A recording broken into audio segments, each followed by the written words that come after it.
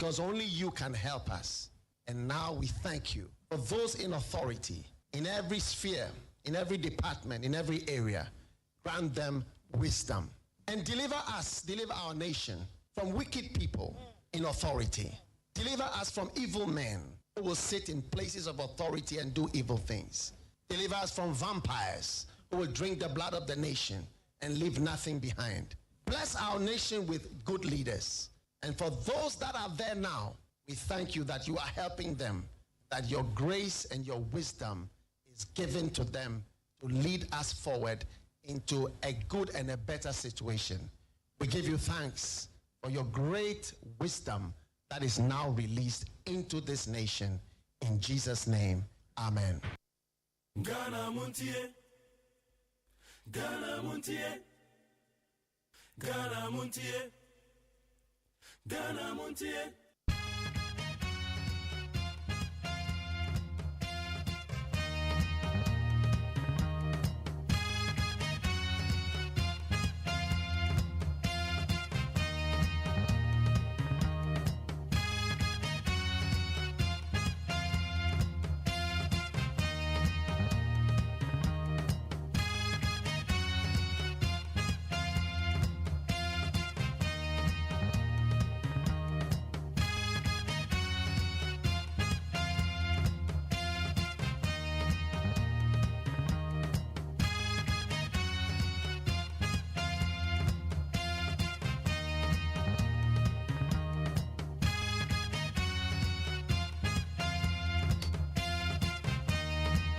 Yamakwa by the Ghana Montie so and now pay 100.9. Maybe so today is Tuesday.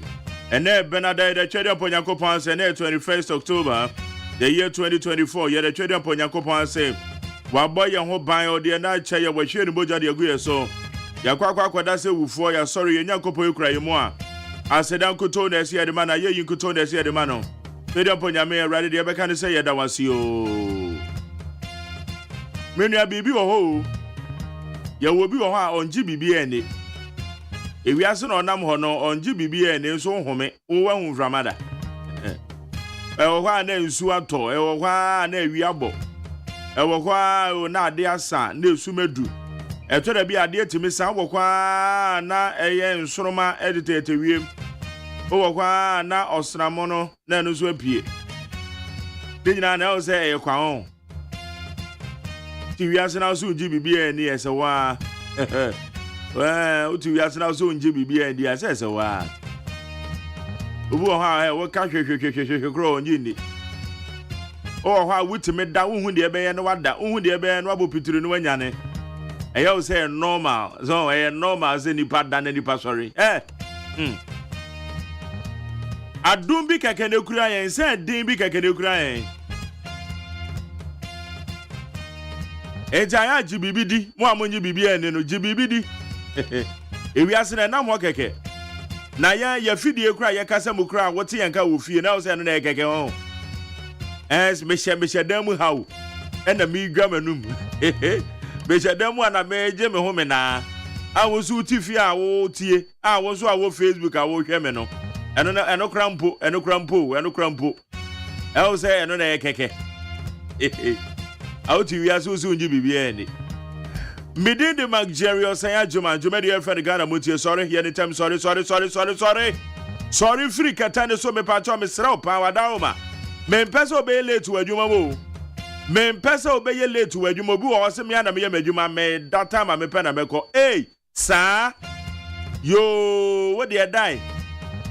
A Norman out on Obisu Tombio. Watching I want one Obisu Webi. Adriana na otondo bi ton the same aduane ni bi eto wo de da na manya wo de entem obi be ne de entem obenya kakra de agu no botom ewiase ye nyina enim se mu aiden o menu mu aiden de ne nso e de a wo ye ne kakra kakra betima 10 saa se ye wu yo anaya ti mu ye wu ye wu ye ba ye beko wedding ye ba ye beko ye ma me no mi ye be pe kakra de amane omo de a wasore wo betu ya tight de a wo bedidi ne wasore wo bedidi where the obedidi. The woman is Massa. I didn't know so bad no man can crow. Now so to me at 10 on what it. Just a baby to me a cool year come. besra wo da so da ho why wadwen say wo be late to adwuma me pa cho sorry wakana ye ne ntem nkoda no so be ko school and my friend de bia me catch us o bani free school ba ni homework no ma wani nko ho akwada free school ba no waja ne sa homework no anopese na o dware aboa ne ho akọ school no afei and akwada be ni homework adan obatan now say obatan you know else that from all obatan na yesa enkwada ni free school ba ya obro ne ho wie yesa aduane bi no obedi a odi wie a na wakana si homework no ma ne homework na so obibi a waye otimi yen so na guide no waye ne kama titiro aye enkwada ntotofe wa no no eye inhira no msa no o obo na wo mo so wo mo draw no ma be bua no ma ne draw bua no ma ne draw weekend me ba no ba kon ye no say daddy madam say we should draw a lizard on the wall na msa ya and then be drop na kutre bi a me draw ma me kutre bi a me draw ma me ba no me say be check na me say max say no be nya eno me nu fie ntam nti na kran so me nu fie ntam okay Wednesday kwa check say kutre na ye draw ye no say max say madam the man okay ti dia make ni nyina say nkwada no mo ni nko aye mo homework no me pa o chew ye da tia o ye investment no okay be da so ho amasa cha me kwara ma for the obokrata mo 7 bebre na ena parliament house e dey na be ko so ho parliament house e dey na be ko so masa bibia nko so bibia be boko ya dey parliamentary service board wo mo dey eye nkrata ba bonten wo ma kire eye security arrangements eye say parliament na ye decide because sa parliament we wo hoyi dey ye nim no mo timi ye ye nim do mo timi ye pa eti eye say wo mo dey security arrangement agukwam but me nyi say bibia bis edian dey bis okay edian dey bis edian dey bis mon kan kire me o mon kan kire me edian dey bis okay obi so kwa kwotena majority obi so say me mount na ho ana say dey obi so obi nko minority o say me nko enso what it dey internet just say I dey ya Ghana etini ya Ghana na Ghana enshi o ye ba kwa kwoto aba ye nyina ye boa ye ho Ghana na enshi why o man enshi why don't worry kasatente na ye beka ba say bibi besi de bibi ensi why bibi ensi don't worry bibi ensi o man na ye hwe ye wa be vote ta o man so ho ye de samakodo e ba bebron de obokrata mo se Muhammad Sacha me kwara for be boa me san ranso and ye was solid interviews immediately after the news ye the solid interviews no so be to also na ya hu eye samakodo e koso Ghana Montie so ne we need 100.9 so ko Facebook live ye need 100.9 FM need 100.9 FM and your Facebook live san so na so ko YouTube channel na when you despite media so we come one no so ye McJerry AGYEMAN your Facebook wall McJerry AGYEMAN and so you stream live so we call me TikTok na at McJerry and so edemo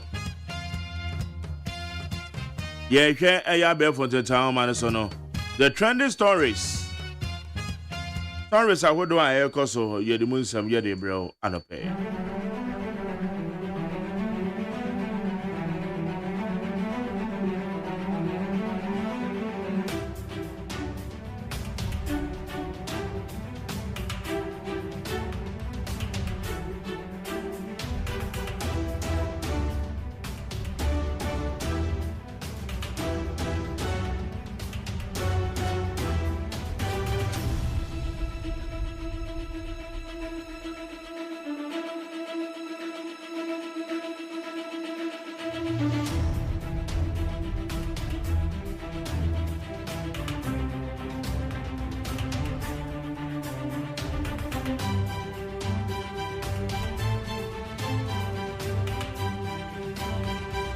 Meba channel pay there say them peacefmonline.com, citynewsroom.com, myjournline.com, check out ghana.com, starfmgh, classfmonline.com. I mean chia ya me yonko Cecil woman e manage check out ghana.com at the same time our year Class FM online. Now good morning and nano pay. What about doing channel 050372 1744 050372 1744. Yenchen somehow do air trendy and pay. Galamsey arrest suspects who attacked Joy News Hugh at Manson crime. Ashigbe to IGP. The Media Coalition Against Illegal Mining is calling on the Inspector General of Police to arrest and prosecute the owners of a mining site at Asumenya near Manson crime for kidnapping, assaulting, and seizing the equipment of 3 staff members of the multimedia group.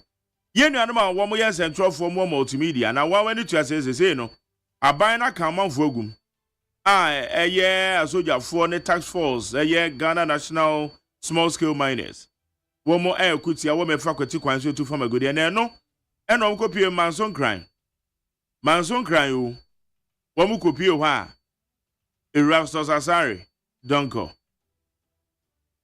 amanfo bo modern attack ne papa omo jene no ma free ni some say hey ye tu gala o wa begina de cameras ni ade aba begina ha ye tu gala o de cameras aba begina omo birim ne kakra enya asem keto ade no eno wura kana shigbe o say IGP safo no bomodin ma omra che ne kokkochi omre fo nyina mra na no ana sa tete kwa asem ne kwa na odwen wa wonti ase esentro ni ye ne dwan se makwa akọbọ no esentro ni ntwitu esentro ni onche sekan esentro ni ye na dwuma wo se makwa ko birim no makwa ko birim ne sen eno so ana ye de ba de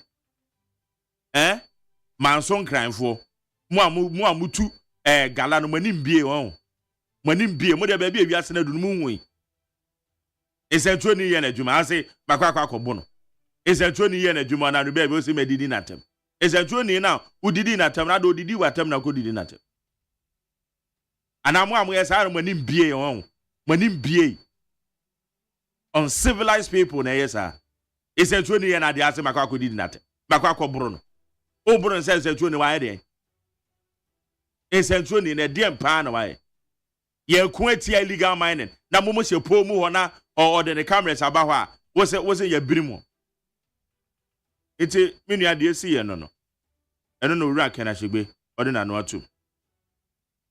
We will scrap e-levy betting tax with our new majority status at Forcing. The National Democratic Congress has pledged to liberate its newly declared majority status in Parliament to alleviate the tax burden on Ghanaians. Orato Forcing also say Omababe majority na also say Omababe majority of Parliament. One more baba can a betting tax and say you live in one chem kura ye free. Hey, Uncle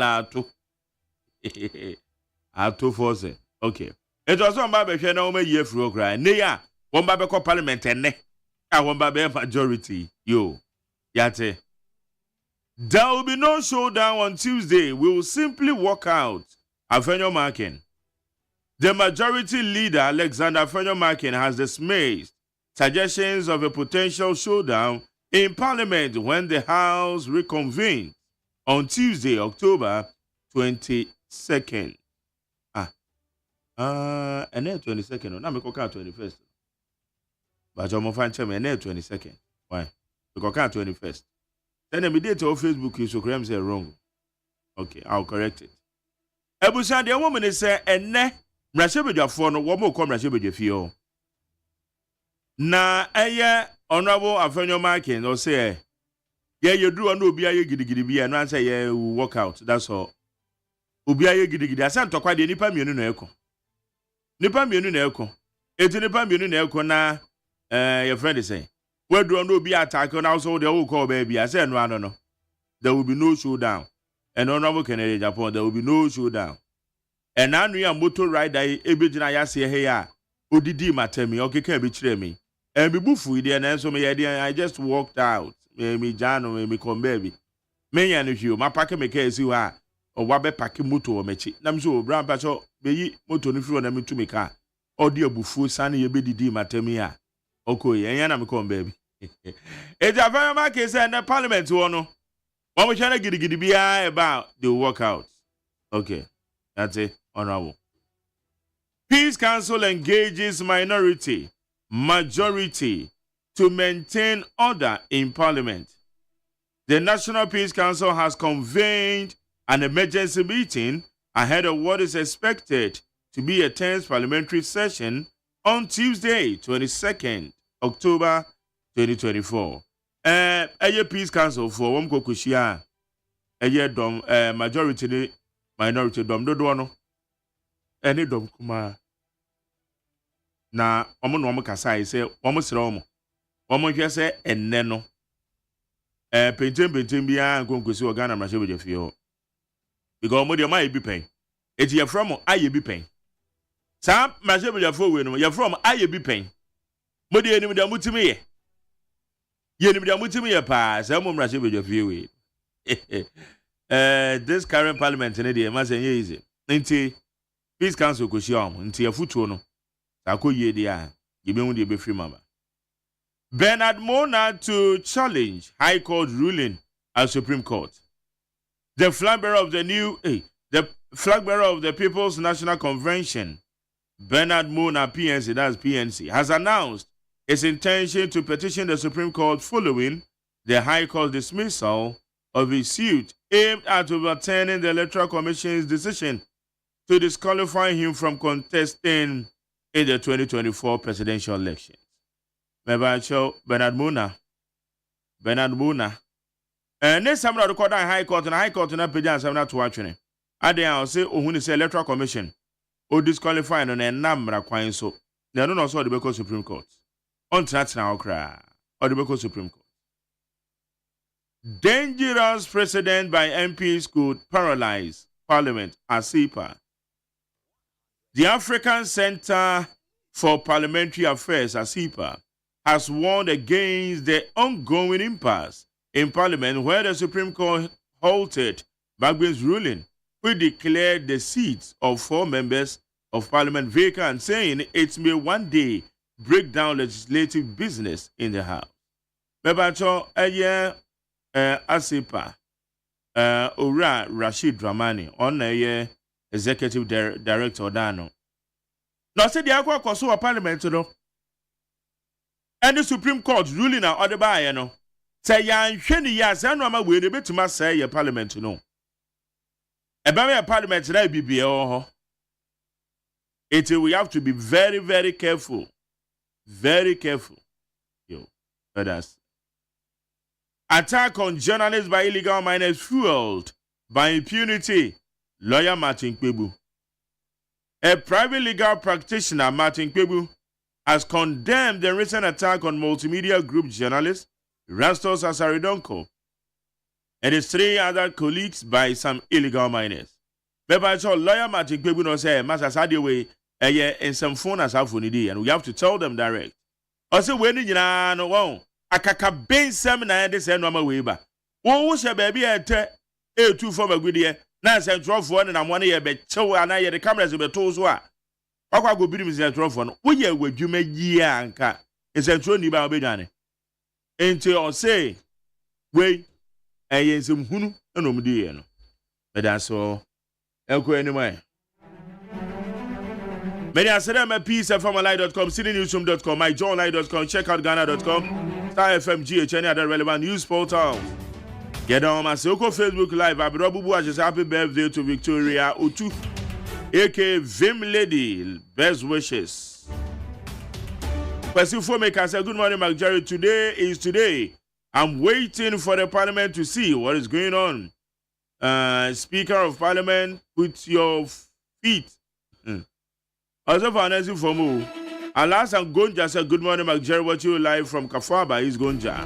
Farim Diabio say, good morning, Mark Jerry. What you live with my kids and my second born is celebrating her birthday. Daniela Adum Eje Okay, no, we do what that.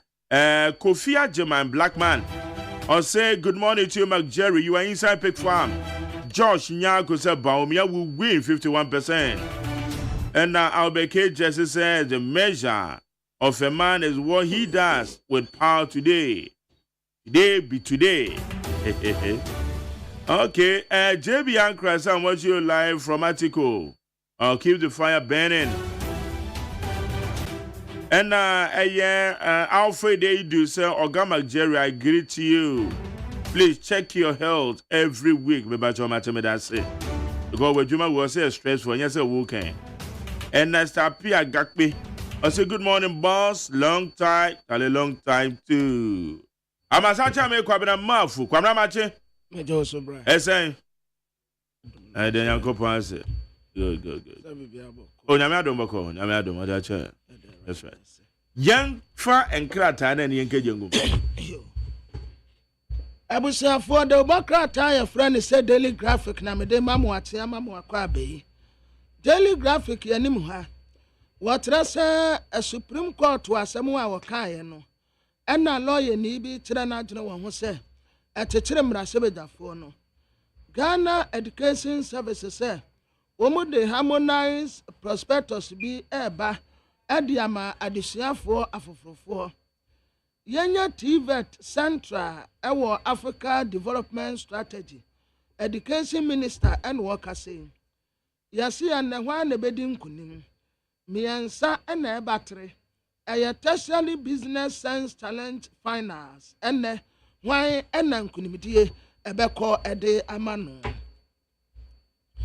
The Chronic de Bokrata nenim ha what as MPP epese ejura NDC tata boss no omo epanese no sanse wakwa so to communication officer bi wa bra na omo gusu a omo ye live program NEIP apejmedie foforo kra what as His Excellency Dr. Alhaji Mahmood Bawumia na ni suade hunu de ma mebunu no efese ononyamfo na nkojo tremante yesi obi mpani nkosha asantemantem kropon kumase ewanum nyina dane yero Freddy Bray en wakase ose baben otinye de bokrata daily post wenim ha ode ekukudam emfoni aba abetoa what I say public sector service for ena womu hotwe womu so womu baba ye strike esanse eniyama bi a safata womu no womu nsa enka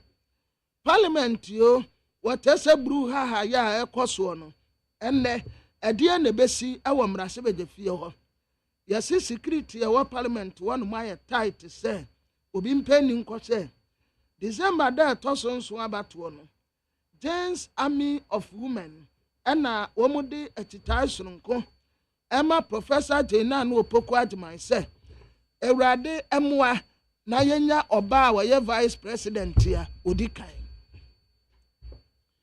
Daily Guide Democrat anenim ha womutasa Accra Metropolitan Assembly das biogas akabomu a omu be generate renewable energy ediamaye Supreme Court wasemu a wokaye no enemrase beje fie be yesen onanyamfo Freddy Bray ose baabin etinye mampeni na nado danko Akufo-Addo ne de no wantan yansa afa maame sharia yoko bote ena wo campaign ye na ne campaign a wo ye no mampeni na nado danko Akufo-Addo nso afo aso se Commonwealth bid no womun se no womun fama no $5 billion a green gold agenda womu adajumedie ye dia Professor Samuel Duncan wode ne mfoni abetoa the new crusading guide Democrat anenim ha Ora Bernard Mona di asam koda court nso court agbatu egu gadangwefo yeso omu chesi His Excellency John Dramani Mahama esanso waka asem bi afankra dokunu ni mekobu ho Accra Metropolitan Assembly ena das biogas yakabomu a omu ba beboa yen wase wa ya prepare so obe fight edi etia gram say Mama Africa ene yede ne mfoni abetoa yi afanyama kentesa de Supreme Court kan no eno ano no kowa boss o Green Gold Agenda Project no $5 million annually na be free mu aba traditional medicine. Na Democrat Daily Dispatch enim ha wɔkyerɛ sɛ papa yɛ friend afenya marking wɔso wɔ ne speaker nya adwene ɛwɔ saa ruling na wɔde baayɛ no nti ndɛ mmarahyɛ bɛgye fie hɔ ɛwɔ no mbɛyere paa afei modern times yo ɛna wɔkyerɛ sɛ enipa a wie school a wɔn nyɛ adwuma anyɛ no wɔn dɔɔso nti aban no ɛbɛtakre Dr. Matthew Opoku prempe na ɛka wei ɛna mmarahyɛ bɛgye fie bɛyɛ sɛn minority bɛtena he majority nso bɛtena he abusua bɛkɔ peace 104.3 FM so ɛna yɛ dabnada magdare wɔ saa gyema atena se ensɛm pii wɔ ha nɔpɛ.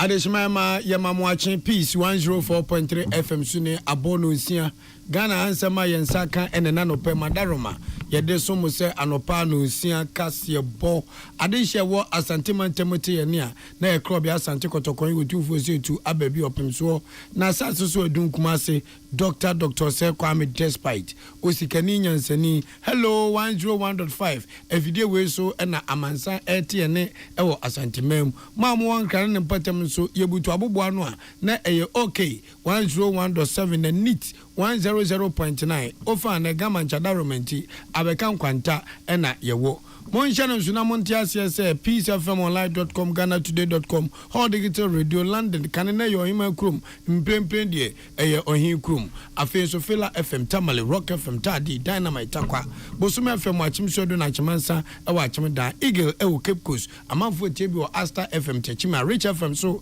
Asim for Su, Success, Go, so Montie B, Crow, Furniture, Enzima, Enzima FM, Otini Potemsu, Beyond, Star FM, Wate. Amafo Jegum Jewel FM Dua Yankwanta Liberty FM se wi so na kopie mu tepa nso a eno ye Koko FM tepa ensema de bam ne mu atwotwo ni bi ni Emrashebedwa no de krata babontia babechire mu bambo ho nsem a wo mo de beye adwuma efri ene kro na timi aboa ma ba bi esese ye de to no ye de ato na enfranto Lawyer Kwame Adolfo de atudwa se maye mo eye chame hina wo Emrashebedwa fie subuo bebiri ezanse na no esabi obi twato ho eno no sukodi so na edom kase wo Emrashebedwa ba no dani honorable Alexander Afenyoma can say wo mo Supreme Court e de krata ba a no efa speaker de gina ya wo si ye no ho a ya bo ato agu no ehu mampani abedi echa laji Dr. Mamudu Baomianso de atudwa se ebase emfa adwen nya adwuma mo na mpuntu omre a obetima kase obodo ho moden echen kane mampani John Dramani Mahama na United Nations wo muden kontabuo bia babontin se wudu sidana entokwa asinti ekomo a ekumo manfo no enyasam ketwa eno eyare hosem ensem bi kan na no pawe yede esom no ansa na no yemfa we ni kantwam mamu ni se afewe bosumi efense December bro nya bosumi no ne da etosonso ye ba beto aba na abato no Ghana fo ni wiase nyina ehwede oman Ghana beye oman mu nso ni ye ni omatu kwankwa bro kire de baabi omote ensem ye krogen pepepe a yemfrefre mu fa abato nsem ene ensem awodo nyina ho eye asundwe fi ohane nan ekiripo miensa ne de dwumadie bi a afi bi beto aba ye de ba ababiem efene decision time ebra ye si ginaye akere se aba ye betu enko benkum anase enko nifa entu pesa wote abato ne mu nsem emu abakwasem de ebesie kwa de be fefa so nyina ene eti decision time na ye hya se nyankopon ya doma ukwada ebe eye okire wuku awia no mienu pepepe ekopem enumre nunum ezan santi dwumadi ya to din se oha onesen enya de beba so ena asumdwo nkomo ema so eye wukwada ene adwada saa de asemkro na enti dwumadi afen se the platform eno so ema so ti decision time no ebeba so eye adwada ene wukwada awia no mienu ekopem enumre nunum na saa nyoma we nyina ne ahobo ane ahosiesi a ye de twen se ye de beto aba ye nuanu me wo hello FM enso ebechi omodi akama na omodi asom asanteman na ye dwumadie ba kwa fen se eye na wotwere nyina kwa wi a yɛde ba so no ɛno nso no nukuro ne Nyankopɔn animi na wɔtwe awie yɛ de no so yɛbɛtwe no so asensen kopem sɛ yɛbɛdi abato no ho nkɔma ne ato awie ne bɛhu de obɛdi nkunim ɛne de obɛtɔ so mmienu decision time ɛyɛ wukuada ɛne ɛdwada enyumaku ebo ye chidom amyede no nsia kase ebo ya bremu ye JA Binding Company Limited wo na de bind stain remover and a new bind 20 disinfectant abadwa so ma honedie akoso ofie mu ama bibia edayie Kivo hot pepper eno ene de ye aduane nya afi na akodwoma kototomeko wonya Kivo eno ano no yam vita siri no eno ne de ma nkwada wo manya busumi nsia eko a obetimi nya maize na wonya wheat and rice ebeboa makwada no waye tokom kama ena onga mama's helping hand ongalicious ene ne de aduane season papa monko de ne jai okona sahaji ya na wachi ne woda na chese onga ewum midima fo heba Dr. Tamo da so abon nsese opoko ase mayira a ebasisi yare wo mo fa adwodwo kotodwe mo amopa wo ne nyina nso wogana na so mpomdi hu dwumadie de eye midima fo heba Dr. Tamo da so ena ebo adwuma wo num nso a special eyes natural mineral water abodu nso wo pe ba bi du sika to nso a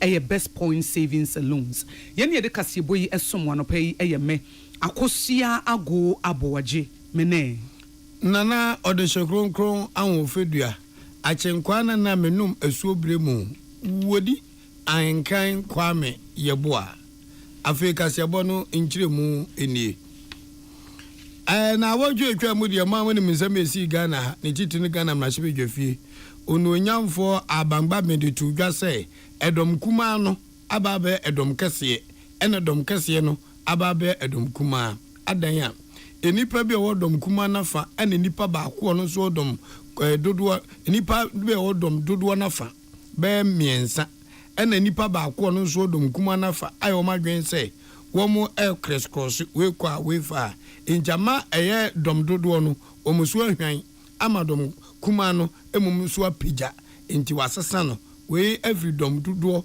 ababe dom kuma ana dom kuma ababe dom dodo asemba beda adwa no ene nipa bibiri ahyase kire won adwen na eno numre no nsi aka sebom na lawyer Kwame Adofo a wono nso private legal practitioner wono ankasa ben wo mram a wo na adwuma no na ya akase ene na twi nkomo no buza nse nti dia kika kwei na no ka kire ye se dia asie no so obi ko Supreme Court a anhwa ye besesa no ampani ampa dom dodo no adeko Supreme Court na Supreme Court aka kire Speaker of Parliament say gina ya wasi no ontono ezan so obi di asana betu Supreme Court mpanifu anim di ajaje fo betrans ya do so asem no ne hu ba bia asem no no kure paawo na omo di akwa akoto nti di yawo kan se no so wo watepa sa manfo boss speaker abamba be so bo se papai as what the MPP amanyuko ni abana to tankuru wabim en wo pesu odi o mani Ghana tere bia wo sin konyo zo mi kono maduraba bakwa don hwemiensa nan na omai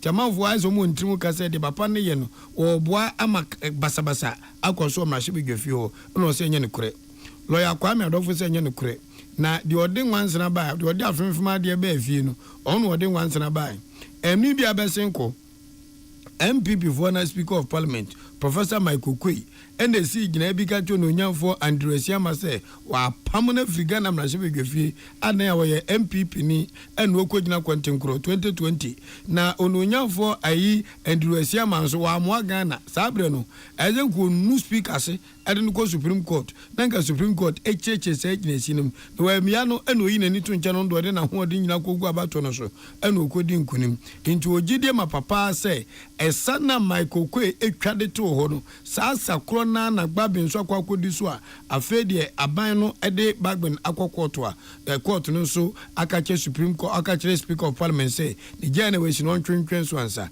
yentie said onankasa chirim ede chena na yaw kese and na ebihia say Supreme Court procedure yehu exactly the position anyabia speaker was to me na obitimi declare obi seat vacant first time or second time first time Speaker Michael Kwei that time no nesenka honorable member for mena ese kwadom kokko one first speaker anko court nti on se BSSB ejimi blame speaker back because on nobody a chasanato and will follow. As is a man for Kaka Supreme Court at the home for what's Supreme Court in the baby and parliamentarians on my edic asanako. It is Supreme Court to baby and I'm what the abaso mu interpret mamo. And William Mr. Mamo fa manon kosi Supreme Court so Supreme Court in Yafi. And almost a sadia won't change so overrule speaker or Supreme Court overrule speaker. And one was his stay on chance so on suspending. Was it stay or for you? Because global near D. Tuba train so. Now we was added to drive himself Ukrainian Yenmini or no one pa. Says Speaker of Parliament in a parliament for Supreme Court a win yourself warm. Now when Mr. Speaker so Najuma Bako pa or a lawyer ni into Udi Emraso. Tia heard BC and ne our parliament. The legal department, our parliament, has several Supreme Court orders, and it has several there. It means speaker and Aka, and Asan and Sabeka. And Saka, speaker, lawyer near or several years experience. We are sure, say, and Saka will know what to do. M say, and Jabia will be 7 process be. And more cars, there are 7 of that process in T. And I'm going to be able to go to a wound to. And to be assured, says the speaker. And Saka, or Moya, where said, and Namsa orders now in Saka Ninti, or also a law abiding citizen. Yeah, as we all know, which you are more ama or maintaining situation. Ama Dom Kumana Cotanamo Nabe, na Dom Cassiano, Acotanamo Nabe. Problem say, Supreme Court, a besieged, yeah. We lawyer Kwame Adolfo, our no, or Nena Naya Cassie, a dinkumo and Renum Sian Cassie boom. Yeda so ewo mrahyebejem emrahyebejem de krata babonte parliamentary service na babechire kon befa so edi omudwuma efi enne ekro eti omanfo nyina enhye nenso na we ye niema ye de asisi ye se de be ya wo chiame o de mrahyebeja no ano right honorable speaker of parliament emrahyebejuafo na nkasa adwumayefo honorable members obia bambo ho nsem ebetimeja na naso nti we mrahyebeja ni kura na eye nhye se ensem a mebebubosi wo de be ye adwuma de edikan Emrahyebejuani adwumayefo obi biara wo ba no ye be show ye be screening ye be show free usrapa besi wo nase ehun se bibia ededin bibia nhya wo ho eti emrahyebejuafo enyina nhya nenso saa de etosumienu so ye emrahyebejuani na wo bodyguard a wo bamponi bi obo ho ban a ontimi ma parliament ho enti wusia no so apede ba bia fa wo pon a na wabefa de wako eti bodyguard fo ye ma mokwan ma chamber ho baby emrahyebejuafo tena se ye omadwuma no bodyguards fo no enwura ho bi emrahyebejuafo bodyguards fo no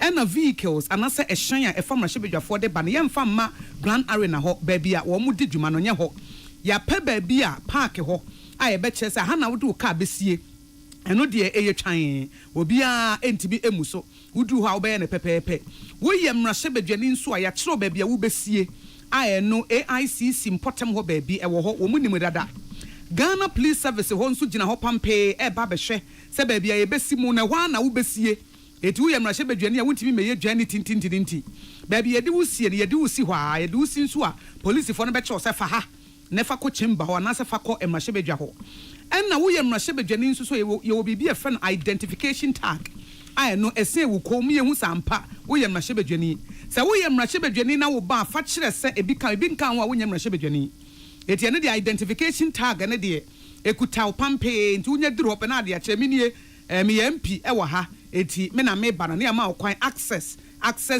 granted nti sa de access denied ye can say access granted de ene ekwani mu ada ho wawuram access denied ene ye hwe ene de kire se wo ye mrahyebejuani na eni ho enu nti ne apamo ye ma nwuram emrahyebejuah chamber ho no so anopa na nwotwe ene ye bebie eti no nwotwe ne nyanso ya obi antimi nwura ho na wotwene sompe na eno no abambofo nyina ejina ho pepepe enna sa brefi na ekro omanfo ye public no ana ye ma ho kwan ma ye wo public gallery baby omanfo timi betena tena se etro bi kwa nkodo omo school mi wodi omo timi kotena tena wono omo hwese de mrahyebejuafo di omo dwuma omo se fi na ekro ye twam kopim se omo de direction foforo beba eti sa bre sa public gallery na central for wo bia omanfo etimi kan ye ba be hwese de mrahyebejuafo di dwuma na efi na ekro no de ye de so ato so kopim se ekire yi no wo mo de hyehyɛ foforo ebeba eti mrahyebejuafo so wo mo ogidie se de wo mo de atodwa yi ye nyina ye besom ama wo mo bambo speaker mrahyebejuafo adwumayefo honorable members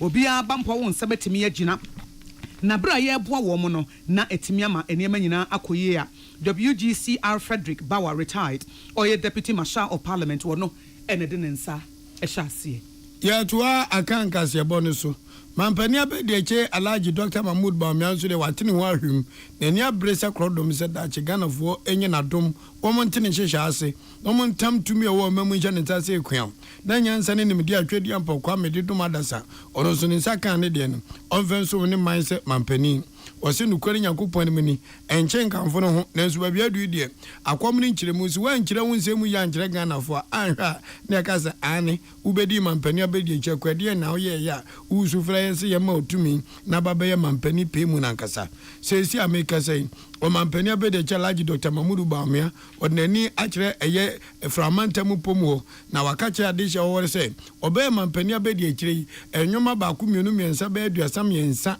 ena na dodanko akufo de nya ne mu gidie nti otimi edesom Ghana woso wakani pain magana fo nyina atiase wo mbra na ogina eye peki enwo South Dai abaton peso aso se he amamu ya de mawa adwumadie kase eda wo koma so pa ne se Ghana fo ben hawom na de nhihye baba asabe mpreduasa amwa bi nanyi bi mfune mum no ebebo nipa dodo ewo memu ozo do pafo ne tu fo mehwe evi se amagana ba yen se pe policy bi offense social intervention se eboa adasa nyina MPP aban ene de bai oso osage Dr. Kwame kuma ba be yebi ampa education de ba free one no ekwo northern region pe entima akwa Ghana nyina na nsu mprempren na adodanko akufo ado aban adudi eda no or free education bama Ghana babia enkura ko school secondary school nyina no obi antua eyesu ku fees odi ano to nchen a digital address system kan wo ko babia afa na bebusa azogopoku te otme to fanko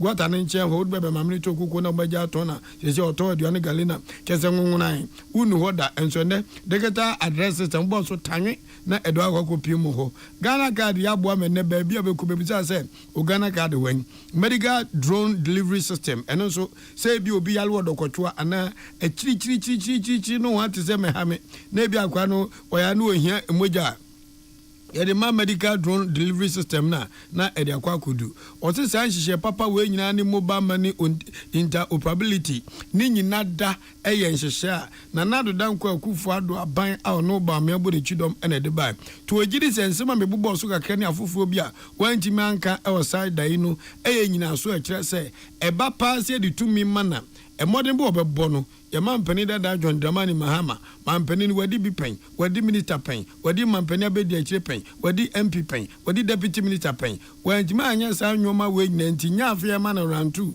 ana ode be bia tigana fo nto abana ema ono Dr. Alhaji Mahmoud Bawumia 33 different policies as vice president that have come in to support the president. Agenda 111 and others. Zongo Development Fund.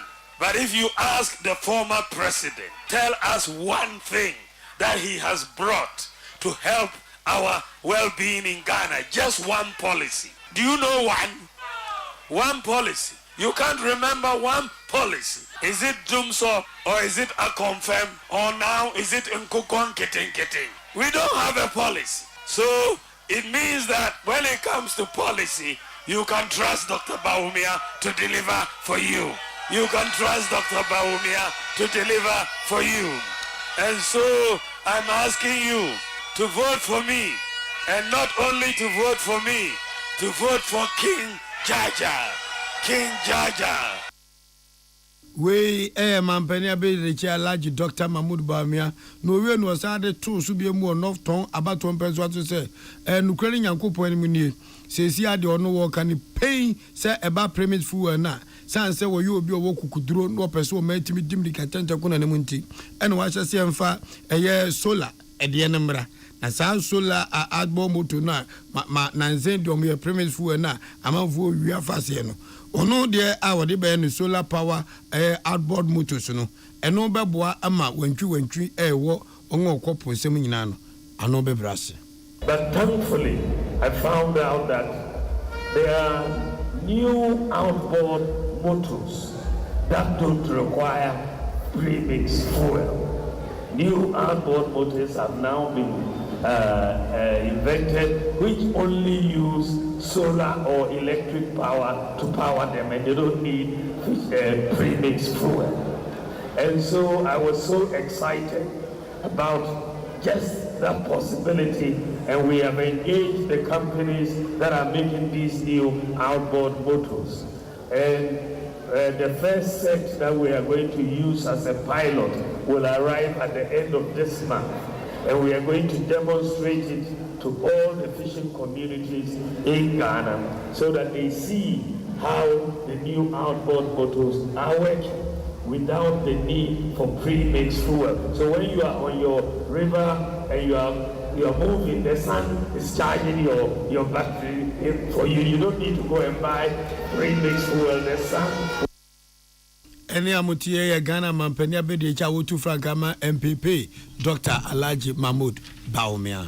Odi yada so enwo mrahye ho na yedru ho no na opanyina woda Parliament majority caucus na no ye Honorable Alexander Afenyomakin wodia tudwa se mrahye bedwem no legal department a wo mo na emra ho nsem wo mo hye Supreme Court gina ya wo siye efiada na ye de aba beto wo mo nim a wo mo ate ase na so wo mo ehunu na wo se wei ekire se wo hwe gina ya speaker siye no a na se court no de no ene ye be hwe fi se court no de ne nsa to so wo chem se Supreme Court na no fiada ye busumi du ne de to so du motwe na wo si gina ye se wo chiam ye wo dam mrahye bedwa no right Honorable Alban Kingsford Sumana Backbin ne gina ye no de ne nsa ato so eti mrahye bedwa dibre enan Agona West Suhum ena Amemfi Central ena Fomena a woka se eyempan anase eye vacant no sabre die mrahye bedwa no esi gina ye na speaker ena eka ho asem no Supreme Court nso de ne nsa ato so kopim se sansem no wo mo be hwa wi Honorable Alexander Afenyomakin editor central for enim se enam se Supreme Court gina ye wo mu si ye de abre legal department of Ghana's parliament nti mrahye bedwa fo no nsa ato so no enya de penche bia ebeba kopim se court no bibia beda ye wo se Ghana mrahye bedwa no de fitete wo ma de adanse se de friend rule of law emra edi hene e wo bibia mu no wo mo de ye adwuma nkasa etinya de a we nso wo mo bebuso. So the bailiff of the Supreme Court has just informed me that the process of the court, that is the ruling of the court, has been successfully served on Parliament through the Director of Legal, Mr. Nanateria Och. So we thank God that Parliament at long last has subjected itself to court processes and has taken service. So we look forward to Parliament respecting the orders and the directions of the Supreme Court. So that is a good news this afternoon, that the bailiff has just served Parliament. Na Honorable Alexander Afenyomakin eto asubiem se yewo democratic principles a enu gina ho se dodo amemu a yede ye adwuma ne kabi mam kabi no e won hyehyeye bia ebata ho emrahye bedwafo efitete wo makurem. What is important is that Parliament has received service and there is no other question again, no controversy. The court ruled that its orders be served on Parliament, and upon being served, Parliament should file its defense within 7 days. Parliament so far has demonstrated that it's law-abiding from its conduct this afternoon compared to last week when the same Director of Legal was not ready to receive service. Now he has willingly received service. They didn't have to throw it at him. They didn't even have to put it on his table. He has received it, signed for it, and that is the beauty of democracy.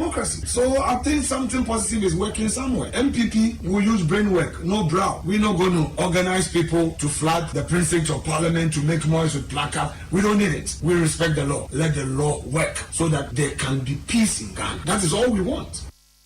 Opanyina woda NPP mashebedwafo ano Honorable Alexander Afenyomakin ena ekasaya Abdullahi Dasmani edeba na mashebedwam krata wo mode eba bonten efa bambo ho nsem no eye wing commander retired Frederick Bawa ono a wo ye deputy marshal of parliament wono nso enede nensa ehyasie kase bo wutie free peace 104.3 FM so ye home so ye ba ye beto so.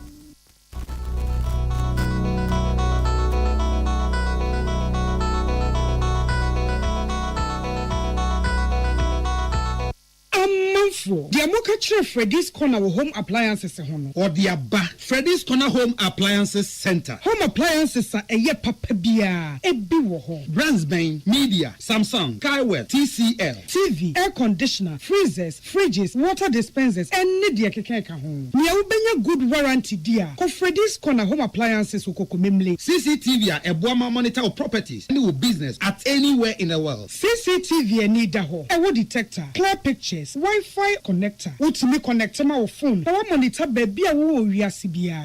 Freddy's Corner Home Appliances abeka Freddy's Corner edwosu ahodo a oton phones ene ehun accessories no ho. Fresh 0544 959195 ana 0207937323 ana so brokokomemle satellite in chehwa na ye can discount any achadia obetiasie. Freddy's Corner, home of authentic home appliances, phones and its accessories. Betway, ye Koreasia Fanenina. Betway Jumedia, ye Arsenal, Shubo Media. Betway Eddie, and Niches from Kokra Air Brew, our Quenya Fufu ya friend fun exclusive page. Kosue Chabeta, Ope Eta Arsenal Lechi, Busumibia. Now, Ubetimi winnie and you may be to say Arsenal Jesse, and in your kicker who be brave. Ubetimi winnie Koshe Arsenal match, our Emirates Stadium, Enya Grokra. Betway Jumedia, a bunny 31st January 2025 year. Who are Quenya who does from Kwa, would be Betty, did she say you be a kicker honoso? When you know, we know Betty and Kuaso. I say, and she said, Cacao, Betty, when Yansemu, who need you know a chair and come. So I come out show, and I bought Perry, the Brunican hardband one.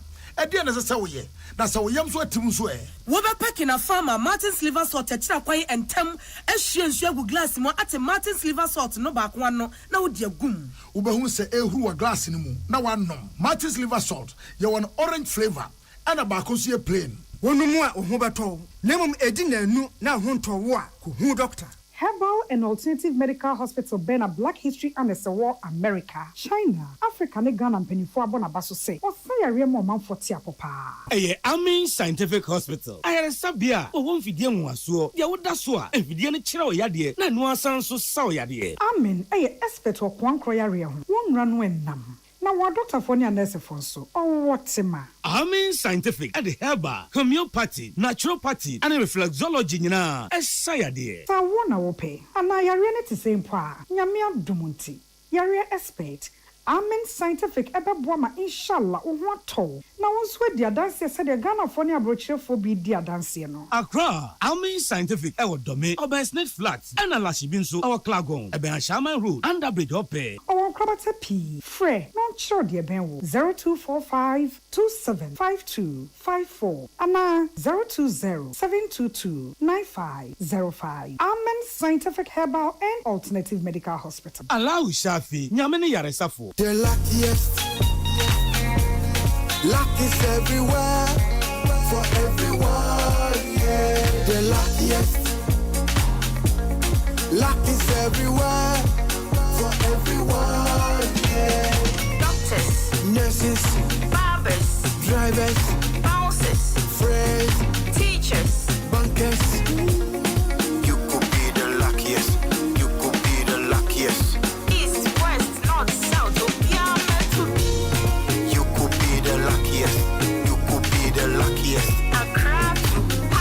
Let's go.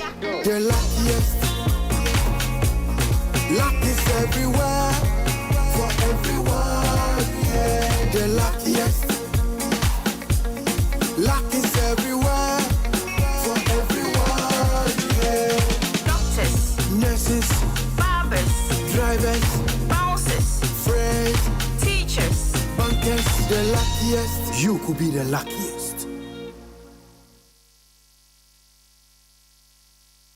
Tune it in, turn it up, Peace FM, and rip off the knob.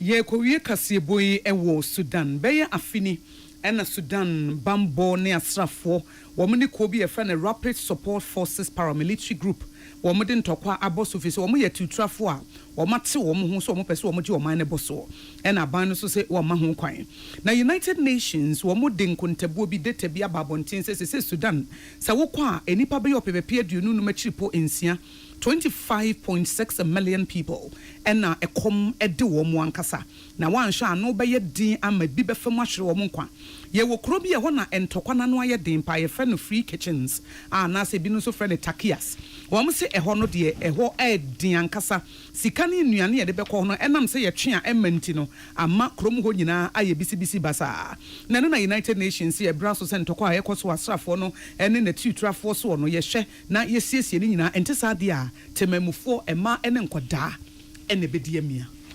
yeah the more call ball boom na enra English Premier League ne ba ku bitikem Ghana ni ba ku bo binti anventu madima Nottingham Forest Samuka Pra Junior Agogo 1 be ma tintin grama wo video ya me fani currency first no sia kama Blasters team of ball ba ko ene Nottingham Forest sesi asemenyo ene ginam ene wo ball ede mom e wo Ghana team no me Crystal Palace ene ba ku ticket no mkwati free wo Nottingham Forest for try say hey ye babo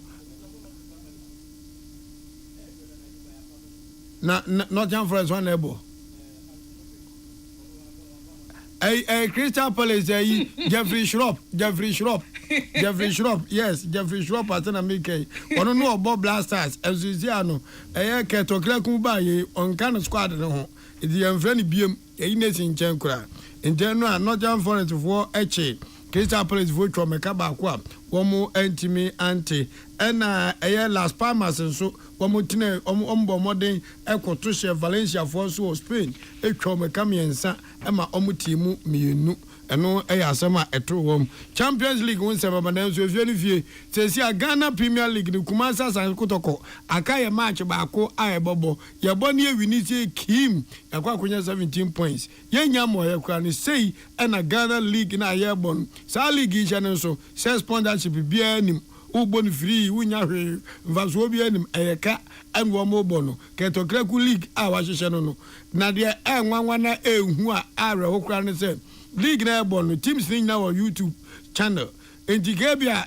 league sponsor bia nim a wo boka foka de kwa ha ba ne ade de kebia bejima twa match no na de to YouTube se na bia benya kakra de film Ketokreku amamfo won ne se de wo bema kotwa ne ehwe ti league na ya gba hwi ni ma eka league Ketokreku dano no sei enetie Ninjija zoni Bibiani Gold Stars enedi kamwa abana makumaku edunum Asante Kotoko etosumienu edu 9 Mediama tosu miensa edu 9 ena Brekum Chelsea so tosu makumaku 9 omo abana edu miensa Samates ewo abana edu Vision FC ewo abana edu otosu nsia enso aya inso atraman otosu nso nemano makumaku edu Nations FC Dr. Kwame Chetimu no omo tosu nwotwe omo abana makumaku edu House of Folk etosu makumaku enkrontike ebotofo a has wonya bi mo omutoso nkron omu abankron konkron enji Bechem United enso tosu edu omu abano enkron Hearts of Lions etosu edu baako omu abano enwotwe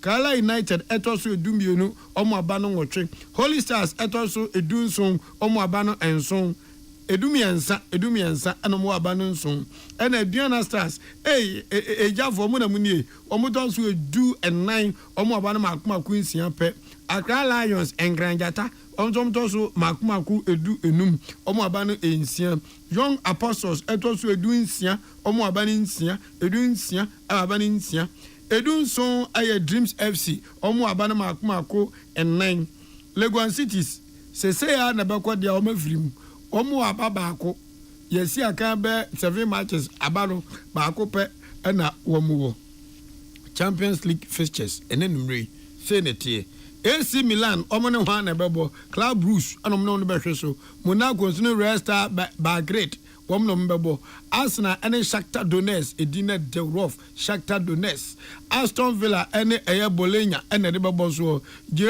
Gireno onzo mone eye team win di o papa Debi ba kuna to Arsenal ena Juventus ene Stuttgart ene bebo PSG ene PSV ebeyejo PSG ene PSV ene ne bebo so Real Madrid ebe kire Dortmund for say hey Champions League yenim bo eno ena Storm Grass wom so Omni Sporting CP ene de be pemu say panyan aha ena kasebo no esie akosia ago abowaje mene nana anwo fedua ode hye kronkron achenkwa na menumbre mu asuobre mu wodi ankan kwame yeboa ensem ye de sumo no pay na poso bi ne se mmahebedwafo e de bambo ho nsem foforo atodwase obi ani so se de be ya bibia ebekoyie na mmahebedwam ho anso e na honorable Alexander Afenyoma Kenso aba amane se Supreme Court gina ya wo musi ye na no fiada no ye de abrem mmahebedwa no akachia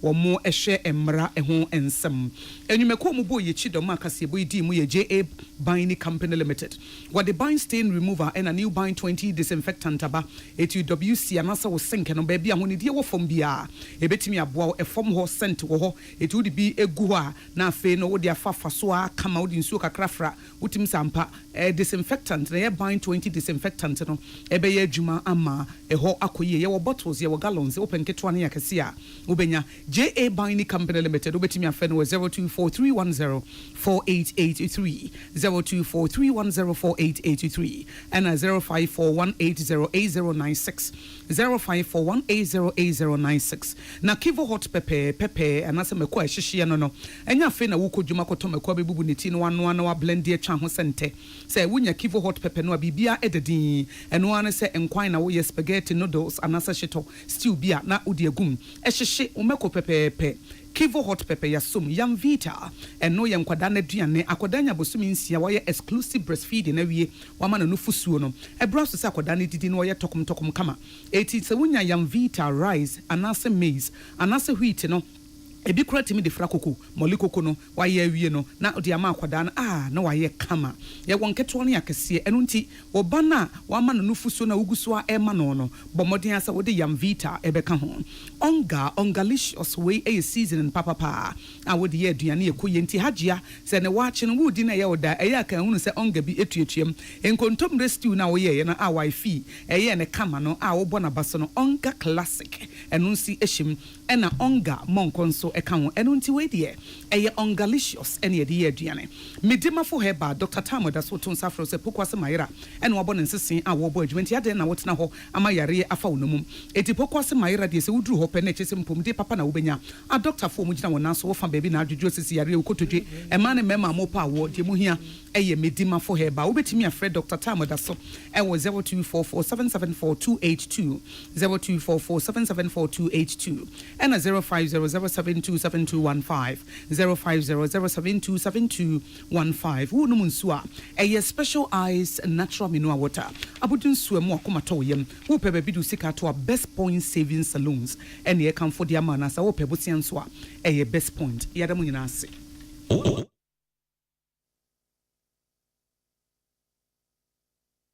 Ghana muntie na mansanya so adawroko fiaman homene so ejiji tonton sansan ewo neat 100.9 FM Ghana muntie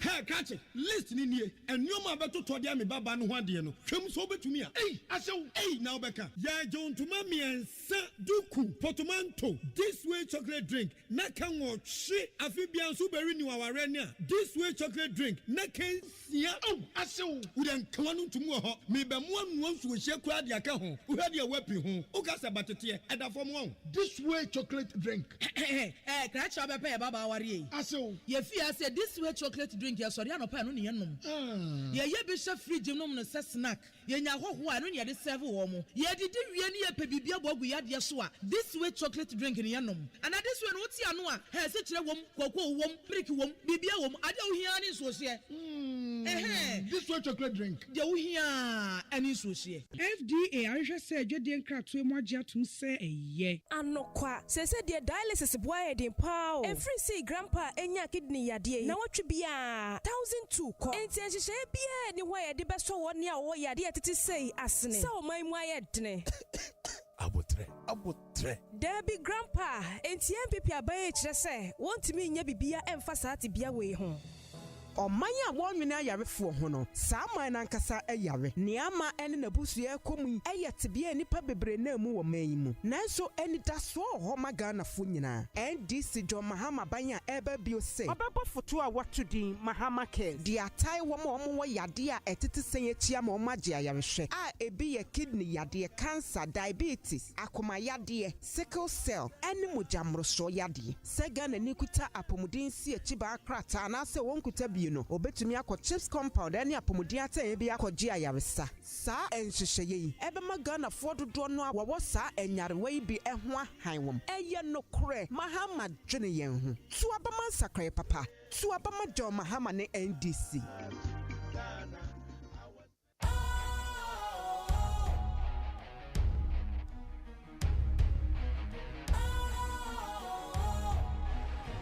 What's cool, fresh and trendy with a new look? Makes you feel real good, that refreshing vibe. Satisfies you right just the way you like. Do you know? Do you know? Do you know? Ain't gotta do it alone. Specialized makes you flow. Anytime, anywhere. Specialized feel different. Always think specialized. Special Ice Natural Mineral Water. Feel different. Think special. This advertisement has been vetted and approved by the FDA. Ghana Montie na mansanya so adawro Kofiaman homene so ejiji tonton sansan ewo neat 100.9 FM. Ghana Montie Ghana Montie Ghana Montie Ghana Montie Ghana Montie Ghana Montie Ghana Montie Ghana Montie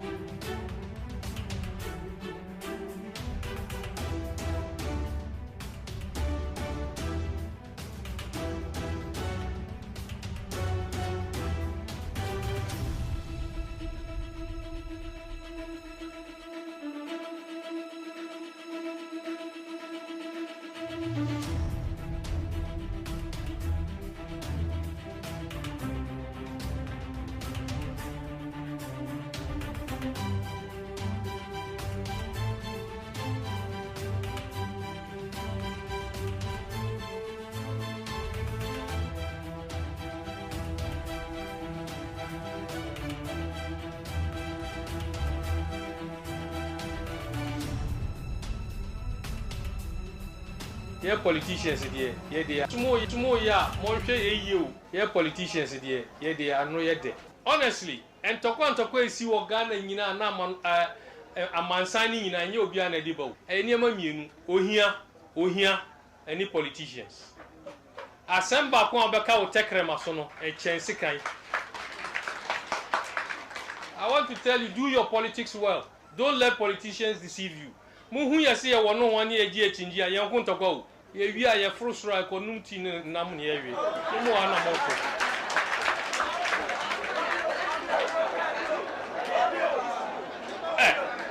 Me catch them on okware. There are people here enne o mu humi a o mu si o mu ti ase. Osafo mafo o himfa enye MPP. Ni nua kuma agyemafo o NDC. Shelia Ite o NDC no a minister. Ni nua penny Professor Ite o MPP. NDC lawyer Larry Ajeti o NDC. Ne papa waka baby Peter Lajeti o MPP. Samuel Jinapo o himfa o MPP. Ni nua penny John Jinapo o NDC. Mi a mi gina hai mi o MPP. Mi nua penny Kamara o NDC. Ye fie ye dakom. Mo na mbe dakom. Mi matina mi gina o me catch them anoko. Mi hu opposition da o.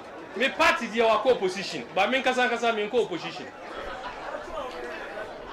look woman na ti hono look me hu opposition da me party MPP a opposition but me dia me nko opposition because NDC wo power me didi kamara me kono homa me score be mame enne me wo part me wo power bibi hia na obefrɛ me ye kasa da na ma hu opposition no enti mondwin mayem ma party and the mayem contempia that's the only thing with the money.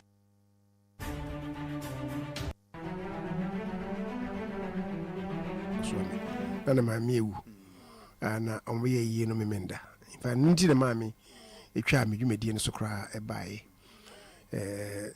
nti memenda ana para me the first flight by yie no yɛ to aso and run so yɛ kɔ to aso nti na me nim rahye bedwa fie na mom ni akoso no de na me follow ewo me wo amano ne nyina na me ni di akiri asɛm no nyina ne sɛ asɛm no ne sɛ enipa bi a ɔmo mrahye bedwa fie ho aka sɛ ɔmo nipa nan bi baako yɛ ndisi ni miɛnsa yɛ MPP 4 ɛna ɔmo sɛ aba yɛ beto na yɛde aba mrahye bedwa a bɛhyɛ ase January 7th 2025 no ɔno pɛ sɛ January 2025 de sɛ duru hɔ a baabi a mo wɔ seesei no ɔmo ɛnyina hɔ bio ɛm sɛ nipa a odi kan ɛyɛ the second deputy speaker a ɔyɛ mrahye bedwani ma Fomina na ɔno no ɔyɛ MPP ni ɛna biribi nti abato a yɛto no 2020 no okɔgyina kontekro no mu no ɛna yɛto aba na ɔno kontekro no independent candidate na ɛwɔneyɛ ɔde ba mrahye bedwa fie ɛnɛ yi ɔda ho ɛyɛ ɔda so yɛ mrahye bedwani na ɔsɛ mrahye bedwa yɛ bɛba foforɔ no ɛdeɛ ɛduru hɔ a ɔbɛpɛ sɛ ɔbɛdan no ho. Ghana's biggest housing event.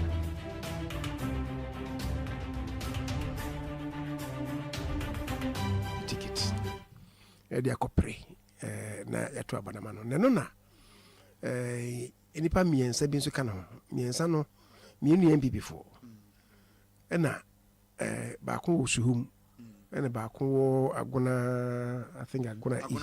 Agona West Cynthia Morris ɔmo mmienu no yɛ MPP foɔ ɛna ɔmo nso sɛ aba a yɛbɛto de akɔ next year parliament no ɔmo yɛ MPP foɔ sesei deɛ nanso next parliament no yɛto aba ma ɔmo a ɔmo ba deɛ a ɔmo pɛ sɛ ɔmo ɛyɛ contemporary foɔ ɔmo ba as independent members of parliament nipa a ɔka ɛho bio no ayɛfɛ no Honorable Aka ɔno nso yɛ NDC ni ɔno nso ne party ɛne ne yie nti aba a yɛbɛto de akɔ next year parliament no ɔno nso pɛ sɛ ɔkɔ contemporary neno na speaker ɛkɔtena dwom no ɔno wabu sɛ n'adwen mu no nkurɔfoɔ no mmienu no nkurɔfoɔ nan no obiara fi ne gyina bere a ɔwɔ seesei ɛsɛ ɔkɔ baabi foforɔ nti ɛno no ama ɛkwan abɛda wɔn mo akonnwa ɛno ɛho nti ɔwɔ sɛ yɛka wɔn akonnwa ebutuo yɛsɛ yɛka saa nipa nan no akonnwa butu deɛ na yɛyie a MPP foɔ yɛ wɔ ha 37 ɛna contemporary no ka ho ma no yɛ wɔ ha 38 sɛ nipa mmiɛnsa firi mu deɛ na kyerɛ sɛ wɔn majority no ɛso ate abɛduru 135 NDC foɔ nso yɛ 137 nti sɛ ɔno ɔka baako akonnwa butu a na kyerɛ sɛ aka wɔ ha 36 nti na kyerɛ sɛ NDC foɔ no abɛ ɔmo caucus no abɛdɔ so akyɛn what used to be the majority caucus no abɛdɔ so akyɛn ɔmo baako ɛno nti ɛna ato sɛ ɛneɛ ɔno ɔyɛ majority leader nti saa na asɛm no teɛ na ebisa sɛ speaker nea waka no ɛwɔ mmara kwan mu anaa ɛdɛn nea mmara no ka so yɛ constitution no article 97 ɛna ɔno ogyina soɔ article 97 no ɛka biribi ɛwɔ hɔ ɔse sɛ mekan no borɔfo kasa mu a ɔse a member of parliament shall vacate his seat. A member of parliament shall vacate his seat in parliament. Now, 97, Article 97.1. Now, okay, if you want now, no say upon a dissolution of parliament, say parliament Brennason. Okay. Like I say parliament Brennason, January 6th, and I do me. So, if you want to be your knee beam. Indeed, yes, I suppose the speaker. Or say if he is elected as a speaker of parliament, so I am Rashabi Jenny. Na say obey speaker, obey speaker no akonya like you say akonya na to. Or say you pay ni pa for besho. Te senia honorable do ajaho. Eh once ajaho no ye member of parliament. Na obey speaker. Ti dan obey speaker no anakonya no. Ye kabutu ye na ye kwaye by election. Ewo aveno. Inti banye sasem no and speaker can hosem. It also means or say if he's absent without the permission in writing of the speaker and is unable to offer a reasonable explanation to the Parliamentary Committee on Privileges from 15 sittings of a meeting of Parliament during any period that Parliament has been summoned to meet and continues to meet. And no sasem no and the bar adjustafo. Yeah. Asem no.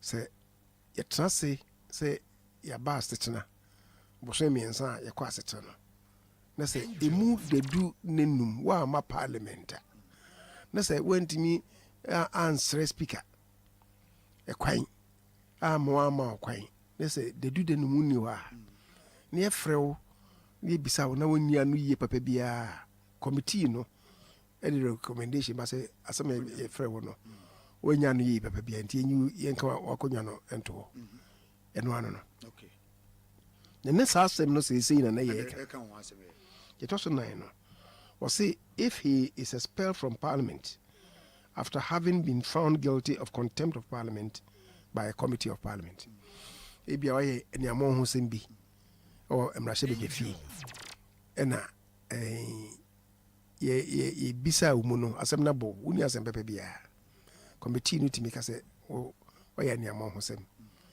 ɛberɛ bi justice 9 time no wura bi ɛba mmarahyɛbadwam na ɔnyɛ mmarahyɛbadwani na ɔyɛ deputy minister ne yɛka asɛm bi na asɛm ne fa ndc panin baako Kwame Nahoi ho na megyedi sɛ saa panin no ɔdɔ Kwame Nahoi paa nti asɛm no a yɛka no saa panin no ɔde akyampɔn na MPP foɔ nso the first MP a yɛkɔɔ yɛkɔsii anan wɔ bɛkwae ne yɛfrɛ no owura akyampɔn nti akyampɔnfoɔ mmienu akyampɔn baako no ɛfiri n'akonnwa so ɛkorɔ so ɛba the other side ɛkɔtoo ne twɛdeɛ ɛkɔtoo akyampɔn bɛkwae twɛdeɛ anka ɔpɛ sɛ ɔkɔto hyɛ no so bo no wɔ mmarahyɛbadwa fie hɔ na nyɛ asɛm papa nti yɛbɔ speaker amanneɛ sɛ asɛm a ɛsii no speaker anan ɛdaa n'akyi sɛ asɛm no wɔn deɛ wɔahunu ne siiɛ ɛna yɛsɛ yɛmfa no nkɔ ayi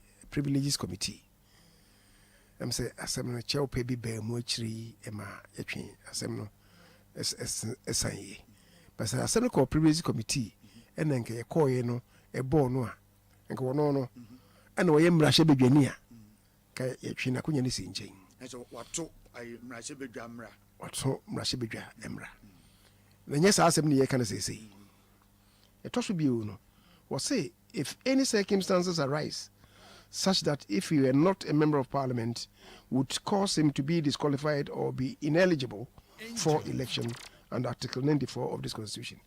Sɛ bia yɛato aba ama wo waba mmarahyɛbadwa fie hɔ nanso asɛm bi a na asie ɛwɔ wabrabɔ mu na nna adi sɛ na nka ada adi anka yɛato aba ama wo ɛno bi ne sii ɛwɔ Asen Central a yɛkɔto aba wɔ hɔ no Kwesi ɔsɛ na yɛto aba no na sɛ na ɔwɔ dual citizenship wɔ anadi ama electoral commission fo ehunu ɔmbisa nso wɔ dual citizenship wɔ se da bi wɔyɛ Ghana ni prɛko pɛ a oniɛ ɛna obi kɔfa asɛm no ɛba yɛ sɛ ɔboa asɛm ba ne hu sɛ ɔyɛ dual citizen ampa nti constitution so ma ho kwan saa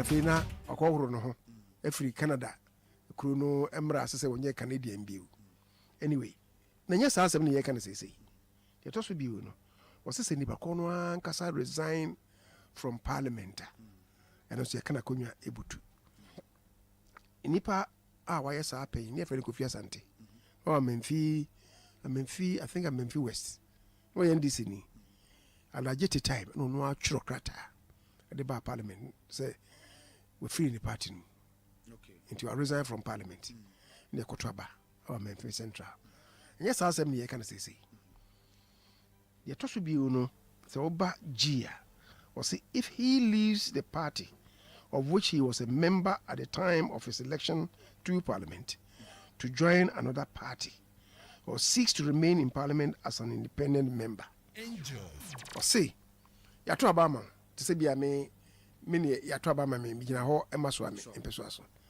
MPP di mu na mede kɔɔyɛ ɛna mekɔduru hɔ no afei me sɛ daabi mepɛ sɛ megyae MPP na mekɔ NDC sɛ kɔba saa deɛ a makonnwa no yɛka ɛbutu ɛno nso bi asi pɛn Professor OSEI ni ogyina NDC ticket ɛwɔ Tamale Central ɛne yɛto aba ma no bɛyɛ mmarahyɛ badwani OSEI ni nso na ɔyɛ MPP ni dadaada ɔba mmarahyɛ badwa fie no ɔno afei ɔhu sɛ ne nneɛma ɛkɔ no wɔ so ɔnu no ho nti NDC na ogyina mu no ɔnsan ɛnyina mu bio nti wasan ba ne dada mu ɔba MPP ɛno ɛkɔba saa nti ɔno ɔsɔre fie bia NDC foɔ no teɛ ɛkorɔ so carpet no ba bia MPP foɔ no wɔ na constitution nso so ɔsɛ ɛba saa yɛnto aba foforɔ yɛka wakonnwa no butu ne ato aba foforɔ na wei nea nkurɔfoɔ yi nan yakɔyɛ yi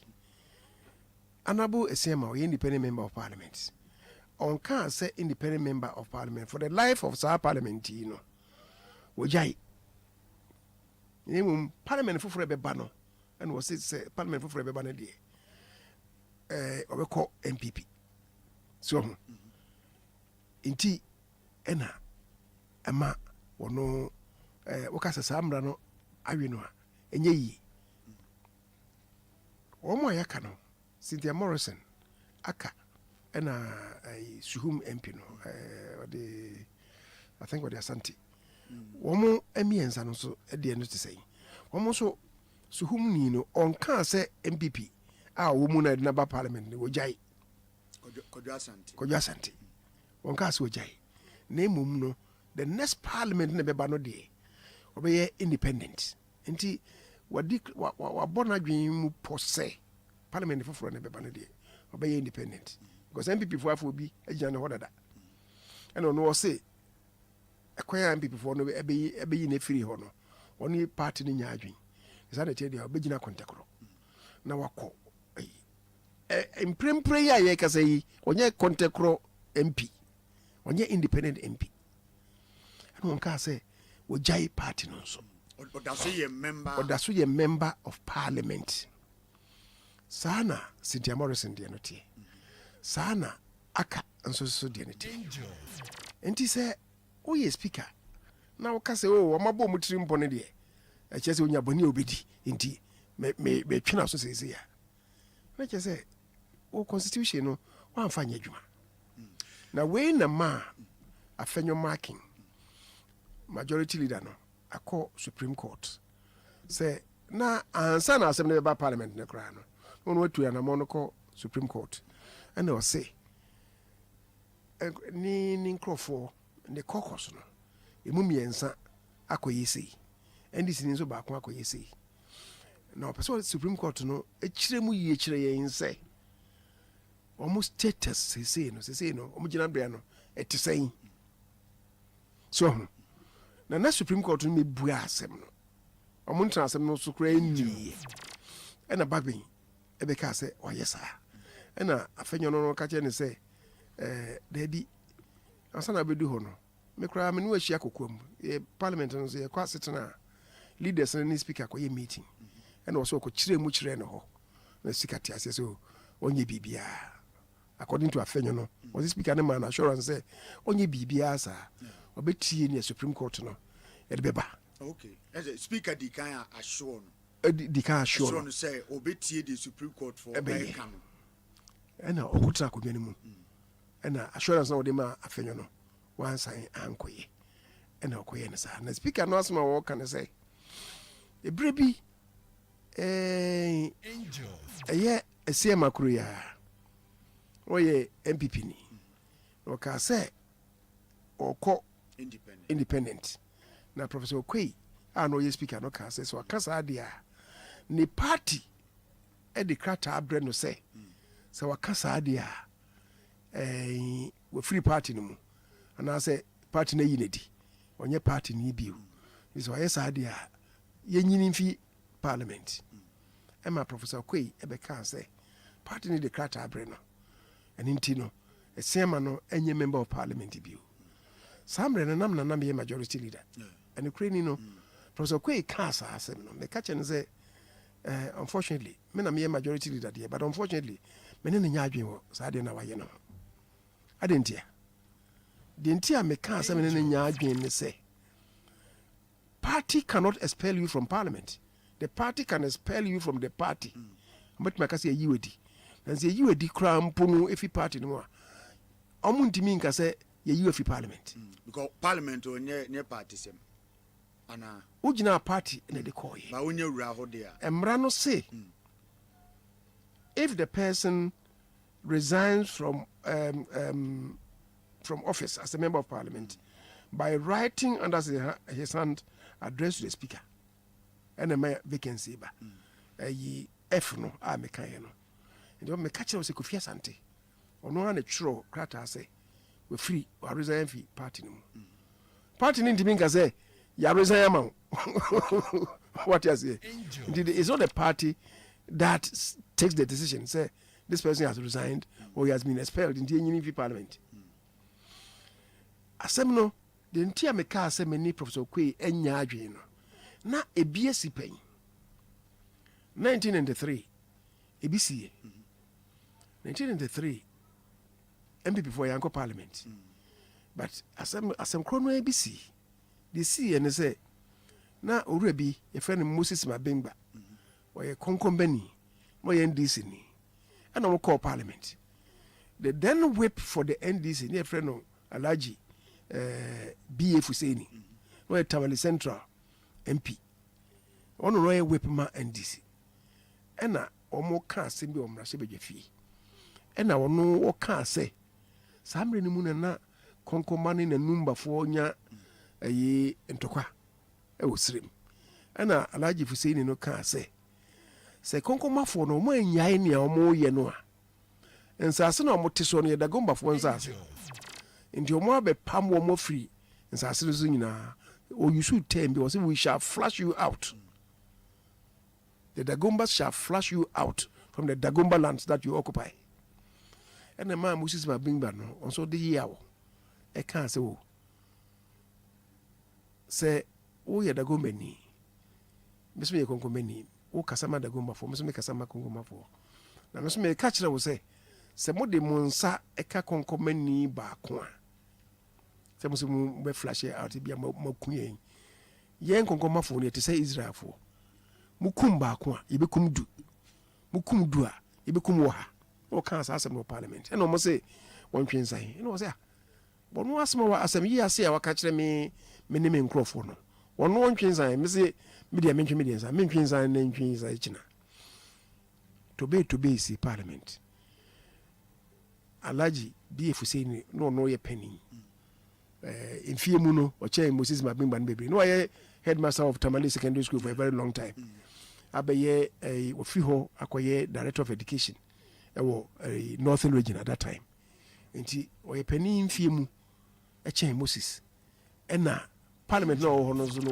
odibia a Chair Moses Mabingba no mka say Moses Mpacha o ka say onye no party ni control krata say ene o my spelling Moses Mabingba every party ni mu nti by that no yɛnyini fi parliament ɔbɛda someone na yɛ attorney general and obɛsii mu kaa sɛ someone expelling from party no koraa they can't expel him from parliament because of provision na wɔwɔ party no mu no ɛwɔ constitution no mu no sɛ gye sɛ ɔno ara sɛ ɔfi party no mu sɛ wo so wayi no afi mu a wontumi sɛ ɛmfa force ma yɛni mfi parliament ɔdeɛ you should be there until the end of the 4 years. Okay.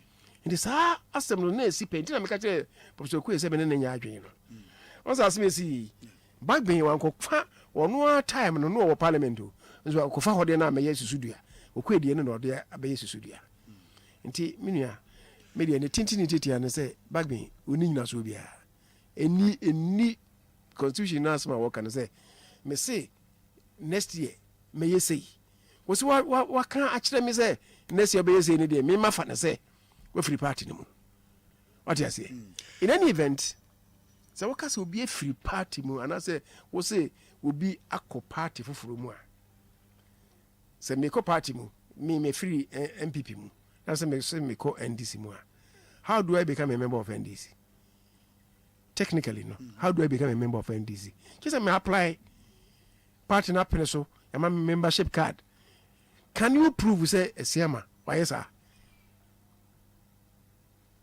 Ɛna you see asɛm no koraa ne kɔfa baeɛ no ɛno na ma no yɛhu kakra asɛm no kɔfa baeɛ ne sɛn haro na dusu ɛna tamale ɔmo ne rally ɛna wɔyɛ ɛna wɔka sɛ asɛm a ɛsie yi deɛ sɛ yɛkɔ parliament a mɛkɔ akɔ trigger provision a wɔ constitution no mu no nti mɛkɔ akɔ catch the speaker sɛ ne ɛsie nkurɔfoɔ no yɛyi ɔmo fi parliament a ɛbɛyɛ yie nti mede petition ba kɔma speaker haro na this petition no abre speaker mpa na yɛmmra mu no ne yɛfrɛ no standing orders no sɛ obi de petition brɛ speaker no ma no ho kwan bakɔ na ɔde speaker no ɔde petition ba no yɛsɛ yɛma no ho kwan na ɔmɛka ho asɛm wɔ mmarahyɛ badwa fie hɔ woka ɛho asɛm wie a na speaker no abɔ kyire de ama baasomfoɔ a yɛfrɛ mu petitions committee so I'm going to him no more report mra her na do petition now the bash unti petition no na say obama na kwan ama na yes obama na kwan ama nye no omo koye na to forcing eye minorities da no sorry say oye urgent statement yemra no so no e ma ho kwan me statement na emom statement de so be a statement eye by way of giving information. Statements are informative. The information emma ye bo asem bi hu dawru kwa nti bia na obeka asem no na bia nyansunso aso bi ho the speaker ka say okay nya wakan nti no bia minister ebi a we responsible for asem aka ema nemra no ma kire asem mu yi and the speakers gave directives about statement obi bi make statements na nkasa no improvoke debate nti so be be statement a na so statement nti make a ruling e wo ho a eno ne fi fa na eba ye rules no e makwan say obi ko statement house me be ruling on the statement nti eno kra mbo no aye completely out of place na eno na ayi Supreme Court say ya ma mo fair hearing I nka wo say nka sa agrofo no mo ye affected and say de wo kan no say nka or the better parliament or no we are yet ekuo mo hwehwem ansa na bia ye take decision on it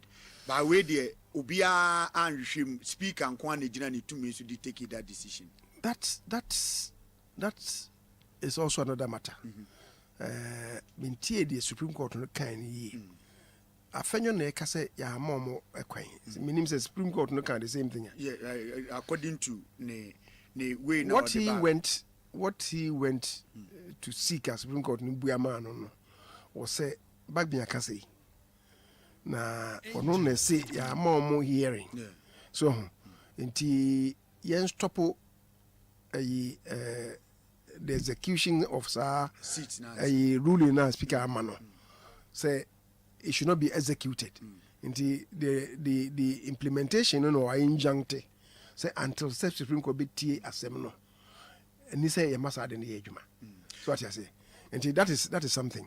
Me a holiday me yikakra, my own thinking.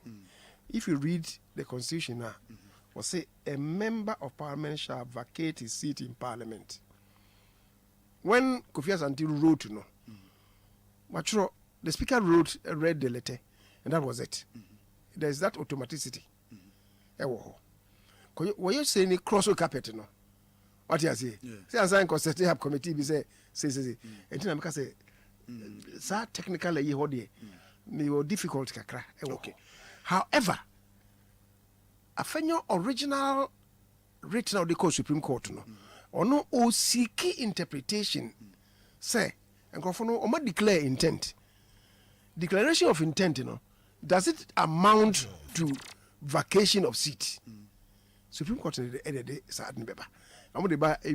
think it will close the chapter. Okay. But me, I have some worries about kakra about the way speaker. Yeah, no, you need many billion. On say confusion about Bebre or Parliament, Unfortunately, Bebre no speaker no so. His own understanding or misunderstanding of the Constitution. You trouble man, and you can say trouble man because you choose as the speaker. The speaker or no one can say you trouble man. Because you trouble man will be on say the person's position is supported by figures. It will be any person the trouble man. We need to abet Tiano. Speaker, confusion about it. We adopted him as the speaker. Obey speaker, and so. Ghana Parliament is a hung parliament. You can say hung parliament. I should say, numbers are not equal. A split down the middle. It be a way 100, we 100, majority 100, minority 100. And your friends say a hung parliament. And the hung parliament, say a kobasa leadership. You need clear majority leader. And Tibia, yes, okay, and your friend we, leader never majority leader. For be a 1 year. The way minority.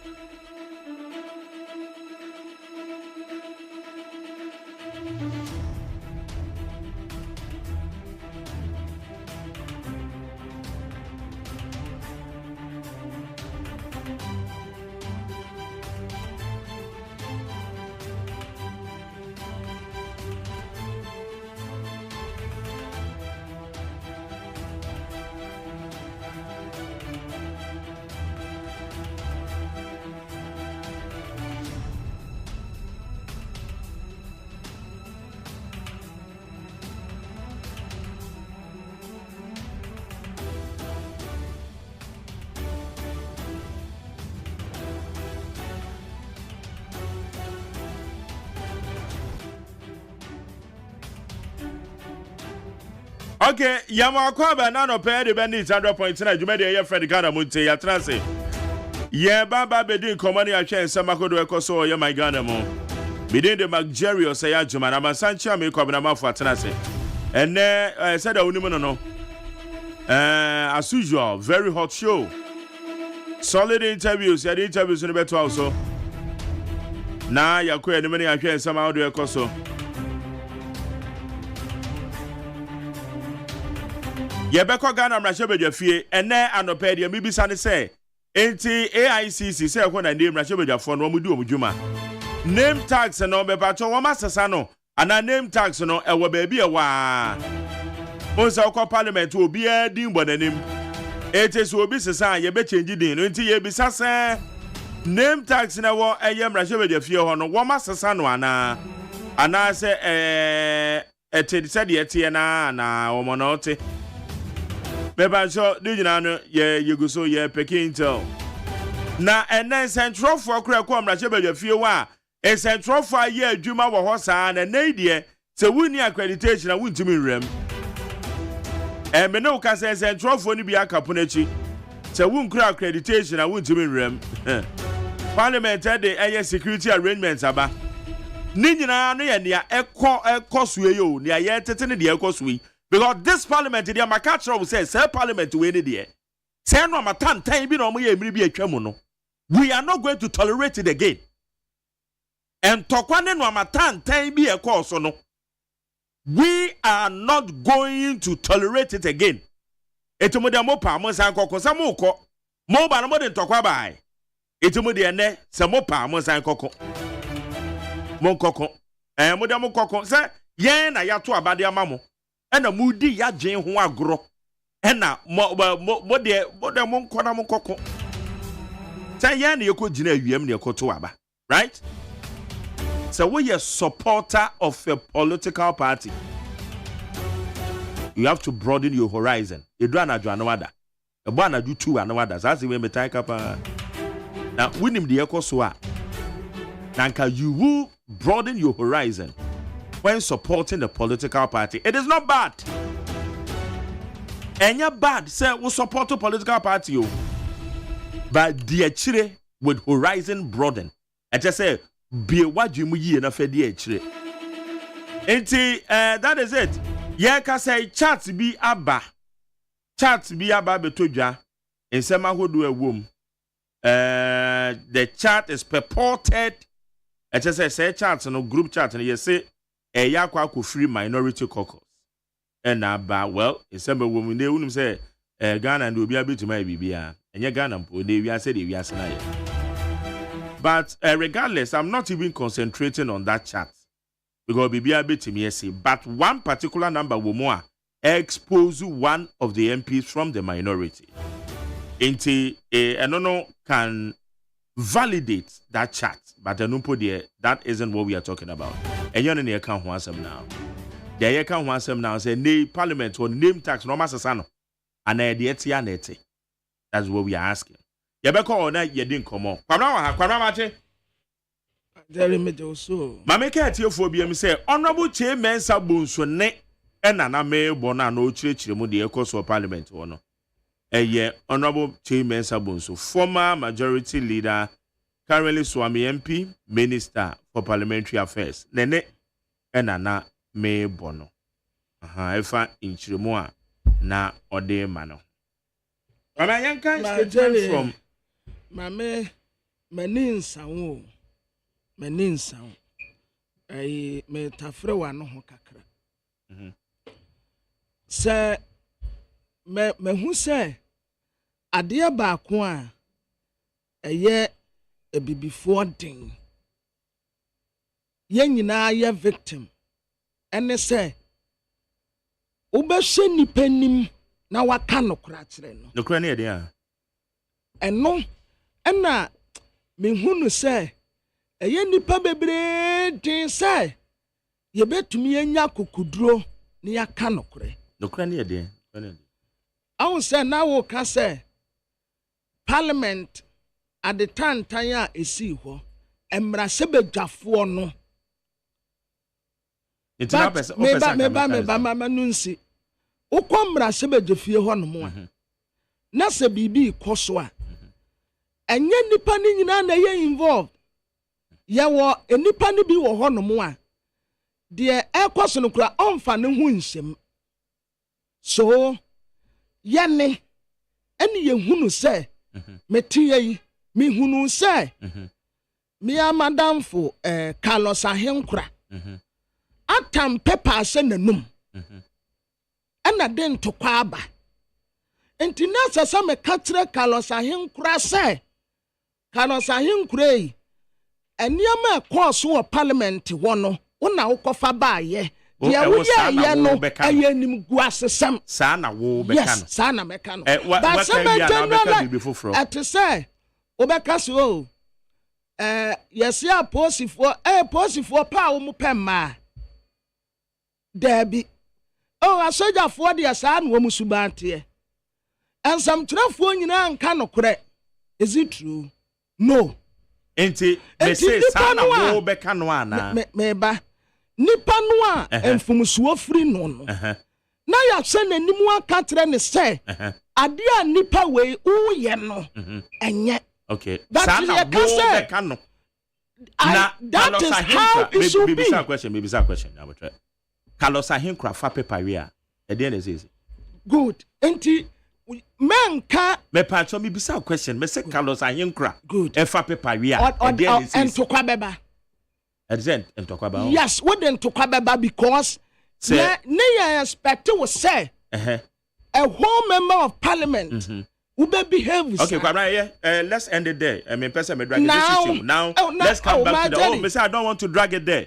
Now let's come back to the current issue. Good. Now the current issue is that as I say obi tumi nya kukuduro na wo hye afenyo markings anim ka kire ne say honorable patapa na wo ye no okay as I say obi nya kukuduro ka kire ne say according to you honorable Alexander afenyo markings ye dia wo pre na ye patapa konkon na wo sie ede na afenyo marking na ya eche so ye patapa majari dia afenyo ne minority fo ye and how you call them minority dia and damete say you call them minority I me from minority okay that's great me say na we say ana news wa say a peace council ana omo kwa akosia wo mahia wo mu na me expect say omo be frɛ minority fo a afenyo mark ye minority leader aka kire wonum say your constitution no a ye di bu man no let's protect it so accept it in good faith. What say afenyo mark ye patapa one ne nkofo pre patapa patapa no ma pre wo ma ye den a ye patapa ye ka so bi ye patapa out here but then wonum say me steady ade bia it looks like MPP for binom adwene ye wonum say wo mu ye Ghana for 10 kayefo ni nyina nti go in their favor. We are on the national radio. Oh yes. But no kuna me ka kire wo. Now try na me streamline one sema we deliver no. What say Debbie Tete nyabotre.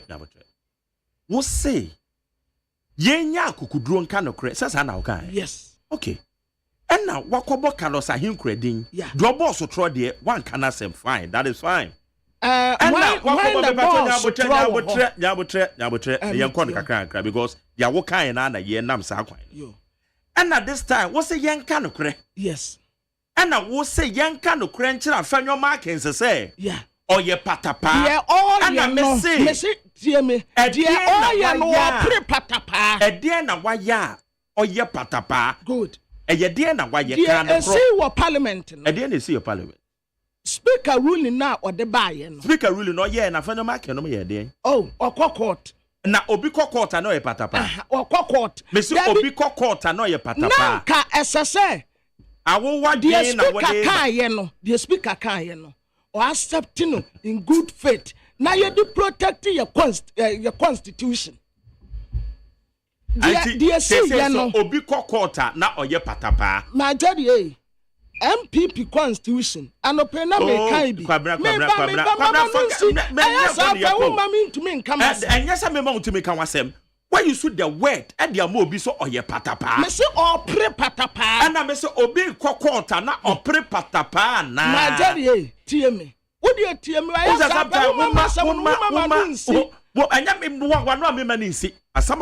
me interrogate you on it. What say? Obi pray patapa. That is your word. What do you ma fan your market? Now me say. So be court. Now or pray patapa na answer me. Then you continue. Yo, me baby you want.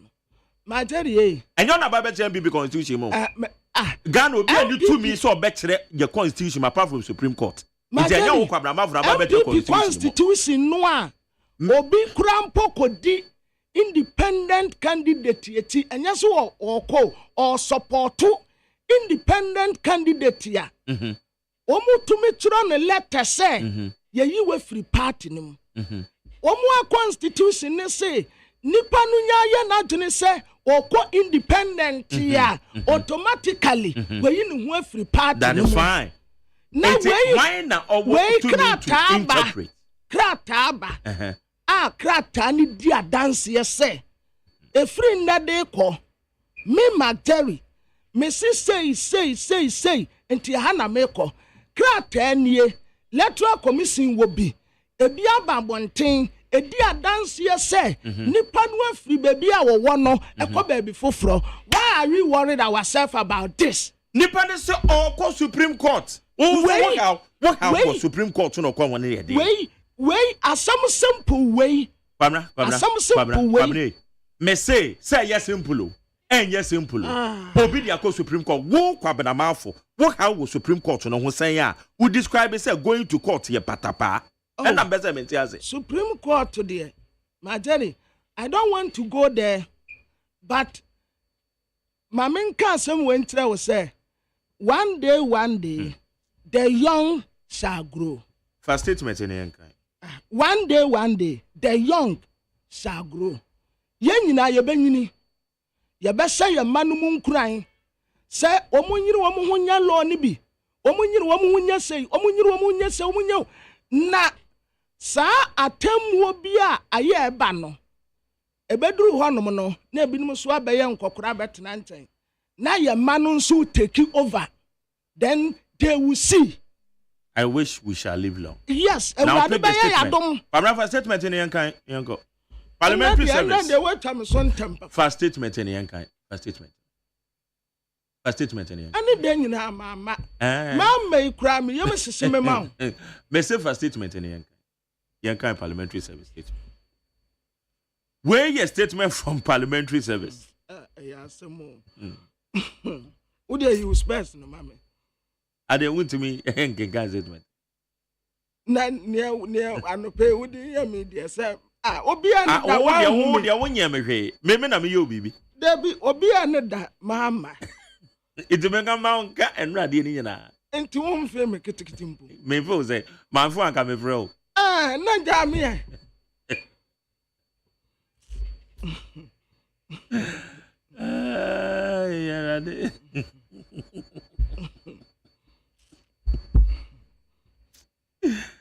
hey.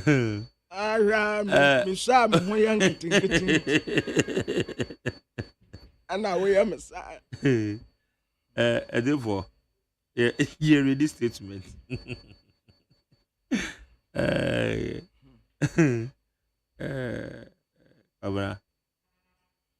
It's a mama can ride there. Oh, say, boss. But me your boss. Me your boss. But me say me your boss. And one master say make I come catch you. The Oba can and one I salute you, boss. Now Facebook no go so there. Ejad them. Ejad them. Oh. Okay, yeah, kind of statement. This statement is free parliamentary service. Also for immediate release. Security measures for proceeding from Tuesday, 22nd October.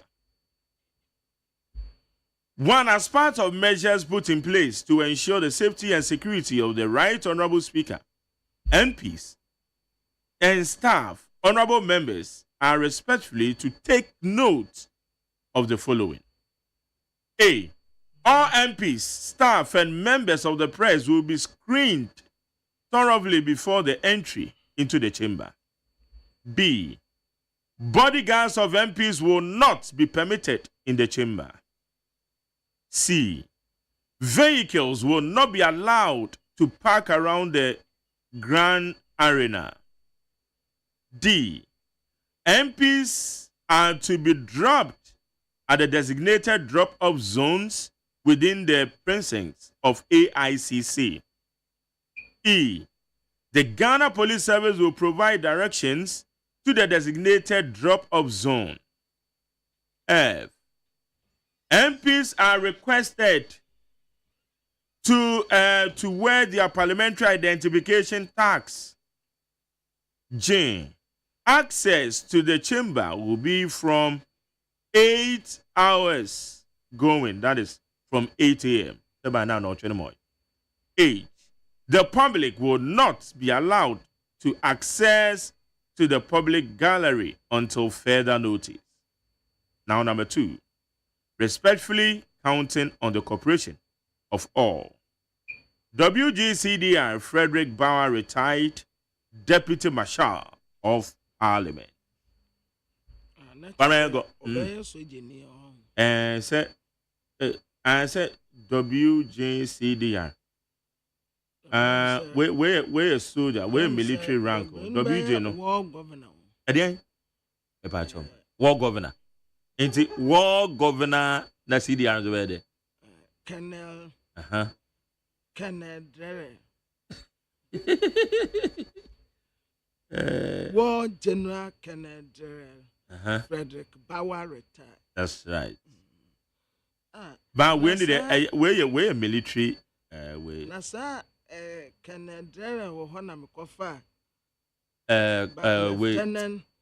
WW Squadron Lieutenant. Squadron Lieutenant. And the Mafa. Colonel Mebato mo munim sa military rank no mo yehu WGCDR. We be send their messages here.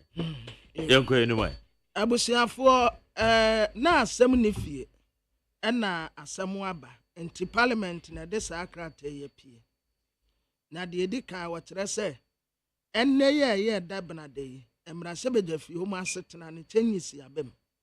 Na chenyisi abem ne se womo de security measures bambo ede ato won mu a ebebo right honorable speaker Abansmana Kingsford Babin ena de me hye ne dress a wo de be ko parliament wo me ya sure say obesa ne winter boot no.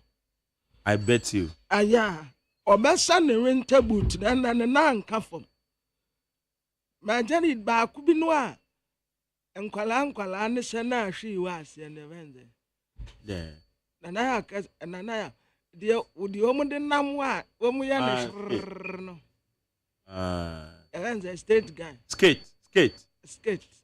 skate wow. Yeah, de ahwe wa ase no ya na goda no omo de nante omo de nante quota so and then the answer enu bi na speaker be say skate anyone na ma on na ekro no na ordinary internationality no de aba parliament wo na nyu ono nko a wono emrasebejafo ajumayefo onabo members e wonum nyina monsa niamenso de di kan ne se emrasebejafo ni ajumayefo ni nyina obia ubewura obia ye be search na ye search wi a ansa ne amakwa mu akochemba ho bodyguards ya mudi mrasebejafo no achi no obia ni wonom a obekọ chemba ho emrasebeja ho no ankasa obia nko obi afei emrasebejafo no nsi ye de mo ba ya kire bebi amadrobes no betumi adrop mo odroba no de udu hanom sepe eno ano wonsiwu wontra bebi Ghana Police Service nso ya sedam wo magina honom se oya akurodru hanom a sino bisa no questions o kwahe wo shana na sem bisa na nya woda ekwan wo a wode no befa so afei mmarahyɛbadwafoɔ no nso yɛse wɔ biara wɔ tag a wɔde sɛn ne kɔn mu yɛ a ɛkyerɛ sɛ woyɛ asomasi woyɛ ɔbɛnten nti obiara mfa ne tag nsɛn ne kɔn mu afei mmarahyɛbadwafie hɔnom ɛbɔ anɔpa yi 8 yɛ akan na wɔn ase tena ase nti mo nhyɛ no nso afei yɛwɔ baabi a nka amansan kɔ na wɔn kɔtena obi a no kɔn dɔ sɛ ɔpɛ sɛ ɔhyɛ sɛdeɛ mmarahyɛbadwafoɔ yi wɔ mo adwuma no nka wokɔ na wakɔ akɔtena hɔ yɛfrɛ hɔnom public gallery ɛnya gallery no a ɛwɔ bible mu no a yesu ɛhɔ na ofiri yɛ no ɛnya gallery a mobɛkae a time a yɛde yesu ekɔgyina Pontius Pilate anim no ɛna wɔn ka kyerɛ ne sɛ wɔyɛ Galileani ɛna Pontius Pilate ka sɛ saa wɔ bɛrima efiri Galilea wɔyɛ Galileani ɛna yɛn mfa no nkɔma Herode ɛnyɛ no ho asɛm na meke wei yɛ public gallery no baabi a obiara tumi tena hɔ ɛna yɛ ma kwan ɛma obiara nkɔtena hɔ nom saa nti mo nhyɛ no nso nsɛm yi a yɛaka nyinaa mo nhyɛ na mo ndi so saa pɛpɛɛpɛ ɛma mmarahyɛbadwafoɔ no nti ɛnnɛ mmarahyɛbadwafie hɔ nom nhyehyɛeɛ a wɔn di abɛnie. Okay. Kwabena we no your friend is saying CDR no your commander and na WJ no your wing into your wing commander.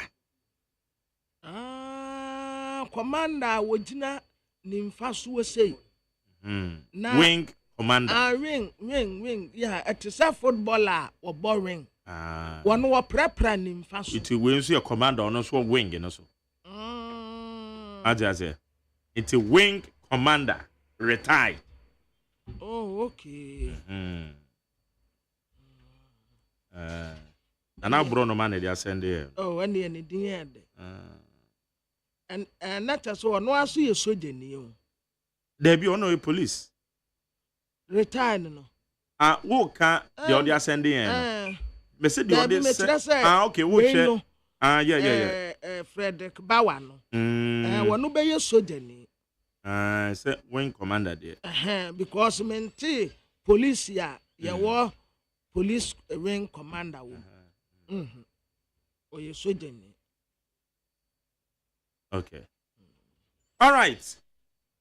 Young kwa omano so yene a security analyst or sign a CEO de ma a security warehouse. Your friend no Ura Adam Bona or omano so. Dr. Adam Bona, Yamuache the Bandit 100.9. My Jerry Major so the chair in studio panelist and with you phone na. Etio for Josona Bibia Bokano pay. Yɛda nyame ase na enoma ekoso wɔ Ghana mmarahyɛbadwafie yi ho begye di sɛ follow security implications ɛwɔ ho yɛde. Well, my dear, security implication wɔ ho say anhwe yi na ebia it might lead to the constitution, the fourth Republican Constitution getting suspended. That is the worst that can happen. Because on him say, baby, I can't call the cool heads and yajuma. Na and Cambo Mama. Na we trainer, we person trusted me who had been, we super trusted me who had been and 3 years. At the Intawantawa P and a beba.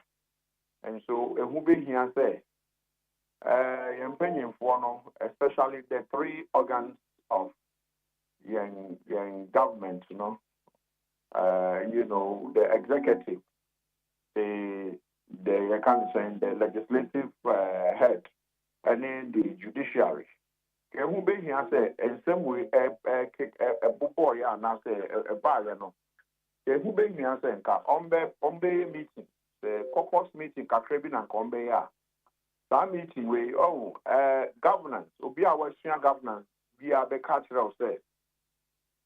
And yet, the you no abonten no the yahye I said drama no obi or actor or actor be a back no sen no say you try movie now one here a best surprise to say end results no FFF or bet me try one thing repeatedly that it's so governance of a country is like something that is supposed to be scripted. And so you are supposed to portray a certain semblance of unity. Even if there are, misunderstandings. The last thing you can say, would want the populace to see is disunity. Because once disunity comes, your economy will suffer. And so as far as I'm concerned, the security of the state, as we decide, it might go to a level that I'm here and to me and recover. And this is how things start. The Anshene and Sanwa, things could get out of hand. And so we need to be very careful. It happened in Liman's time. And so we need to be very careful when misunderstandings such as this, we begin to see it. I say very careful. I am only disappointed in the judiciary because then the last thing we want, even in the days of coup, the judiciary was still working. They were in operation. And so maybe the NSA and can send we Abu Baba and okay so mu omo so kakra. Now the decision being put baba no omo because any no money na ena ofo se wo ho kwan se bia obeye we are a day intawantawa beba bia we untumi nso no a lot of things that would have been prevented but then you go ahead and do it. And so as far as I'm concerned, I think we need the three organs to quickly start talking if they have not started talking. I don't think it's good for the democracy we are currently practicing. Okay, now the Akosu yede na ebeti bi ama constitution no. The 4 Republican constitution you be suspended because asem na aba and na asem yi kra na bi asi pan na yede toto ho. Ene na ye tete say na nka ne de esi ye no. Na speaker no ye wrong. No problem. Asem ba na ye nte ho ase court na yede ko na asem na kwa kopie court and na court akasa. Why are you disappointed in the judiciary? And na dia na ebeti mi ama we nso Ultimately, travel far to the extent of say young a year, a bit me suspend your constitution. Oh yes, maybe go back and check the history of coups all over the world. When those who have been elected to govern, or more, yet muswaba, and I almost say, govern omundi enim, say to me endi enimuya. Na sabi. Omo ayan to omo so aba omo fo se obo ahondin bi e hye etuo bi mu anaso obo ahondin bi e wo mo abetim will take over. And that is what usually happens because say nyina yo omamu ha ya tin say report bi akwa akopie efficacy mu say asoja fo no bi kra have been planning to do coup. I'm sure you heard about it. It was everywhere. Nti maybe the NSA, some portions of it were even published. Maybe the NSA, this is not the time we should toy with it because then many workers say, so as a strike is you have strike is you have over allowances.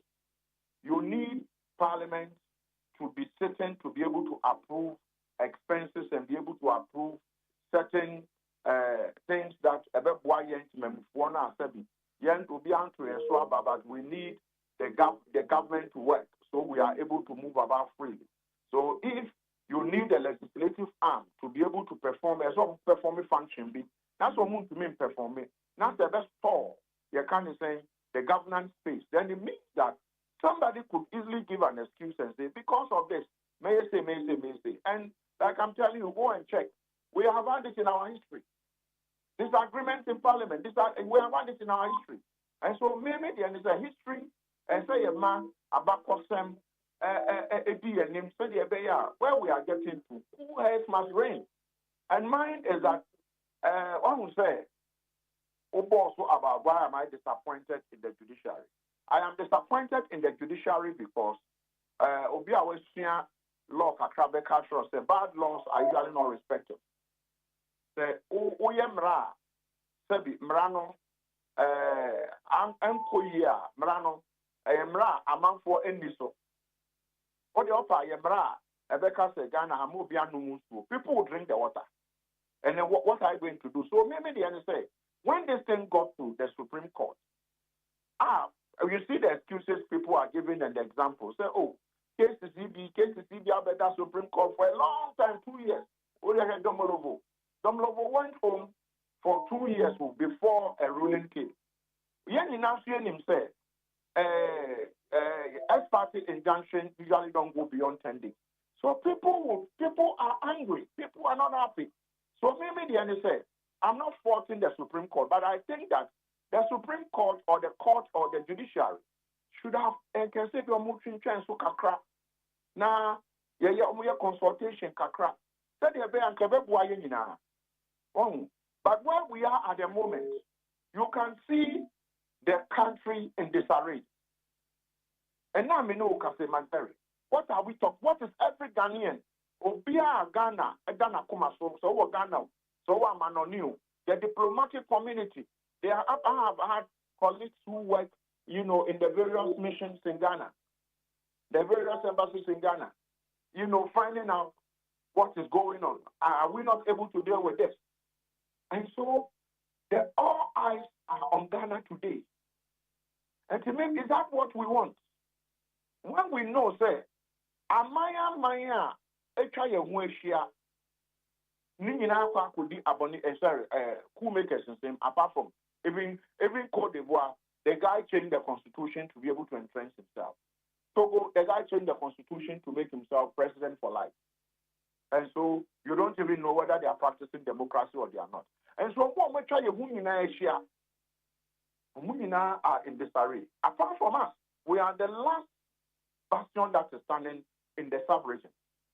So we cannot be seen to disappoint the generality of the world. And to me, the NSA, Obia Ghana Dana Kumasu NBR, Bisamu say, including you, and your in studio, panel, a newspaper reviewer. Yes, and I ask them whether they are happy. I don't think they are happy. What is going on? The ordinary Ghanaian like me and you, and colleagues from work, all they want is to be able to go by the day. That's all you want.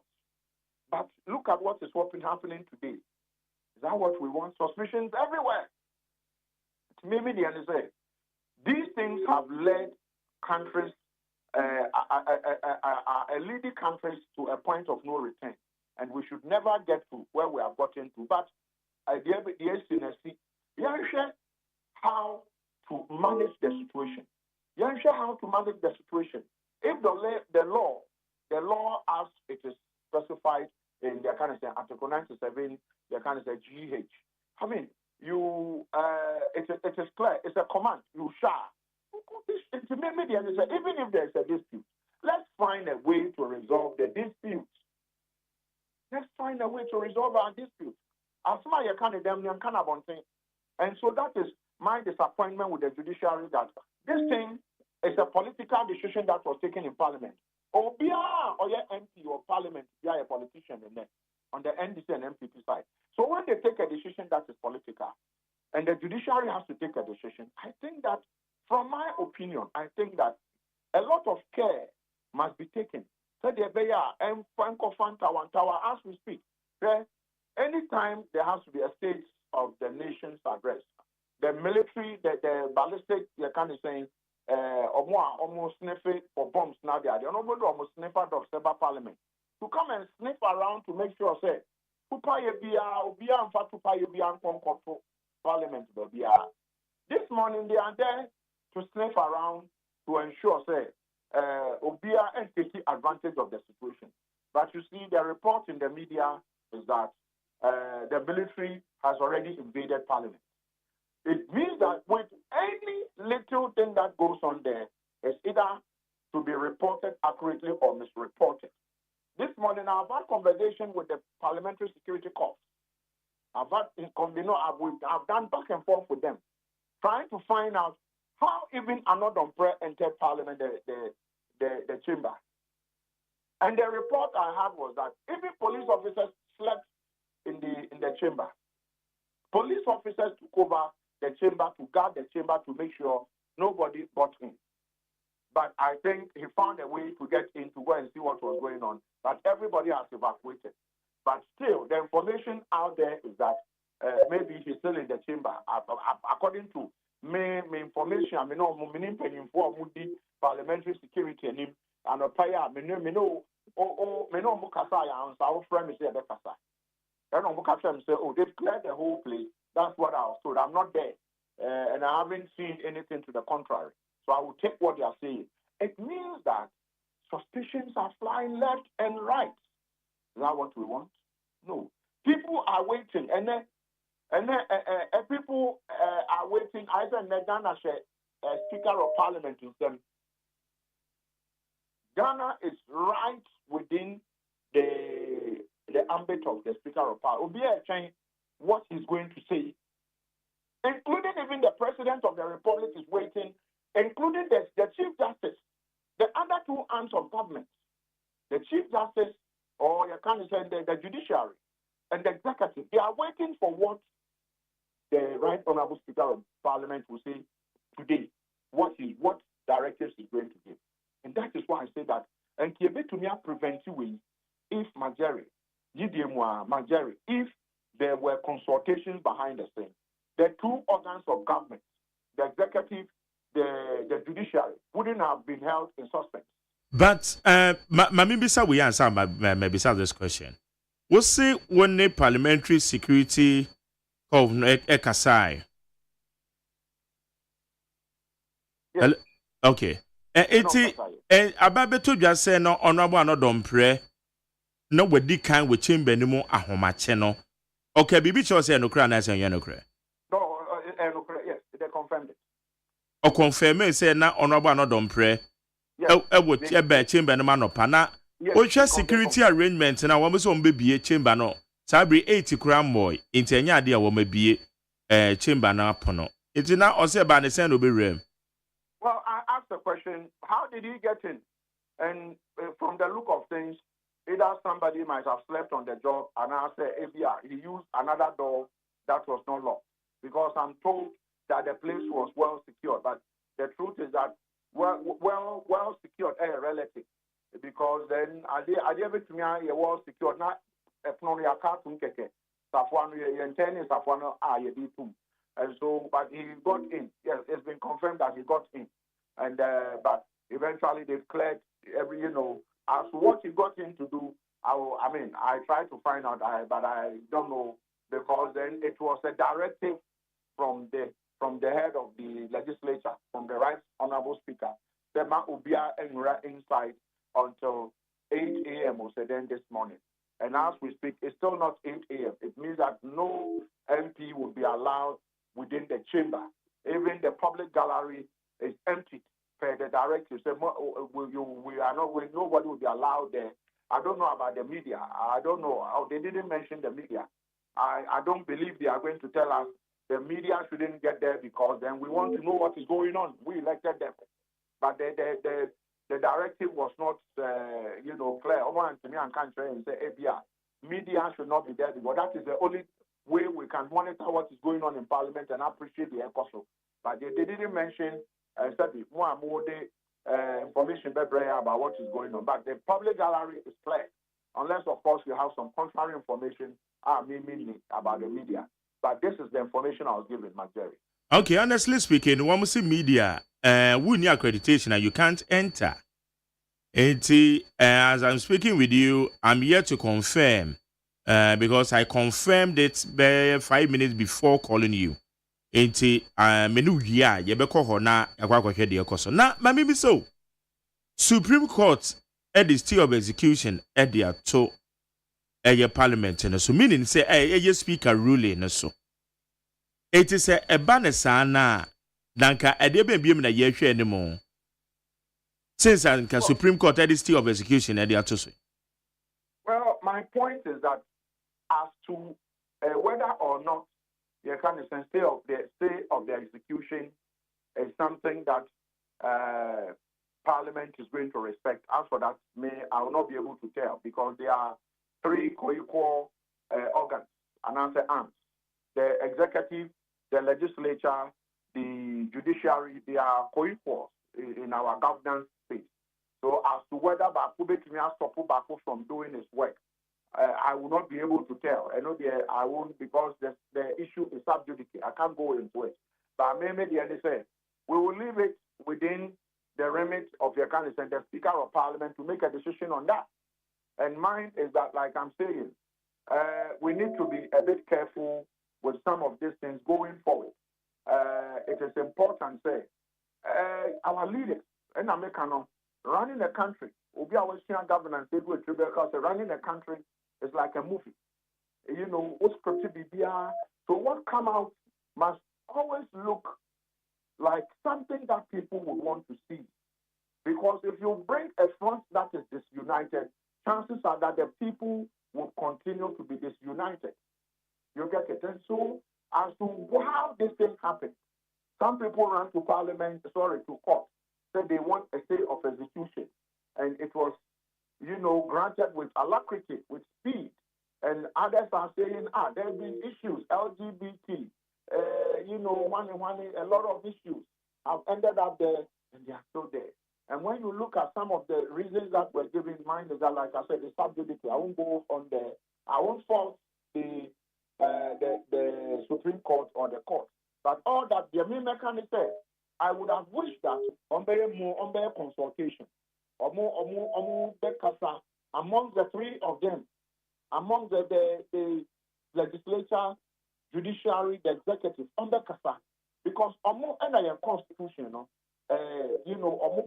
to help us run, because we operate under the constitution. And you can see, when you go through the constitution of Ghana, Parliament has its own, the legislature has its own powers. Judicial Parliament, even the legislature has power to cite you for contempt. Whilst the Superior Court also has power to cite you for contempt. The only organ that doesn't have the power for contempt is the executive. So it means that the legislature, the judiciary, when they are doing some of these things, and some Mukasa, my worry is it looks like there was no conversation at all. And I fear for the security of the state. I fear for the security of the state because I am old enough to have witnessed some of the bad things are a few, and some of it has to do with disunity from the House of Parliament. Some of it has to do with disunity from the House of Parliament. Those were some of the excuses that were propounded in the past. And so what do? And that is my worry. So for me, Marjorie, I would say that if what do you call it? The issues would have to be resolved. They should come together and talk. And yes, sir. You mean the judiciary and the legislature? Wamo Mrambe Kasana ye judiciary na temu adwuma no ne mrahye fie ana mrahye bedwa na wo ka ho aseme. So what I'm trying to say is that because they should talk. They shouldn't come out in the public to talk. Do not come out in the public to let us know what you are even discussing among the three organs. And when you inform that three organs, no. Don't come out. We are not interested in the mobile resolve case, and as a mobile resolve the challenge we have. What you're interested in is resolve the issue. Resolve the issue, because the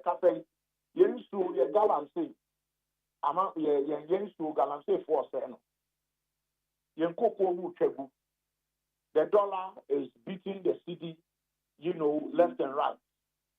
Import duties are high. The ordinary Ghanaian, that is what we are.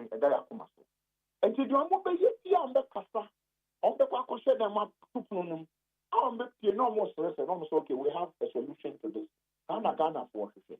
But someone to me, and is idea. Now, be after the Yanton is Waba. Sandy Pano, Obeshana, or person obedi to me now, so obedi try so obedi. Now, ban is already the people at the moment are confused. Bisamia, do I know what is going to happen? I don't know. Maybe Bisawa, you don't know.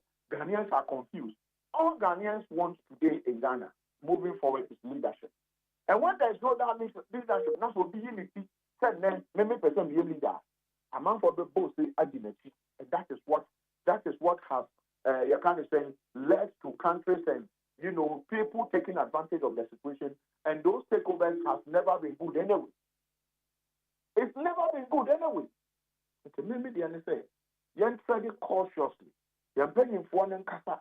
Among kusha them and put a punum, the omu come and press your betty. Ombeka you on the master so say no more to hallelujah. Say, okay, we have a solution. This is the solution. Ombe the Bayan Ghana for you do two more, then we move on. But what is going on for the security of this country, I'll tell you it's not good.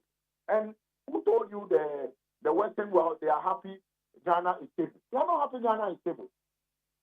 They are not happy Ghana. I will tell you that they are not happy. I mean, I work within the space. They are not happy.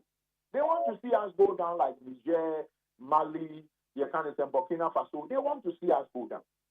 And you get very careful and guard your democracy jealously. That is what I can say, my Jerry. Yansha sema aye kofaribai. Adia we ebeto hono. Ene ena the MPP Mrashibejafo. One more mayati as send a Professor Michael Kwe. The decision say oyi for mena MP free hono. Na enye papa. And no matter how I do this time. And I say CBM. And at this time, a year honorable Fenyo Markin say or court. And no dear Samina Kwakwadai court. It's any business politically, so what a decision because of your papa. And I'm say, and can woman intino, I know my Diana. Now, decision be banner back can woman dear. That's no more kaza. Oh, my Jerry, the constitution is very clear. I don't want to go into the merit of the state, but okay, Article 97(1). I say, a member of parliament shall vacate his seat in parliament.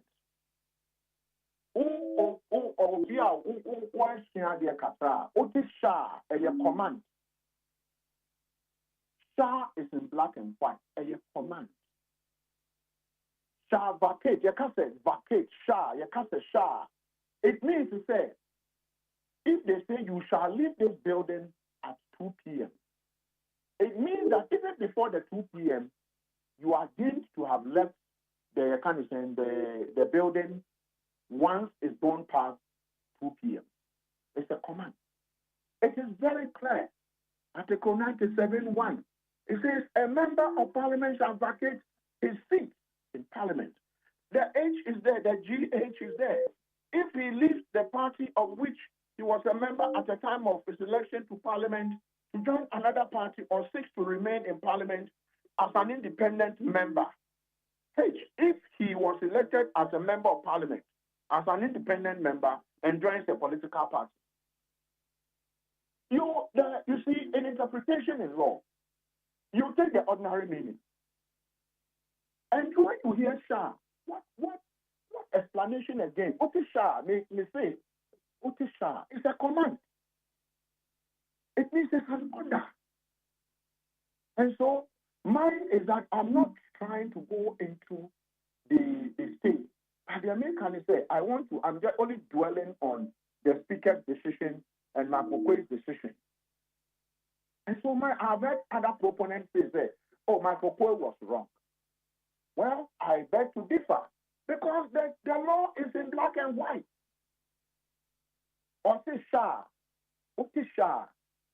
There is no ambiguity. It is only when there is ambiguity. When it says a member of parliament may, then there is ambiguity. It is subject to interpretation. It is subject to going to look behind the facts.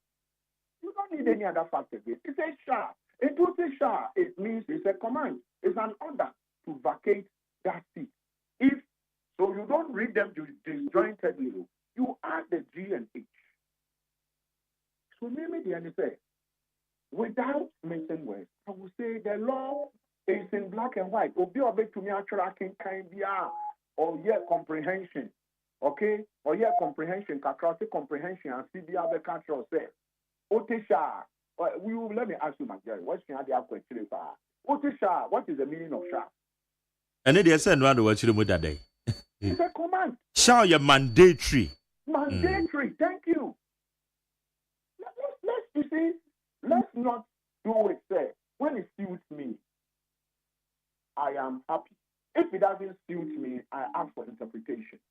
But like I'm saying, when there is no ambiguity, you don't need interpretation. There's no ambiguity in the law. 97.1, G and H. There's no, it's a sha, what is sha? How do you, for can't say, may, I can't say mayor, and no, you are going to ask for interpretation from where you can't say article, you can't say, is it 1-2 of the Constitution?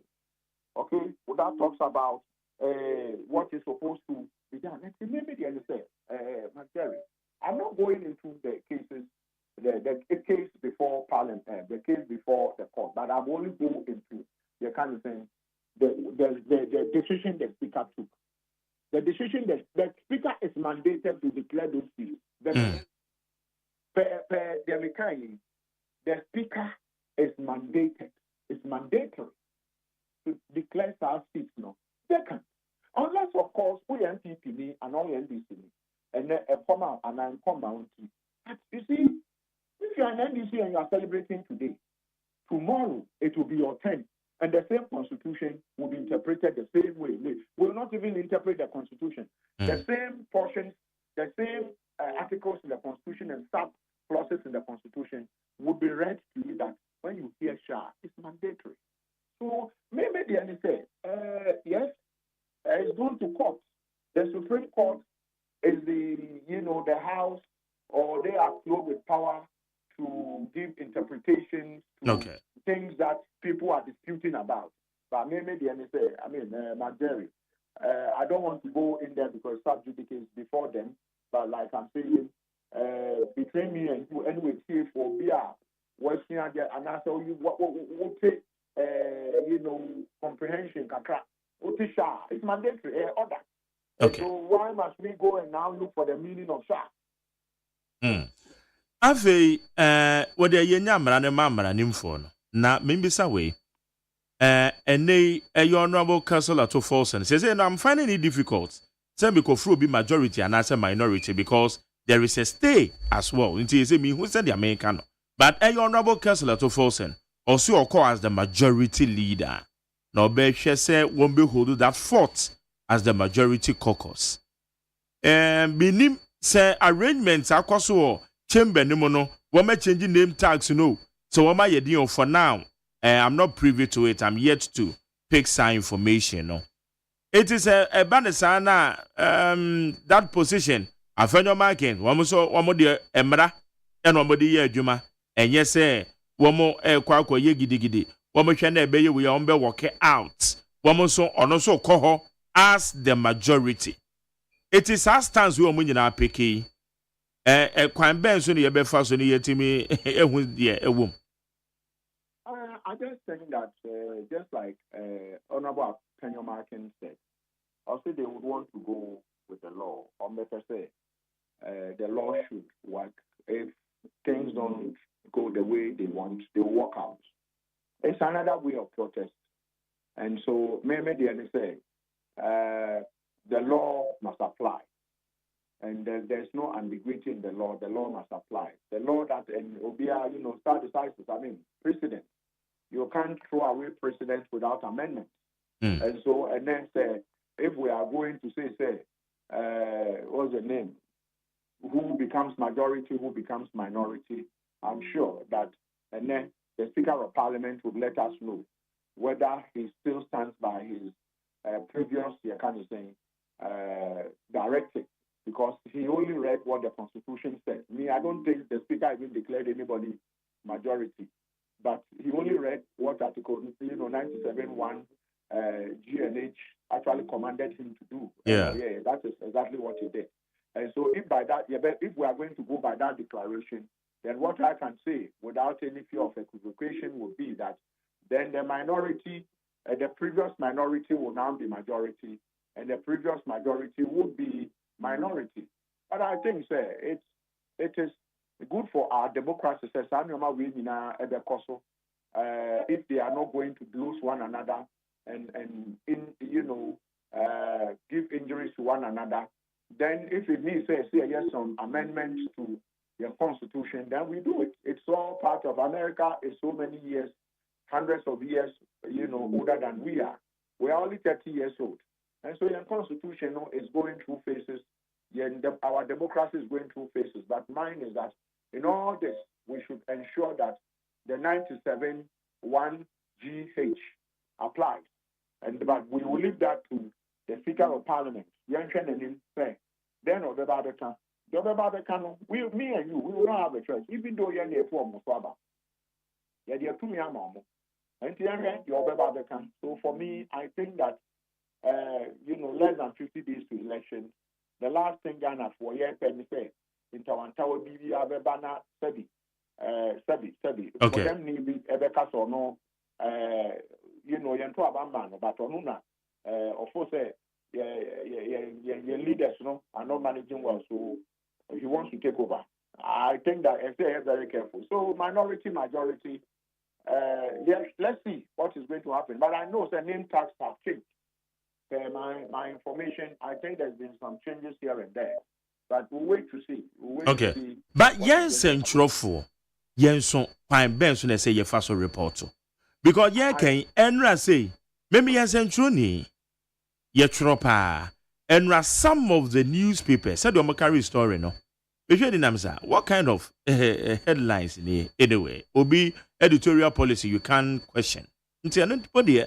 But the fact say Nipana trust and doesn't terminate the fact available.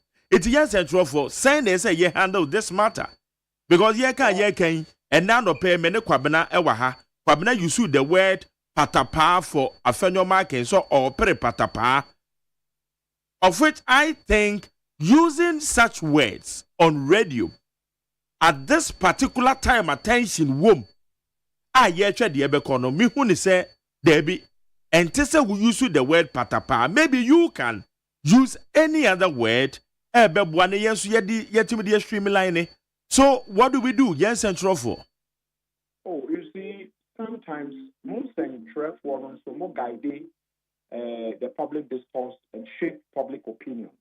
So opinion marking a patapana some most and forums so more can. Now, first, Ebia mean he might be patapa, he might be trying to use patapa, but the most one can. So when say it's not your station is not a partisan station, but the TN say some stations are highly partisan. The owners are even politicians. But your station is not a partisan station. You are not partisan, even though between me and you, Rebecca Sabe, Obedi attempt say, but the attorney said, I will not. You see, I'm very careful when I am talking about seasoned journalists like yourself, Pabna, and the rest, because then the moment we begin to talk down at them, then what is going to happen is that the space within the journalism space, it being cabium, because 99% of journalists, those who call themselves journalists, you know that they are sponsored, and so the pay master no cano, and no, so for me, I have also had some reservations about opinion marking. I thought that their course and can also go straight to Parliament, to court. Nanka me ubisamia and ka ebehia say, Ombe Jojo, obey Bibia, you come and try to court the public's sympathy, try to let the public know what you are doing. But to run and all of a sudden there is a thing. You know that you are not going to have the public sympathy.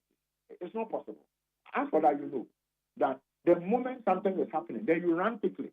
Obi Katra will say, well, sometimes Omame can omo near the animal kitchen one time I open out DD. And so someone told me that Apenyo Markin knew when he goes to court, so and so would happen. But I said that I will not be able to. I will not know why he decided to do that. And I couldn't have predicted that decision saying Obenya. But that decision, we all know what has happened. And like I said, in the Supreme Court, it's important. So be in your man. But the media, like you asked a very important question. Let me answer it now. I think that they should report on things that are accurate. Report on things that are accurate. Don't go and see maybe military officers in the presence of Parliament and conclude that military officers have invaded Parliament without finding out to say, is it an invasion or they've come there to sniff out, or they come there with their sniffer, their canine unit to make sure say, obi fast to pay the baby. Don't probably report on things that you are not privy to. As for the public commentary, we are all, we have opinions. We all are liable for what we share, per opinion. So I wouldn't want to say, you will call it studio. What he said about Apenyo Martin. I'm not saying that. Probably he was re-echoing the public sentiment. And that is what the media do. You are re-echoing the public sentiment. And maybe that is what is even making Apenyo Martin to now hold back and say, no, we are not interested in fighting. So maybe if sometimes some of these things are not done by moi, Sebi, and from Anopa, 24 hours, the media is in your hands, you are talking. If you don't do some of these things, some of us we who are helpers, some we are near for saying you will 2 minutes, you need 2 minutes. I'm happy Apenyo Martin is backtracking and saying that we are not interested. If I also be born to form, or be not that form one. Say be also be born to form because of the form that. Apenyo Martin can say, oh, maybe we are not interested in fighting. We will walk away. If walking away will solve our problem, I am all for it. So for me, yes, you hear media for some very circumspect, but we don't also need you to be too politically correct. No, being too politically correct, it is the same one.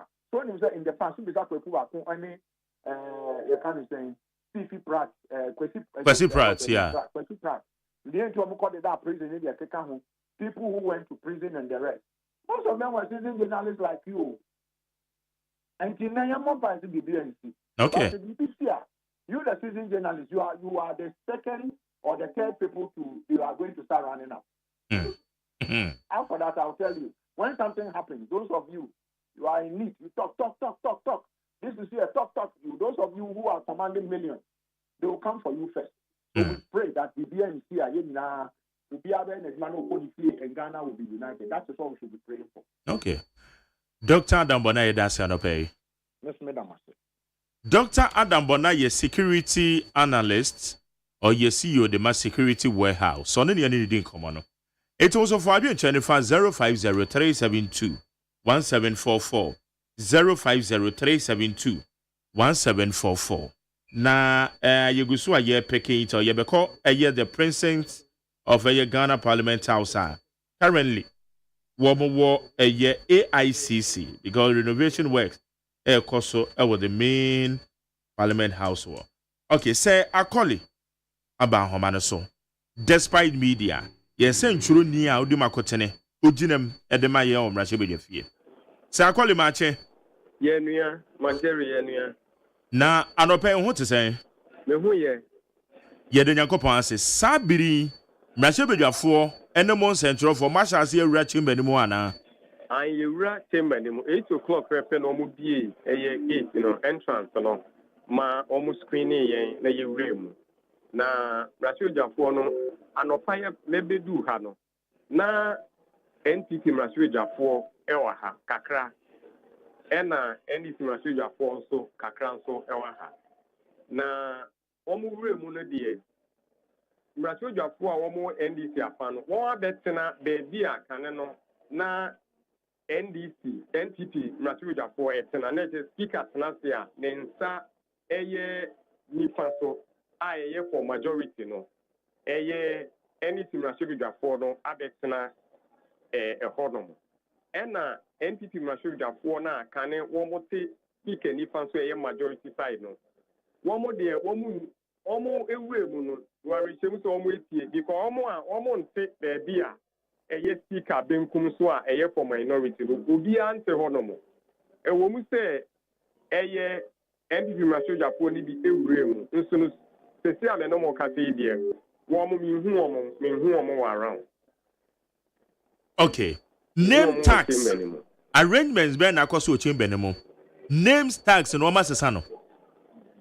Beebi a yɛyɛ gyina no wɔn akyɛ woba dome kɛseɛ ne mu a sisi wɔn use no as wɔn chamber esan edwuma a ɛkɔ so wɔ state house hɔnom na wɔn chamber no wɔ na wɔn akyɛ mu a beebi a mmarahyɛbadwafoɔ tena no ɛwɔ enim ɛna public ɛne mediafoɔ ne parliament edwumayɛfoɔ no wɔ akyiri nti beebi a bɛwɔ no minhu name tag no sɛ mene mo kasa wie na mebɔ mmɔden ase mɛbɛn hɔ no mu nhwɛ sɛ name tag no asesa nso gya minhu ɛne sɛ mmarahyɛbadwafoɔ no akɔtena majority side no ɛhɔ na ɔmo te fifi. Okay. Enti eba ne sen so ne yenya ne tie sɛ owura no dɔmprɛ yɛse ahomakye no kɔhye chamber ne mu. Meba no mete sɛ obedu ha no mo ntɛm pa ba me bedu ha ne deɛ na oni chamber ne mu no ogina chamber no outside na sɛ oni inside ba mete sɛ obedu ha no mo ntɛm pa ba me bedu ha ne deɛ na ɛnyɛ inside no ɔwɔ or outside. Okay. Na yɛkɛn say security arrangements no etesen. What do you see? At the end of who? Well, security arrangements no anopa mi bedu ha no no. Aka kakra number 8 no bedu ha there na soldier for mi be hu soldier for ha omo chamber no military police for a omo kita won fireman sniper dog baako ene womo gadget bi a omo de ehwehwe niema ho hwe se bi a bibi boni bi wo mu a inti omo wo mu ta aka kakra na bo 8 o'clock no ena mi hu se wo mu pieye a wo mo tena wo care mu de o me kenkan ono omo ye 14 wo amekan wo ne de me kan 14 wo nyina tena wo mo care mu etu koye ansa na 8 no bo na ye bi eye entrance na MP so no ewure mu enso me no mo ka say police for e wa hadomo ena parliament security personnel so eye marshal ni nedwuma e for wa ha odum je edwuma e for no so wo mo e wa hadomo inti police fire service ena parliament an kasa eye won security edwuma e for no so e wa ha. Okay. Na ye kan say MPP mmarahyɛbadwafoɔ no mo gyina hɔ ana sɛ wo mo wɔ he a wo mo nkonkotena si. And also a good question. Almost one in whom and almost say there be a minority for Sena. There be a majority for Sena, dear. Anything I show you for them, who won't say almost occupy her. You see, the American say, MPP must show you for one way P. They will be who are so room. And so, there's just one who say woman are no more on the other side now, baby and anchor almost. Woman and anyone ye okay. Now everybody I'm working on say speak about it and say. Sitting a certain esha known to 10 a.m. But speaker no na told the bill to me that they do 10 pepe and I told the being so a check a crack. Into minimum can say dear 10 no bar and I say oba and then no oba ne no kasa obedi kan de atuja no every year papa esan say o man ruling we Thursday no then majority NDP for no echo Supreme Court the asem echo to Supreme Court name and Supreme Court no my directive say speaker ruling ever 40 no declare no vacant no yen suspend almost suspend no na brashuja 4 and 9 no so nya wo adwuma Intifiteti ada bepem enen de dikan ya parliament ebetenase. The speaker betenase ya said the nsa class ABF Supreme Court no obeka na the nsa kan so a eno so de betie no. Inti oba okase wie a ena yebehu bibia bebe ebekwa akwie. Inti speaker the communication and to the house no very very important ebe address bibia. Yeah. Direction no said the Yeah, Kay. Mokrampo my war parliament for so many years, and I years scrutinizing me. Rashobeja for name monocry screening a whole course. And that's say, what chance is a good form now? And ya dear Obia, Bamba Yashi, or bit my baby Guraho. I statement now, Master Department, the two janitors say, it clearly said, oh, yeah. Beshadini and as a visitor, anka omoma kwema visitors baha public no baha ebe observe parliamentary proceeding and then no say and then mo be akwama or a visitor na say any member of the public or be bad observe parliamentary proceeding over that in a public gallery in no ma access to public gallery sana Master Department no okay Sakoli ma when in yesterday na bibia ni nso a adaroma na wa may updates no why yo madam asin na kopon shira enti mfoni ne ye de afri parliament wa ba no na ade ehia me pa no the arrangements say name tax no ma sesa no because parliament and your friend is saying parliamentarian bia na what ho a wudin ya no constituency esi wanim ekwane pa na meni abere amepese yenhu said the arrangement na but yenti honorable anodom pre eguso ye hwe say ye ne mpanfo ahodon so be kasa ensem ni bia o kan ye no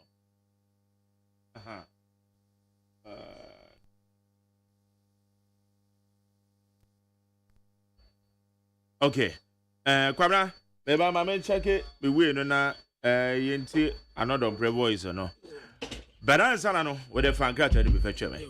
Yes. Abusiafo telegraphic democrat ananim ha. O de Samson Lade ayenene. O de Nymphoni abeto o ye lawyer ni.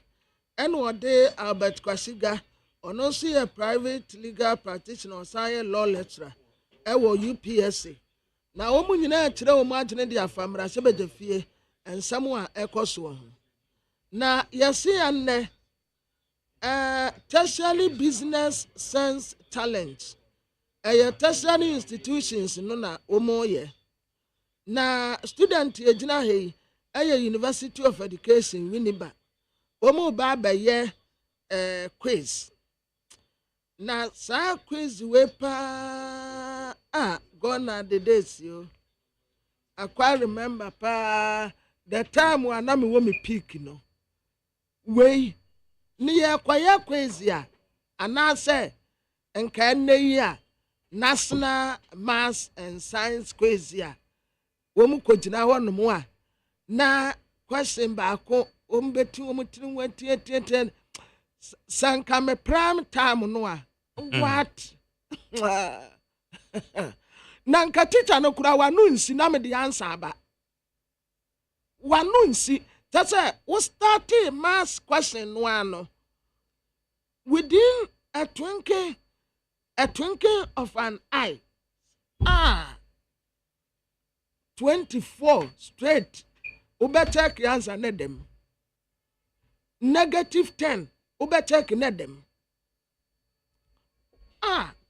akwam kenta ho I quite remember say where one time be say mention 9 planets in Ghana, all the 9 planets in Ghana, what Mars, Jupiter, Saturn, Orion, and nomine Bakwimbo, and example, Earth, sky, there be a Raymond count, and I, but there would if you are. And then planets, no. The 9 planets. My very eyes may just see after 9 planets. I know you're why. No, it's under the edition.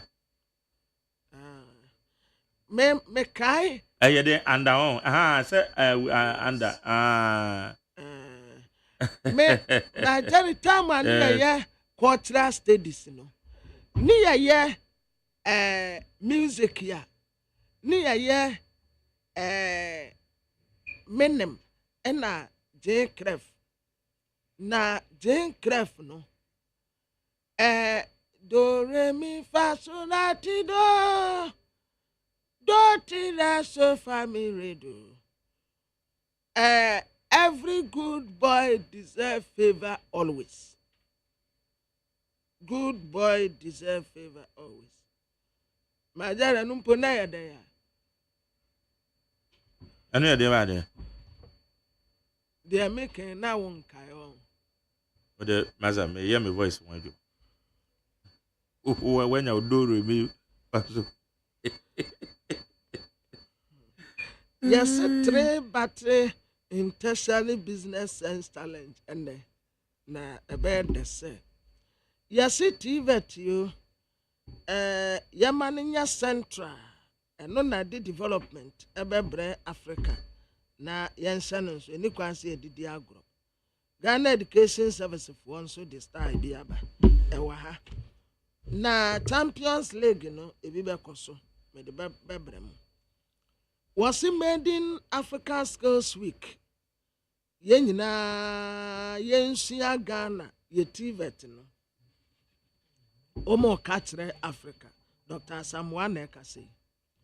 Na enuntin kwade wo bisase enne emrasebe de fia setena be yesen. Why mo na betena minority? Why mo na betena majority? Accra High Court Bernard Mo na de asem kwada wonum se. Wano akwai omu fa so mu disqualify na nya kwa paso nti wo mu nka bi ma no. High Court abatu egu. Wose wanti ase nti obekọ Supreme Court. Na wakwa akwaje ntiremu wo ho. Yasi ye behia $15 billion ansa na next 10 years no. Yetumi akwati akrama change. Okay. Para ma member another boys ni enti ne nsem o kan. Why?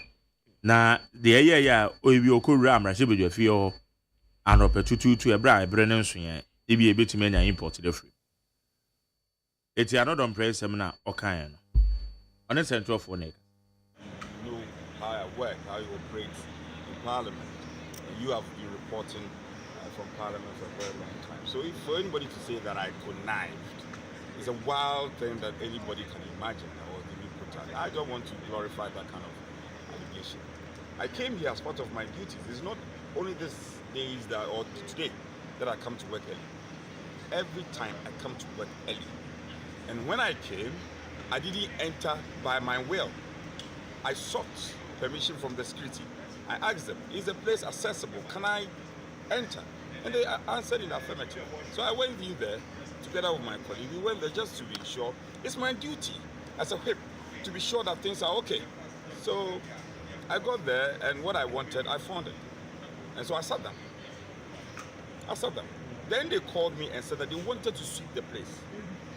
Willingly, I walked out and came and stood there. What is wrong with that? He should have known. He came to meet me. I was a whip before he became a whip. There are lessons I need to teach him. So he should be humble enough to learn. He just entered a whip job. He should be careful making allegations and be humble enough to also learn how whips work. This is how whips operate. It's my duty to be sure that everything is well. Before I inform the entire leadership and the majority leader. So there's no problem. I mean,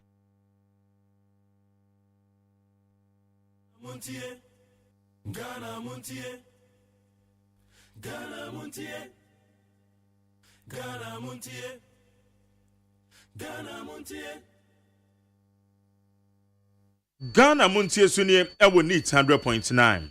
Na yenko awomano so ne a private legal practitioner. Your friend or your lawyer Martin Pegu. You know the name come on. And find some hold so one the equal parliament engine adventure. Then, as central for binoma, illegal miners be. I almost almost so many as Antemantem or Makwaku Birimomo.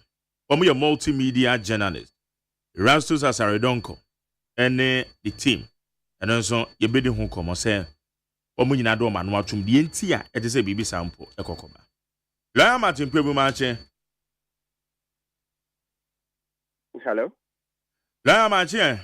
Ah, Yenya, my Jerry. Now, on to sound of pay. Ah, well, what did they say? But telling, still, I know that on my moon, yes, you. Mine was shit, cost of living. Ah, the beer, I'm sorry, I'm a shame, my boy, cost riba. A man for years, you can't to Biane, a man for years, can't see how much I cut you know. Over here, my phone, so be a lawyer. Oh, boy, me dying a renter and go. Why may you say, oh, Charlie, hey, Kufado, Pani. Hey, heaven, now, if you say, yeah, your mind is so Kufado, yes, Sabecano, and then say, Heaven, not done hell. I done hell. A Kufado, ama Ghana, done hell, oh. Oh, hell, straight to hell. Ah. Oh, and you, David Majer, and Yagro, this one is no joke. Because me, I'm with me, 2016, oh.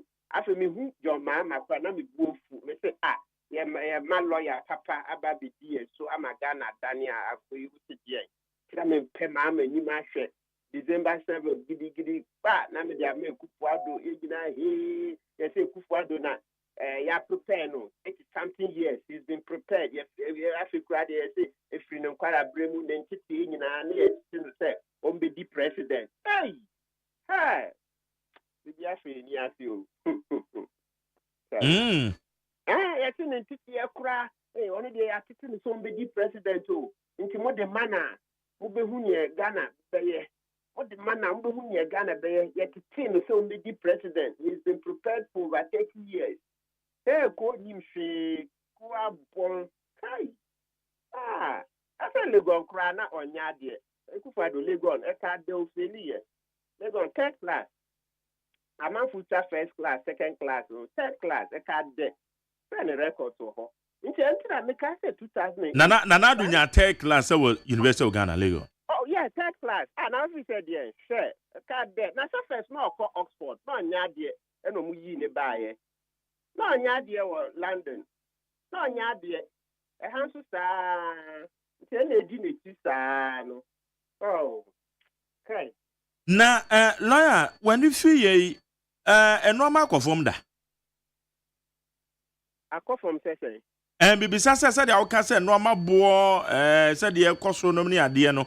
Then Bisa said, when you feel one will say, you drew Bribia, you will say normal boy, oh, bafom, a baby abba. I'm a normal boy from Dana. Ah, now, yes, I say a question now. What you have to say, a pastor say a cost room 10 times to do. And I said that one there is obvious. Yeah, we can. And then, even apart from that, Nyama water about from say rainy season, about from then after time, let's say rainy to harvest season, no. Into me find this here, Oko share by Reboa, about from let's say around March, April, none of war was through. Into our house, and I'm a jerry, man, yes, I don't know. I order your power, very, don't try it. There be the tell me Bisa say. Me many fear me who say normal abba from down. And non apart from the work can ye normal a seasonal. Season be woman and none they said there be it always happen. But say a nay dokono a ye bono 5 cities and na we say dokono no ababi beba dokono be kwa 3 cities ana say I wanna be say be proper understanding. That's you can say your friend is saying, be better to say, Doctor, no, let's show. JM, NDC, I bred to know, and for about 8 years, no, a big calculation scratch, I said, not Doctor, no, 1 city, no, 8 years, no, it took about 8 years, I said, I put 2 cities. Some calculations, just rough, but my memory, I made the video, I mean, and I'm the caricature. Nyoka says this now, no, he may be a lawyer. If you can't say or restrict me, anka question na anka also ka say lawyer apart from niema yes seasonal no dey bio na na tell mama nka seasonal one say broom bayire season na ba ne bo ba say eno de usual it is intina minim say e ho na wo de kwa kofa because dey seasonal and dey nim say entos boy could do 70 cedi and entos ba obekọ no kra na ne bo na aba form na je say wenya dodo excellent okay next time no also restrict me nti ma memra other side na nti emo oil ni na nke o say ba form no yes we're expecting it to calm down because na Ekufuado ni ba umia almost say almost ba the start Gadgetberg economy no Gadgetberg economy say yeah exporting raw materials and yeah imported do into obi anim say emo keke no poultry cooking oil tomatoes that 4 items ekuye into Ekufuado ni ba umia ordinary ba say ono na oye economic wastage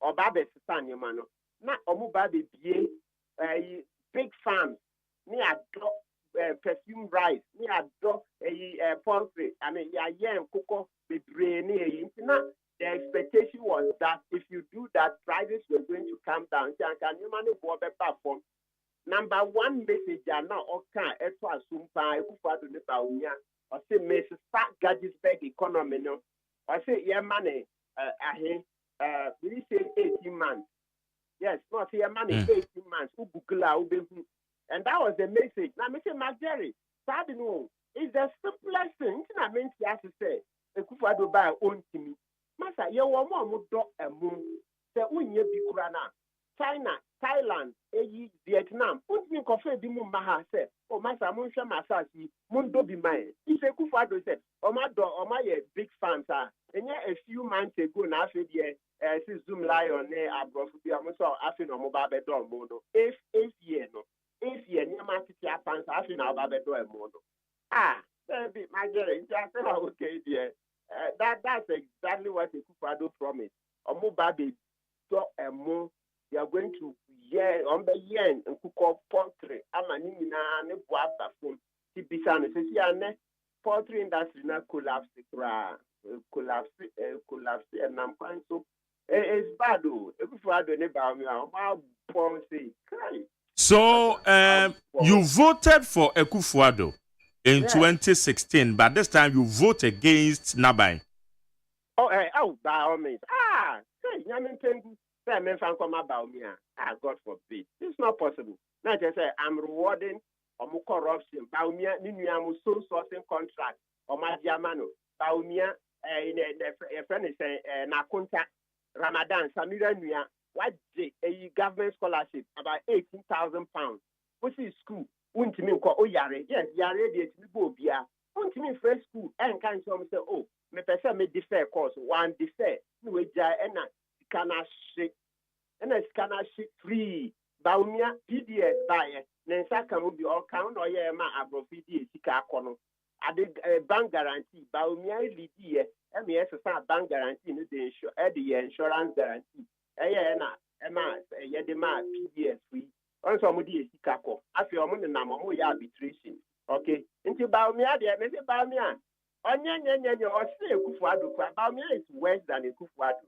And I can say about me on to say Ekufuado anka on the etimi atena e wa sunje mu on say Rollins ne aka on say aka na on so nyema na Rollins yes on so mo kun ye pa what is say ba me na Ekufuado kun ba on aka ne Rollins on say ye ntokwakura wa cabinet nti wo pese ogu ba me suban a just look at Ekufuado's own ba me ono chale midfield liberal corruption ni sa nyema yes trust about me head. This other one, I mean, me about me and the Northern Region, Northern Development Authority, and Penyfubi, Canada, so be via Tikane near Kikahon. Dr. Namzoya, University of Ghana, or throw a letter from me, Ekufuado, or copy Baumia, Ukum, ye be Vesica, Baumia, now, and Shehine. Na Baumia or your president, Sabi lawyer. Ain't winning roller, I have vice president constitution the mano. what's the panel troll letter? But me bao. What's the panel troll letter? Comma president. And no copy bao me. Yes. And I was about me at now. Where you high. Very good. Into your copy. Now I don't know when we say chrono bebom. Say kufuado on your who be a new crew. Ukro. On sorry in case your phone press ahead. Not in the development authority. Dear near Kosovo. And I say yeah copy me. Menye nyame yo madum say that committee long story short and I'm day evidence be me and I'm got na news file Joy FM and I'm blue alarm no e blue alarm too Ekufuado ba me na mo ti ho mo nya hwe until 3 days later and I made a call OSEI they say asem was a tamale court me last year and last year me call home me e could dia dance here omonamo ti ba me there I swear Baumia is worse than a Kufuado. I won't make that mistake. And what would be the alternative for Ghana? What would be the alternative for Ghana? Mahama is better. Look, let's speak plainly. Since I attack less than 2 months, I don't know me. Anka ubi sa me yempa na meka. Anka me pe third force. Okay, third force. But you see, I know. Oya Ghana mathematics now. Me all want to say. NDC has roughly 45%. MPP has roughly 45%. Okabuma, that's 90%. I got 10%. Into you see, I only want back 10%. No, what watching. So, Usha Chronona, Ekufuado ne Baumia, Tnas or Maya, almost or Mokahona. It's better say, oh, the farmer NDC. Not young Pamo Mufu, or then 2028, no. Yeah, Quaco Jenny Alan Mo. Oh, any Bidiako, oh, Nana Kwame. Then Abu Sakara Muni. So we can come together and create a third force. Last year, even up to the beginning part of this year, that makes a third force, no. But Oma man them, it's the real fact. Okay, so facing Krena. Okay, so facing real facts now. They all want to say, NDC has roughly 45%. Inti mekasi could be Alan there they be Ankanya Alan Metfa Makasra Alan that I said or tonight by the Muche do me Anka Alan up to June 2022 no resign here and Kamaka could support Alan because there no net say we in way free Kufuado but or tonight Emma economy could have say Abra he was still a minister. Inti assembly Alan can mean to find you not this time. On train kakra 2028. Now say me once I've come into media, no me one kwanya on this year. Third force no me ye who do because two parties no mu nye krono back na the only difference they say Ekufuado am who say NDC krono no e wo form say MPP no that's the plain truth. I do we what the second to me kra meka any me evidence NDC crown no was from NDC because we share corruption.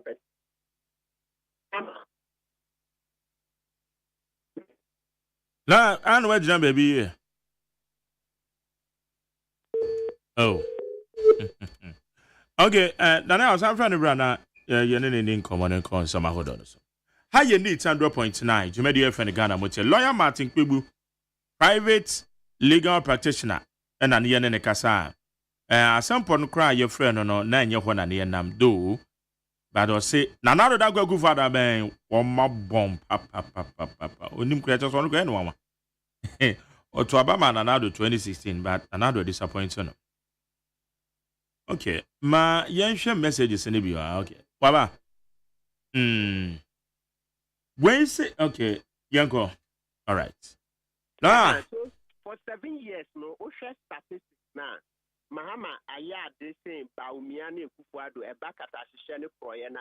Now Kufuado, when will be pen? Say Oman Penia Waba na or the Ninuya Ufuriata Ebedisa na Hene, ya Bobusia Nasa na Hene company no Enya Nechefa, ya Bobusia Nasa na Hene company Enya Nechefa, and you can say Bobusia crack. Sana Hene himself, see a Bobusia, you been your telephone, ko Monfantu, Yan Bobusia Nibia. Ya Bobusia, I know na Emma, destroy your financial system now. It's the Anima Boa, Akosra in Brain.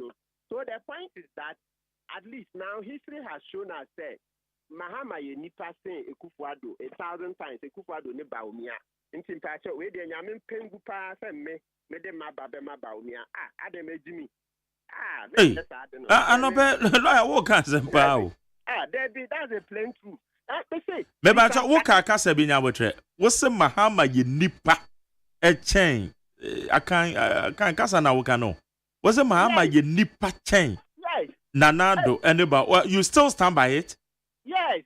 Statistics in you statistics corruption make Debbie ada na wuntimi nka se Mahama ebo ne homoden wa mamuo mu chen na wo ka se oye nipa chen se kasa na ko na metwe wadwe so no you say mo say entisa okay Mahama men ka se entisa me say me draw your attention say onta I mean why not say kasa di ya say mo say enonya I'm prepared to withdraw it no matter say Mahama upon who modern say Ekufuado ne Baumia de ke masa enti se ebasa okoto abade ama JDM se oba what are your expectations a normal boy kosoro exchange rate and the obobo so what expectations here there my expectations number 1 me say also Ekufuado ne Baumia free hona I'm expecting say ebema the corruption kata hyehyensem enye ni na de tie nti omo sorry free to na and na ye betin sem no na we chiri that gosun so that's the first reason I'm voting for Mahama. That's the main reason say we mun fi because na what the brightest chance say obetimi etu omo ade so nti me omo nya call ya na say ama secret na pie say it say near yet to my Ekufuado no say Ekufuado buy and Mahama na break to minister secret na pie enya no nti na sisi ya hwan mu okay NCA case no alaji ya tebie ne hwan mu omuko jail then venture capital lawyer lase ene hwan mu omuso yebu omufo na afi omotia nti say well omotia sika no nti yensa ka sika nti metan bia no efi say ampanyi omabai apart from asamil imprenti no omudi sika no eya make sense. My first expectation is secret corruption e kata hyehyɛ no na yetimi a stop it near na ekoso no nti afoforo no by the time omunso on be sha so be bi no na at least long and short no near na ekoso no ya stop it na manfo ye de omo akokot ni ye bu omofo ni ye jeli omo sa na ebe buan kakra na ade no so sa nso na o to sa government na yes fa no eventually party to be share answer say wow person who break it no and you ba more chrono sa so me that's my main expectation. Then number 2 no at least so far for the past 7 years no medical culture say JM they fight against corruption no e yes in Baumia na Ekufuado so I'm expecting say obia or no corruption perception index ultimate try 48 Ekufuado ultimate ba 43 ultimate pa 43 hono I'm expecting that JM bar minimum, I will say ultimately increase minimum 60 from 48, you know. Also to me 60. When to me I'm 60 already no crown no 60 no crown or qua. And to me I start to have my NDC 2028. No. Third force now me person yes try third force so yes. But oba minimum of asumvia on sanko 60.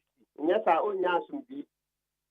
Because if not it's the same thing we'll be discussing. Hold back there once okay. So the thing is that may corruption. I don't say corruption, I say the BR. Corruption, and they say the BR because opportunities, no. I buy a quick I buy a cool opportunity. Into a money, I'm on your same sana. Now I say the BR because my Jerry, what is so difficult about say you be a more, you be doing more. What is difficult about it? 7 years, point to me. 7 years, they say I credit 8 years. So this October, I got 2 months. 8 years.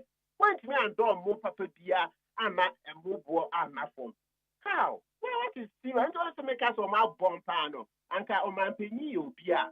Anka crown a brofoning and buy and Anna, then a phone person be sumuno. Now, what do a more 1,000 tickets? Into a weekend via Oka now the media. Can you imagine? With the media, a DH, they say, hey, you come and pay emu phone. I don't 1,000 acres. Do you know the effect it will have?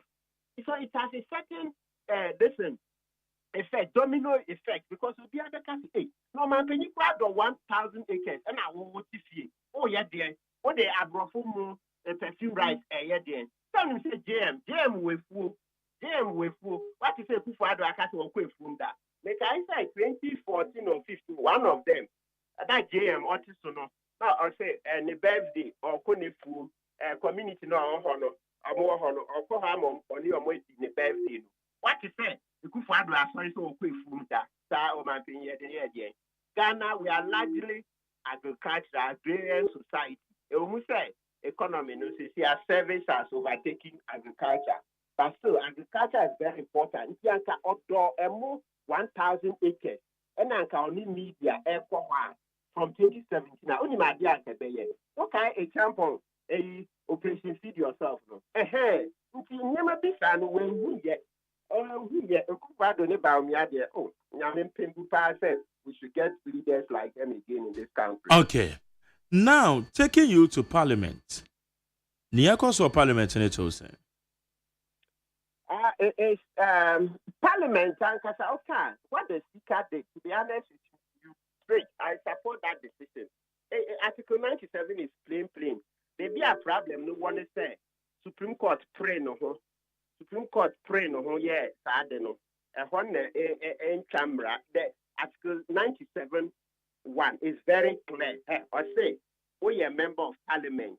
Now say, ufi party no. Echo joining another party. And now say, you seek to remain in Parliament as an independent. And yet, what to you vacate your seat.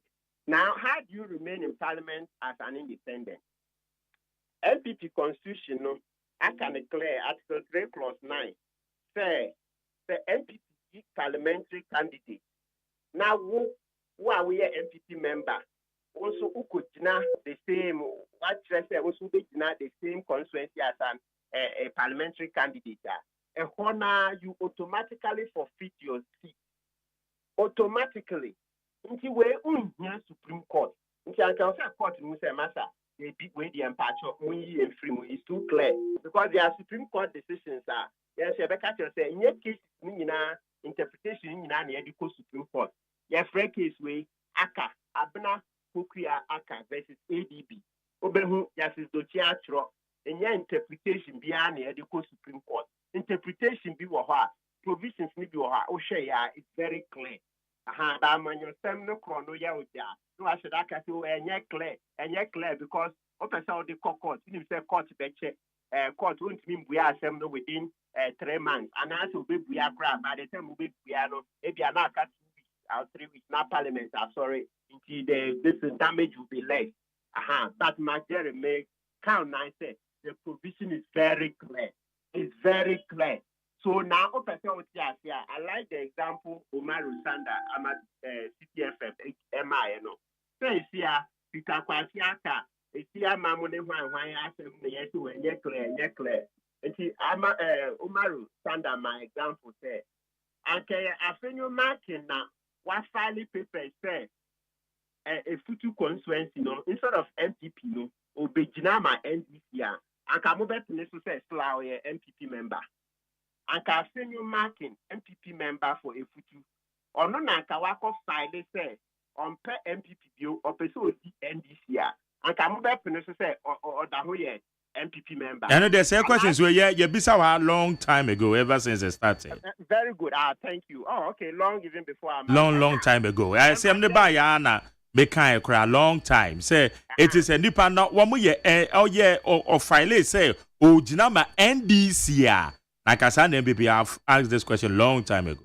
Very good. And my second example, my Lord Clark Collins. I say, then catch around say, what we say on the corner math for Etua, Moody assume them. International corner math for catch around say, we see Meet FM or call a Unia FM next week or no, or person next week Monday.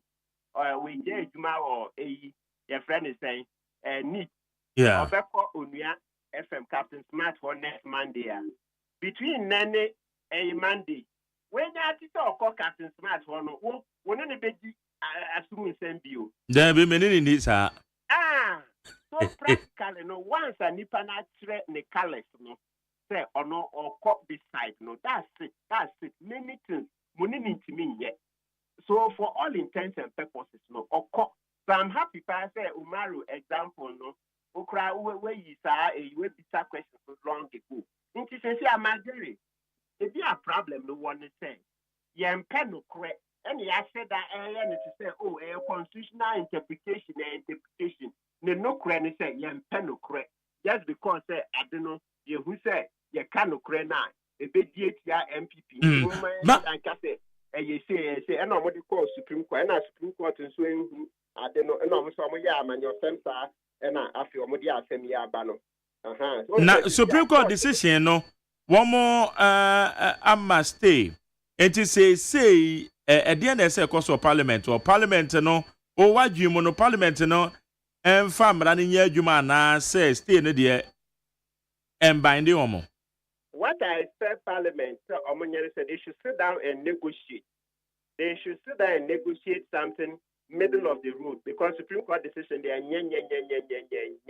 but yes no pen topa. So they should talk. They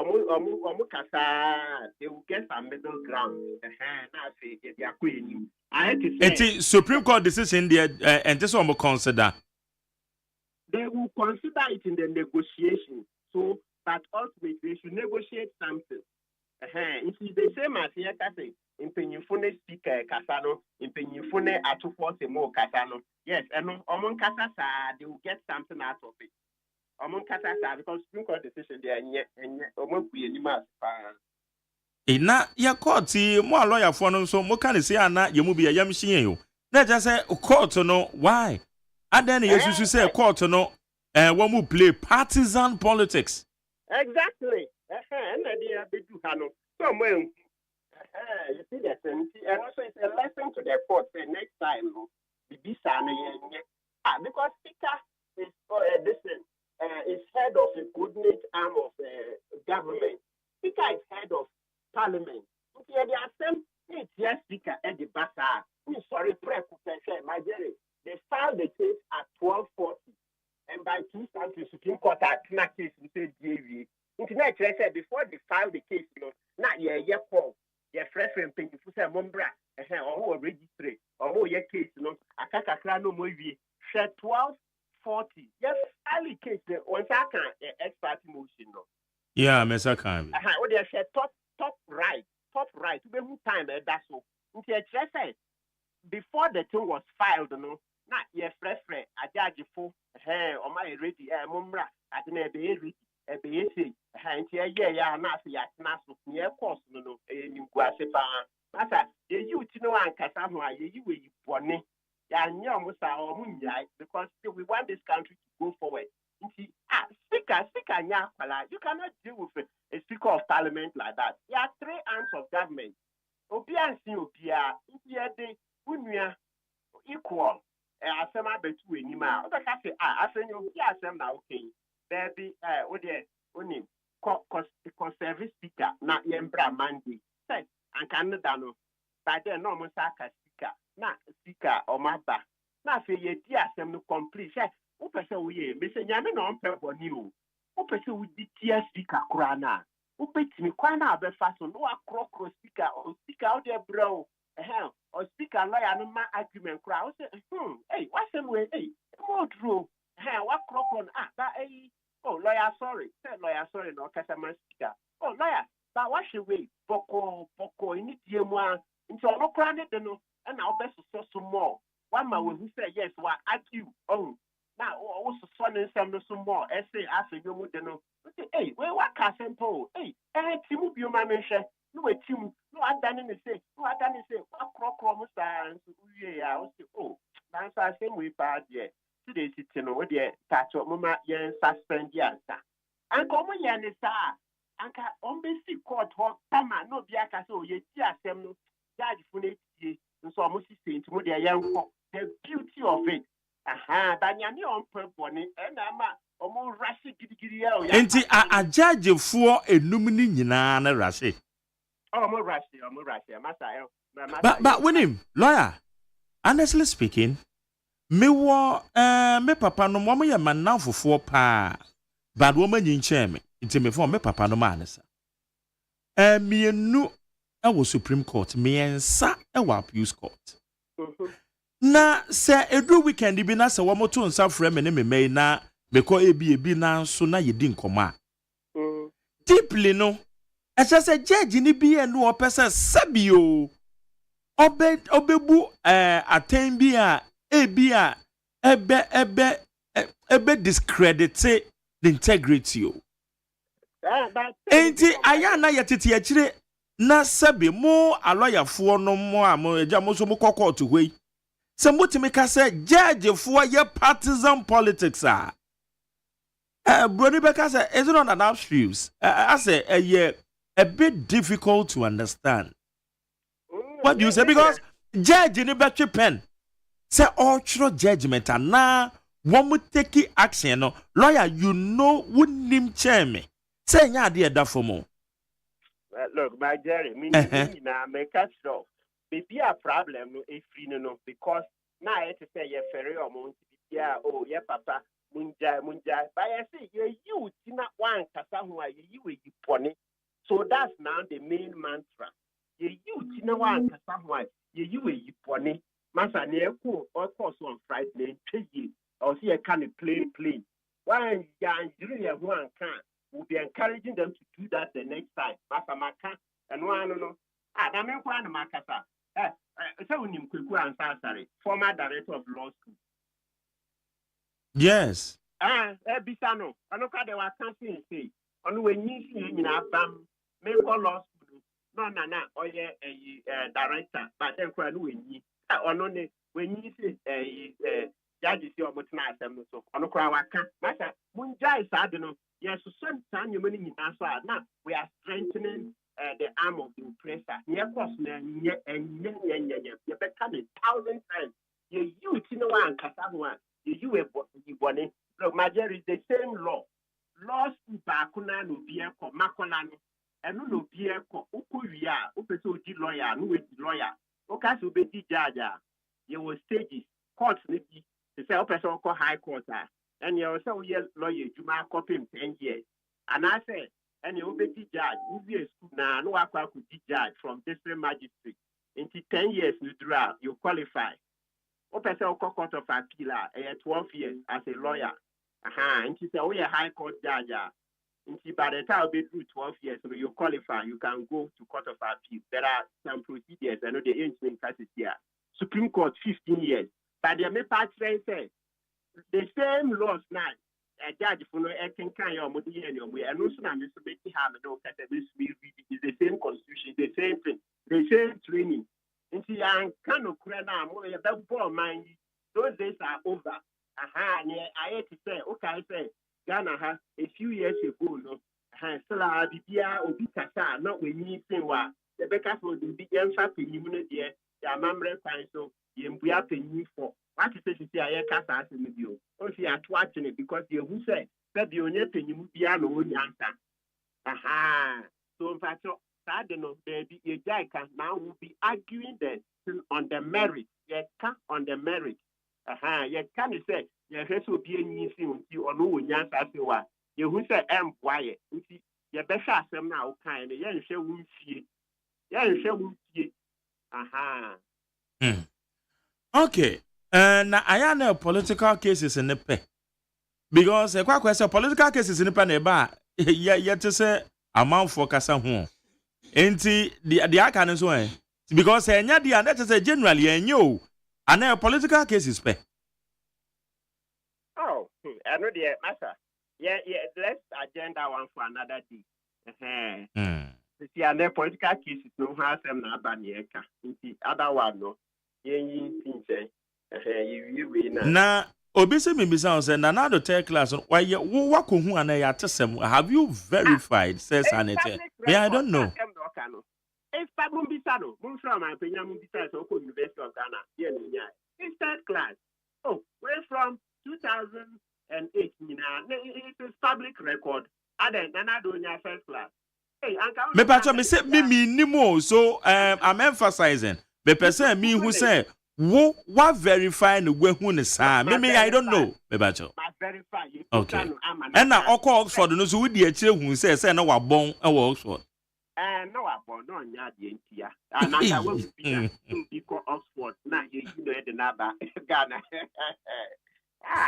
Very bad, irradic. Oh, master. Yeah, this is the last time I was here.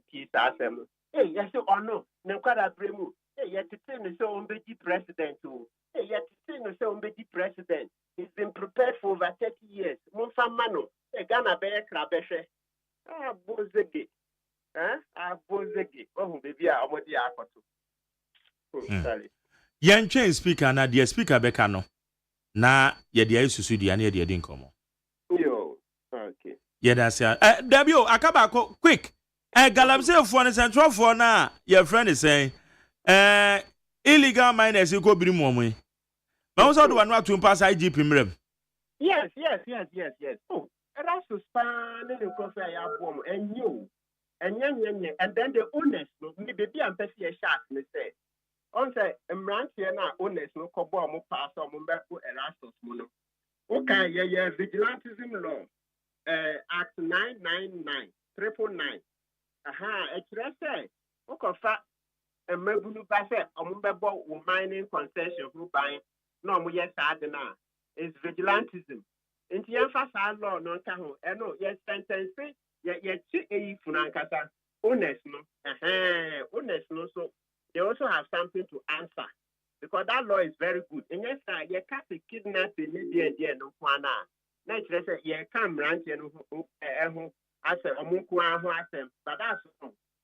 Vigilantism Act no more. Or say, wow, bet so be said, Uncle Vigilantism to say, I'm ranting here now, or Mubu, Erastus Muna. One casa who asked them into the owners, no, and not just with the owners.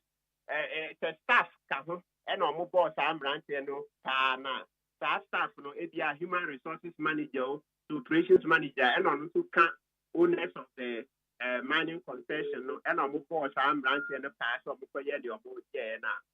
now, they have a case to answer. And they've promoted vigilantism, and Obi Tom the service, not Okotwa, you've promoted it. So we can use the vigilantism law to listen. To hold the owners and the other people who contracted the young people accountable. May that say, I don't pay.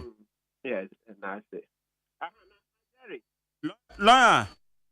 So one request. Pastor Monka IGP said, and for Sinando Kofi, still ya panacho, ya pomacho. Case now, you did down on Mono Tema, which me case against Akunta mining and Tema, which me illegal mining. Case no money and fan by court. Omunyan fan by court. Okay. Every day against Tema, which me and Akunta mining. But IGP Dampare, any for Sinando Kofi. Almost the same politics, yeah. Almost so, or Mama, I don't know. For Sinani, why? For Sinando Kofi. Yeah, okay. I'm going to Manchester name here.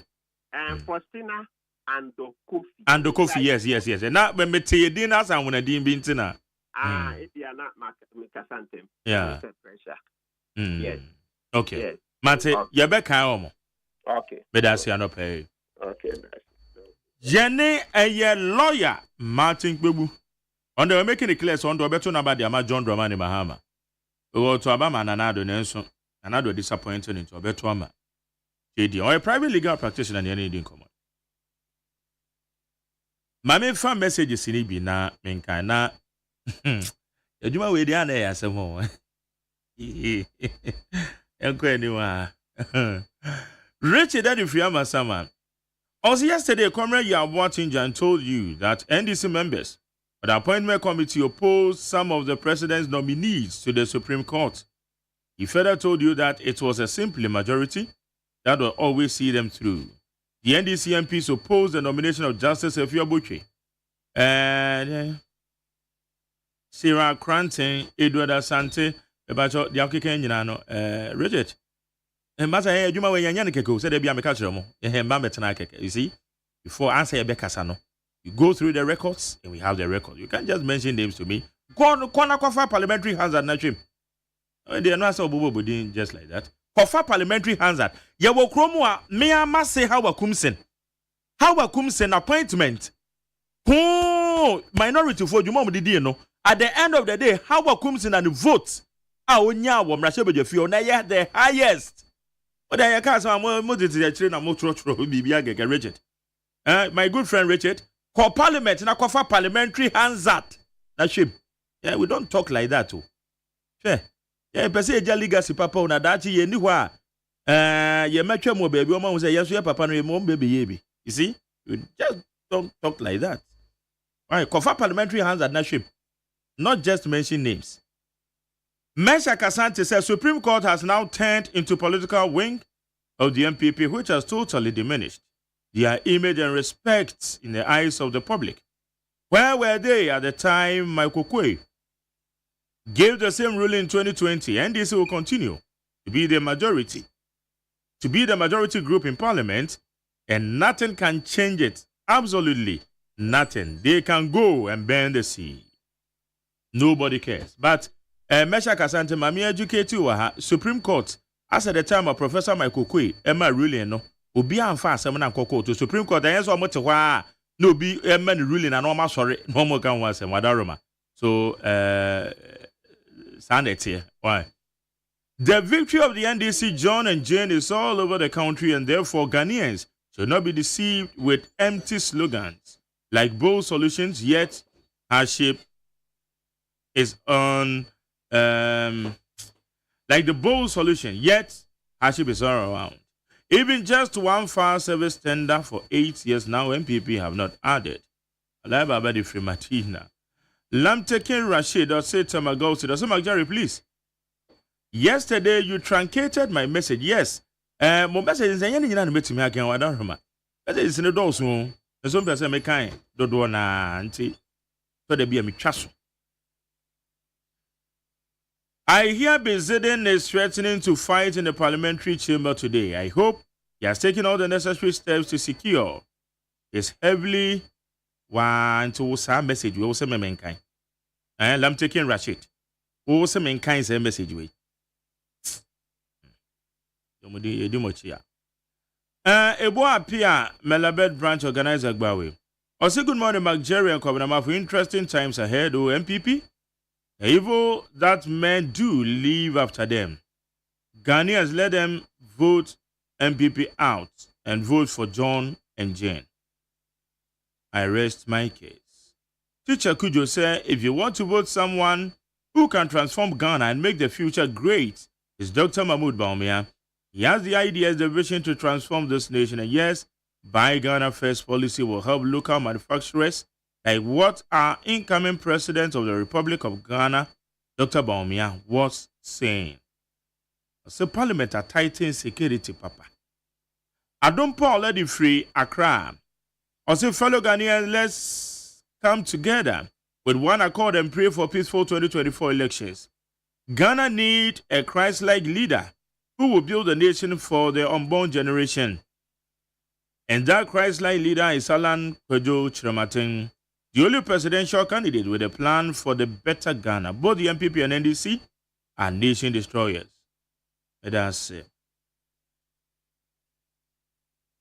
Well, say good morning to you, Mark Jerry. What Supreme Court is doing in this country is so annoying. So they are telling us Speaker and Parliament are useless and they can't take any decisions. Opoku de Philapaz. When Mark Jerry tell Ato Folsom and his NDC MPs that today they will still be the minority. Abele Nungwa. Interzone Kaswa, as if grace at work, all protocols are put on hold. Majority leader of MPP thanks for holding fast of your integrity. Respect. The all the MPP MPs and ministers. If NDC behaves, just walk out. Interzone. Where say Kindebi Kaso Tament. I urge all Ghanaians, especially the good people of ASEC, Utu Senya East constituency, Let's vote for NDC.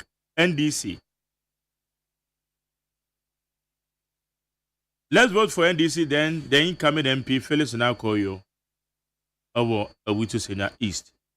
Where's McJerry? My name is Osman, inside Katamansu News Sport. Let's support MPP government for better Ghana because voting for NDC is the big mistake. Baumia all the way. Justice despair in this country because of money. Politics in Ghana there is a different zongo. The 4 seats that declared vacant is a precedent case for 2020, where Michael Kwe declared the former seat vacant. So I don't see why it is an issue. Abladefia Koma Zongo. Tadi. Where say I'll say good morning to you, Mark Jerry. Good morning to you too. Maza. KKD Free Castle American Town. I'll say Ghana biggest problem is NDC. Yes, kudos to DMB Fia Benewa. Okay. Where's Mark Jerry? This Albanian regime is full of confusion in the parliament from the beginning to the end. Vote for number 1, Anklebo Edifritema. Comments as a let's vote for Dr. Baumia for better Ghana. If you vote for NDC, free SHS teacher training allowances will be cancelled. Educate me on election petition parliamentary issues in any election or corruption-related issues like ambulance saga is not handled by Speaker of Parliament. Speaker subject to Supreme Court by Speaker showing gross contempt of court. So message requirement tells you. According to the Saint Augustine of Hippo, an unjust law is no law. President Kufuor packed the CS just to overturn a decision of the court against Chikata. Today he is sitting down quietly in his big house alone, reflecting on how and why he could do that to a fellow human being. Today, it is Nanado. Nanado's turn, twisting the law in his favor. Patrick Edifiakra. Well, say good morning, Mark Jerry and Kwabena Mafo. I say Felix Abiekwanko, I say rescue mission will start today. Boot for boot. All right. Citizen Francis says Speaker Babian never stated it is ruling that he was declaring the 4 seat vacant. He claimed he was telling the House of the vacancy. And he was right. The truth is the Speaker has no legal authority to declare vacancy. Citizen Francis. Jonathan T. Casino from Banana Inn. I say good morning, Mark Jerry and Kwabena. Please, I know you are not easy director, but kindly answer me this question. When the 4 independent candidates in parliament names would be filed by the EC, since their case is in the court, injunction beyond nasunti, they'll go ahead. Okro Yabua, I said the court is right to uphold the decision of the EC for disqualifying Mr. Bernard Mona. We should strive to protect the authority of all the state institutions. Okro Yabua. And now the other. Stanley Fukaso Zongo said Parliament doesn't have the right to interpret the laws of our land Therefore, Speaker Alban Bagwen aired. Congratulations to the Supreme Court for putting the law in order. If Ghanaians want the best of this country, then they should give the needed support to Dr. Baumia and Napo. Eric Kuyabuan Ediaben. Where's McJerry? This common English concerning independent candidate doesn't need special paper for interpretation. If then let call British ambassador to explain what that English means. Law doesn't change meaning. Brighter the Free Belgium. Where says of Mame Domio said Dr. Baumel's vision for national development and well-planned politics will go a long way in championing the potentials of our youth to propel Ghana to a greater height. Or Paris home. Or CNDC have ruled this country more than any other political party. They can't boast of any social intervention which benefited Rotarians. I beg and let's vote for Dr. Baumia to continue the good works of the MPP. All this fight going on at the Parliament is Suhum MP. Operating for Suhum. Enoch Asamaikas said the country is totally heading towards the wrong direction. Let's vote for John and Jane. Reset Ghana and build better Ghana we want. Enoch Asamaikas. We say good morning to McJerry. Honorable Chairman Sabonsu's argument suggests that only MPP people go to school. One subject they interpreted differently because in 2019, when the MPP knew they have the majority, they triggered the same process. Or then the British go on. We say I hope and pray that the NDC in Parliament would behave and respect the directive by the Supreme Court. Ghana has come a long way, and we should allow the NDC to reset Ghana back to the days of the doomsaw. So let's vote and retain the MPP. Chief Manedi Frikumasia Tunsu. Mark Jerry, you go explain, Taya. There is no way it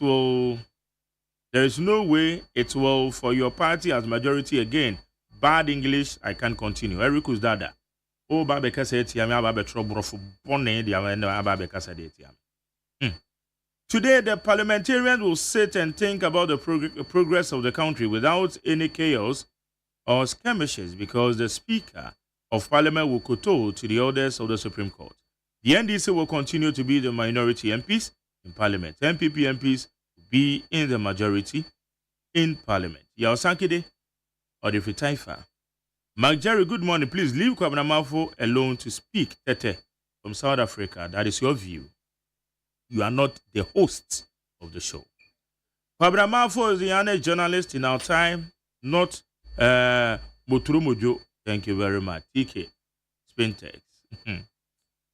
It's very unfortunate that MPs who should know better, they doesn't respect the rule of law in this country. This is an insult to Ghana's democracy. I will urge Ghanaians to shine their eyes.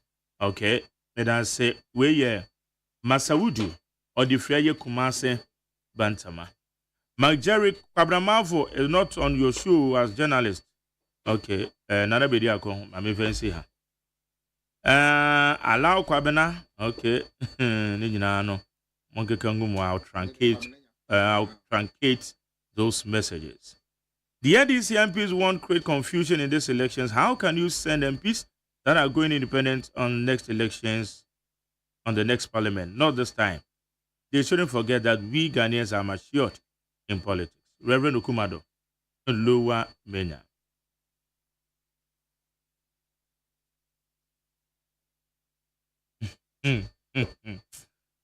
Messages in the mom because I'm your papa. Sir, I sometimes wonder whether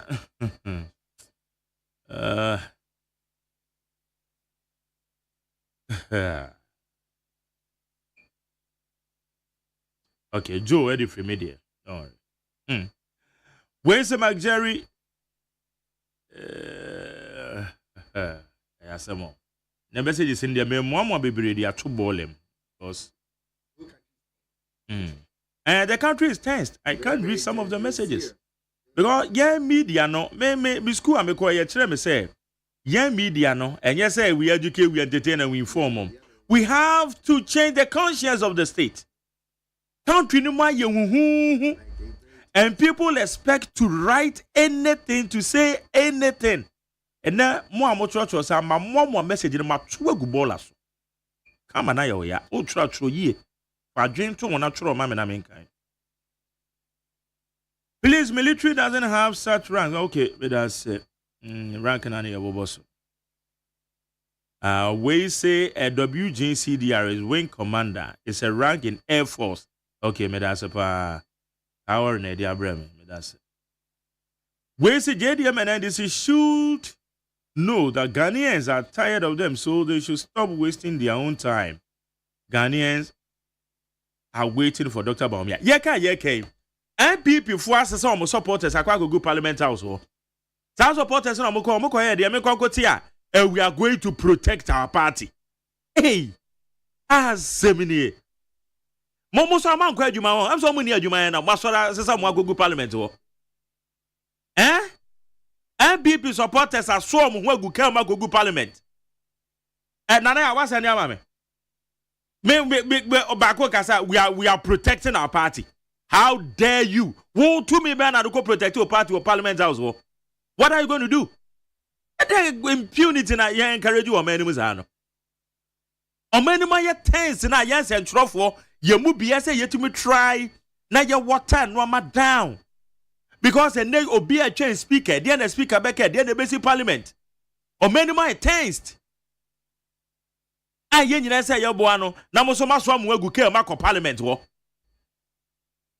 Wo mo pam wo mo kran fan free ho na ye nwen ye ho. Mo ko pe dey parliament we say we are going to protect our party. Ready now. Nana ma me video na me bwa. What's the name? Ready now. Maso amu agu ke mu deche. Akogu parliament house wo. When we call parliamentarians, parliamentarians in there, they can't protect their party. Momo supporters in a maso mwako guo. Asemo. Asempa. Edion. Okay, abeja for na tenase. Na ending. Meba, me twa simra. That's a see. Na ya abon komo se see. Imagine ye bebre pa o. Me who dey meto ama nimpo. I don't know who dey obeto ama no. Wo dey, me take policy ba ko ama se o dey beba. Afen so NDC ba, ye be bien juma keten. Me pese branch executive na di omo ho begim. Se yankoko na pese o hwe a poultry farm ketu ebi, ni ama akoko bo no, ni ton koko na ma, ni ama eduane a o de beto eduane ama sika o de beto eduane ama. Na renti na mo sere. Onua nyanto boase. Enti wenti na papa ne se yento abama no. Aba, papa no on se san ye kra. Dada noa. Mudie, ma yentie policy ba ko a Dr. Baumia. E wo ma ye mabunu no. The person mabunu yenya ejuma aye. Jobs would be my major focus. Now me be training 1 million youth in digital skills. Enya no nko, wo so obebie bank ama nwuma nkuma. Se ne be ye omo so betime bie omunwumem na ma fa ye mabunu no. Osan so se, obema ya to ade enne na yetua ne kakra. Eno ne credit scoring system no. Sir? Oh, enya no nko ma mensan just oba ko nka ho. Osan so se, odi ade aye friend buy Ghana first policy beba. Eno no, opese Ghana fo nwuma no mu bie no mutimi fa ye mabunu no. Wow. Sisi ade. December 7th abatu no. Minim dia meto ama no. Dr. Baumia, wana meto ama. Anio, bold solutions na Dr. Baumia say, ode ba ma mabunu no. We ye mu nketu akra. Me kra masesa ma adwen o. Sisi ade, enya de ameto ama JDM bio. The bold solutions man no. Onno na meto ama no. Mo minia wa ye ni nyina. Afi we die. Dr. Baumia vote no. Yemfa ncheche. Endie. Therefore dia yemfa cheche. Vote Dr. Baumia, #1 on the ballot.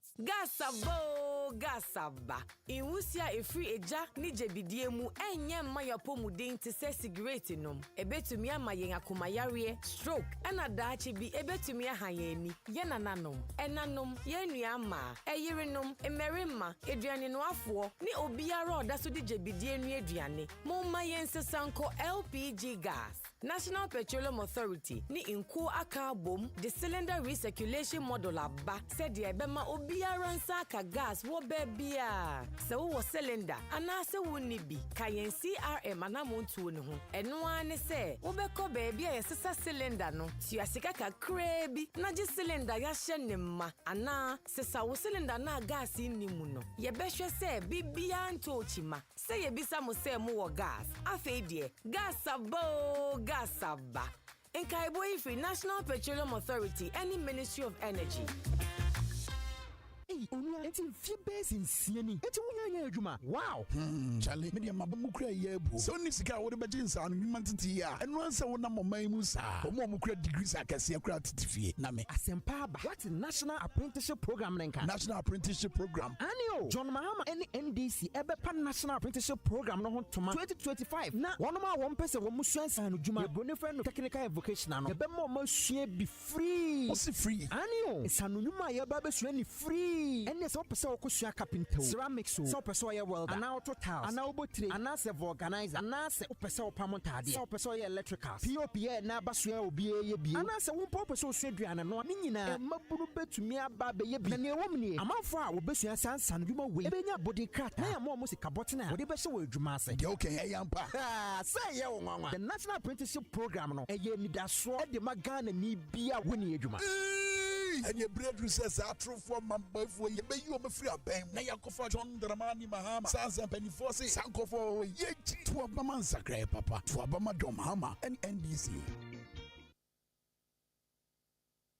Ghana Montie. Ghana Montie. Ghana Montie. Ghana Montie. Ghana Montie. Ghana Montie. Naman Sanyason. Adawro Kofi Aman homene so ejiji tonton sansan e wo neat 100.9 FM.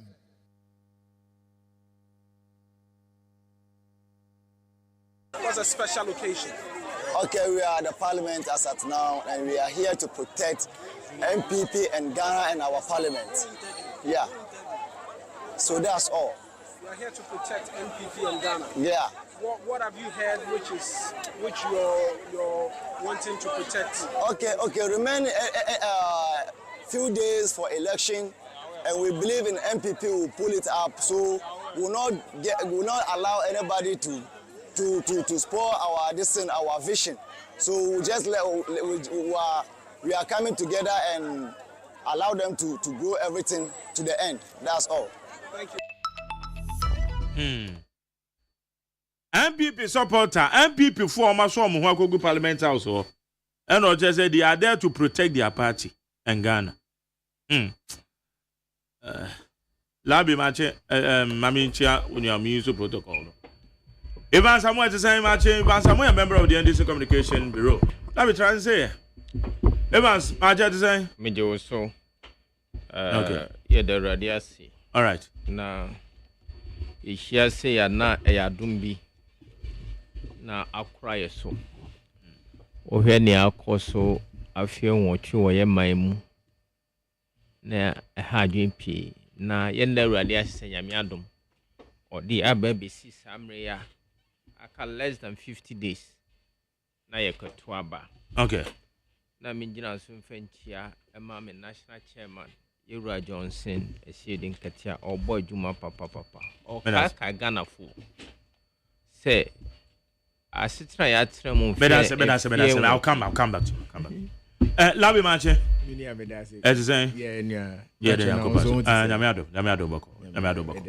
Now the major issue that we are discussing this morning enrama ekoso Parliament Evans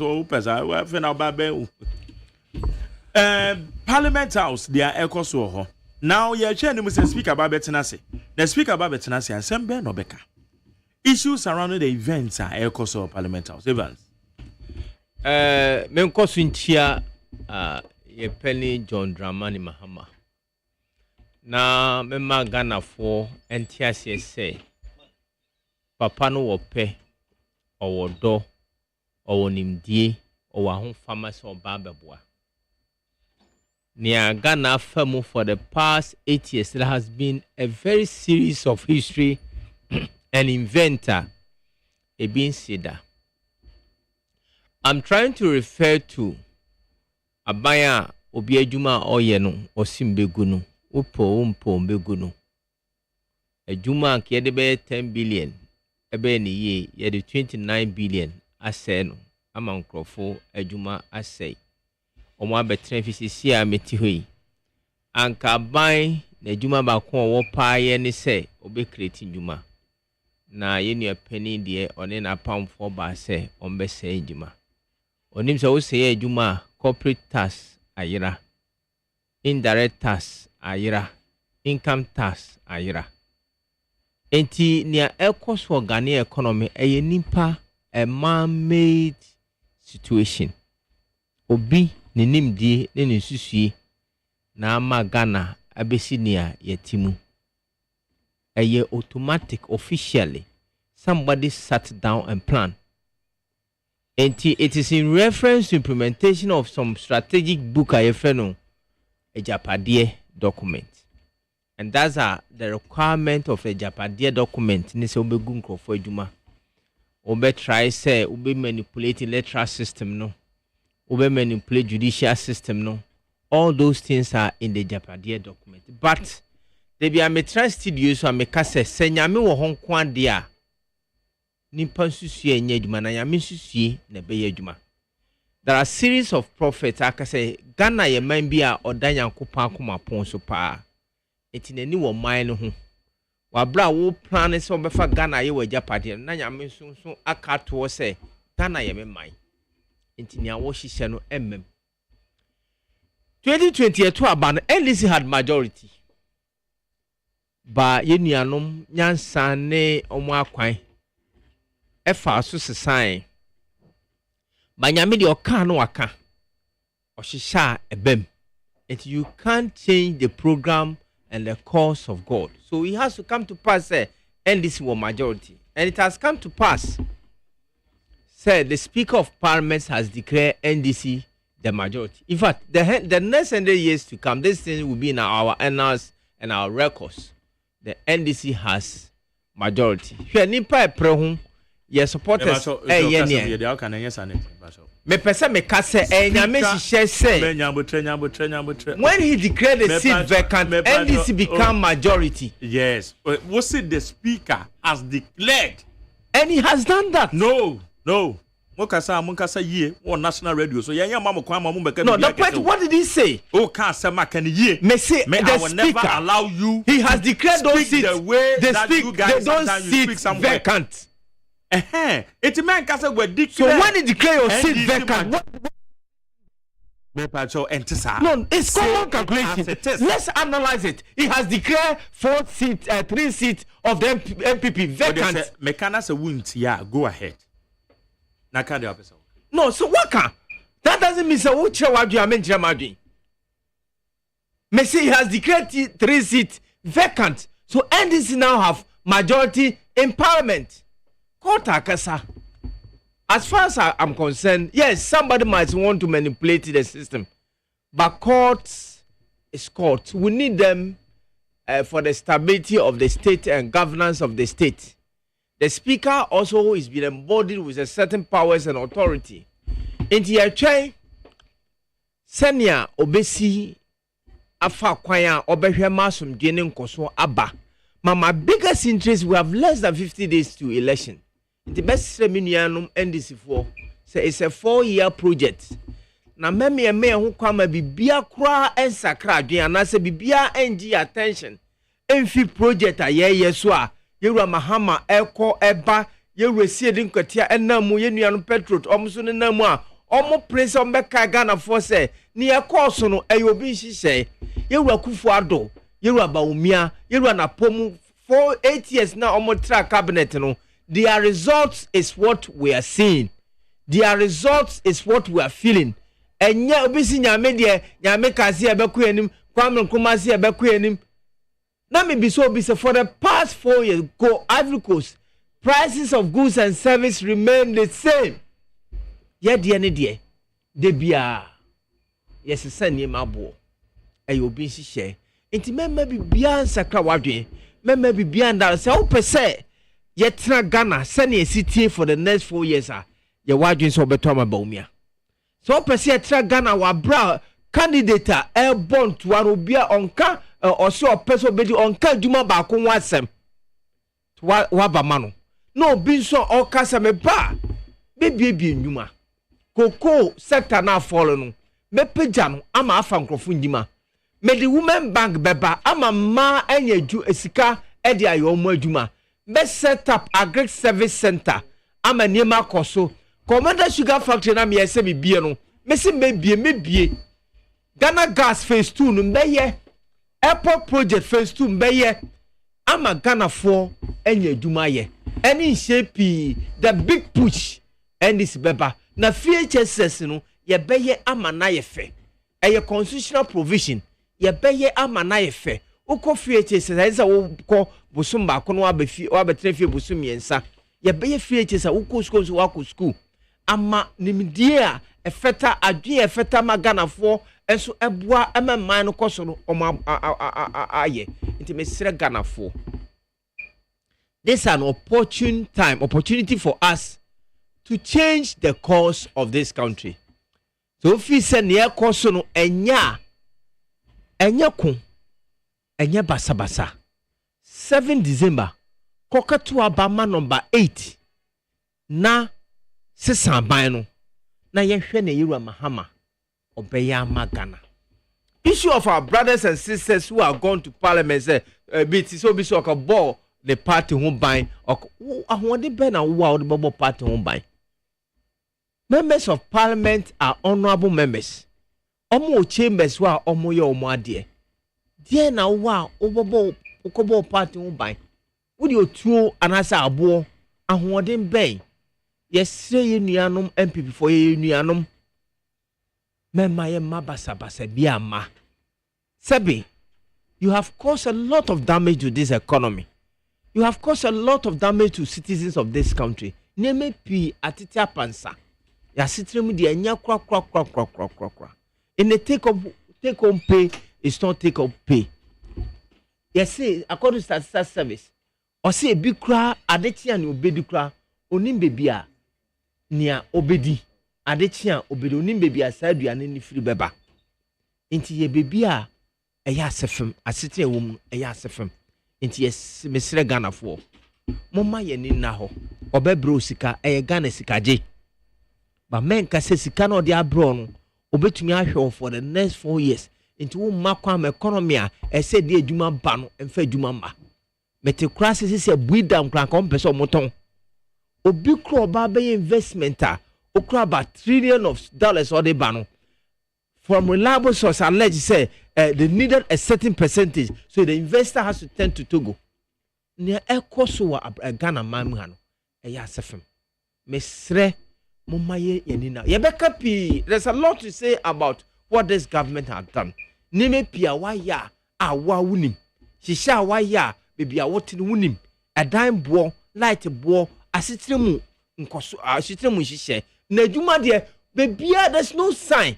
There's no single policy program now promise if you Dr. Baumi anase na ponuma ba echese ochena adwuma bi befi bebi aba na pompo de ende esi attack na woma mpanifo Vice President say we can policy nhihye bema manu wato mu no mpanifo na wo attack mpanifo Yewura Kwame Nkrumah nom Yewura Rawlings nom no attack.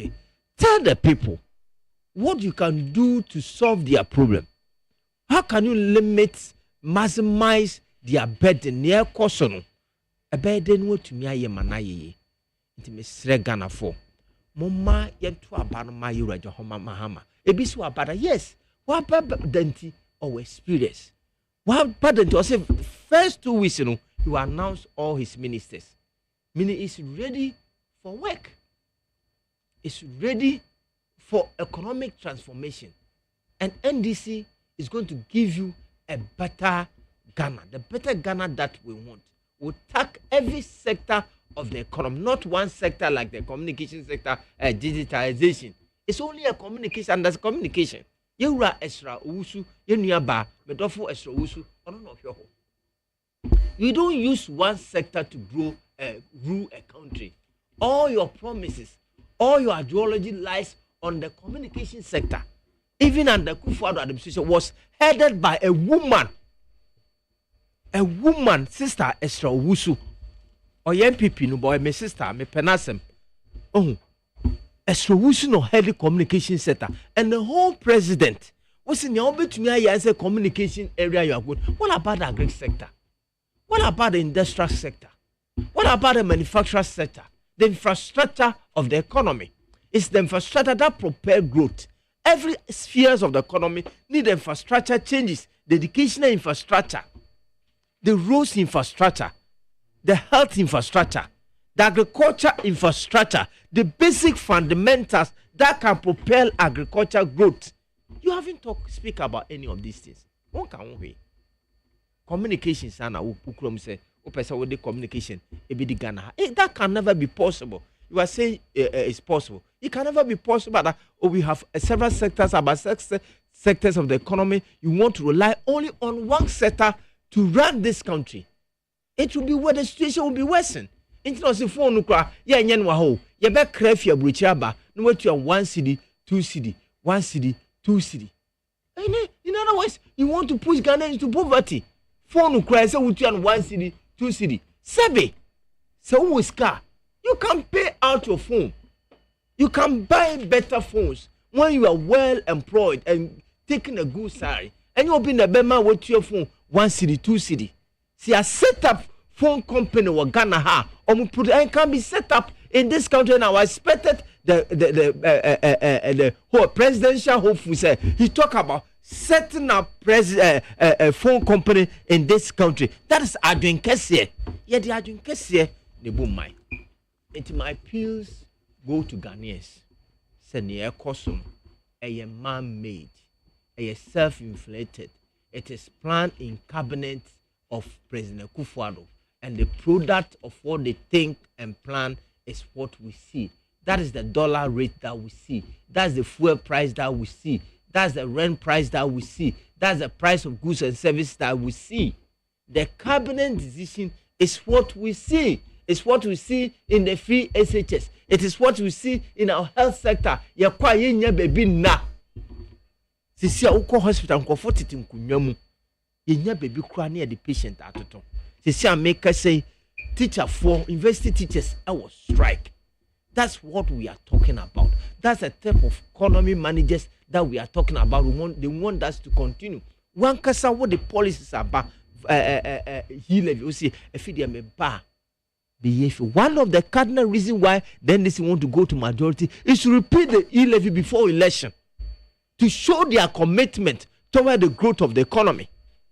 How can you say you want to be a digital economy, but the same process that you want to enhance the economic activity, you are taxing? You bring another stumbling block. Say, me ma onye, say utiaka. Eya sefem. Media at the same and medema Ghana fo. Mama yeni naho. Emre na base ye beto aba. Enye kun, enye manson, enye gidigidi. Sebi ma utri emo, ma utri no akoma. Wanka satena ho anapa. Abrante makosuku adu akire. Me so menya adwuma nya, adwuma nso mfi baabi ama. Papa ne se digital no ba be phone kro be free yen. Inti sad ye betumi abo so can we continue this thing for the next 4 years? Bisa governance is 4-year project.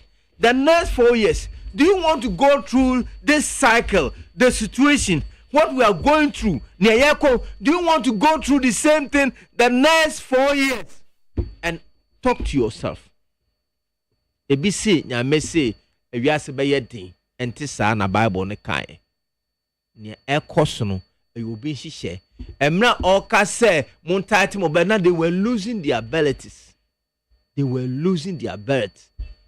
Piling the state cash, stealing from the coffers of the state. It Mr. Ghana for me. My adjoin say me try radio this time from now to election. I will appeal to the conscience of Ghanaians. Say ni ya druno. It's opportunity given to us. Nyame ahwe enu anu ebi ma abiro mo kwan. Ebi entumi amedru ne. Ba ye de ahokyere ni hina achi no. Say da so ti ase a. Mama you make informed decision. He believe what he's saying.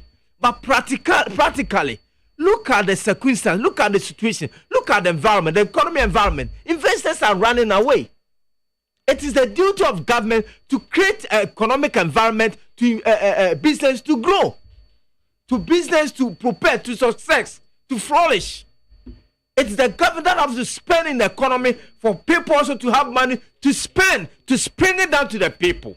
Yemisasa bino or yenisa. Into parliament at the end of the day, let's allow parliament leadership to take a decision.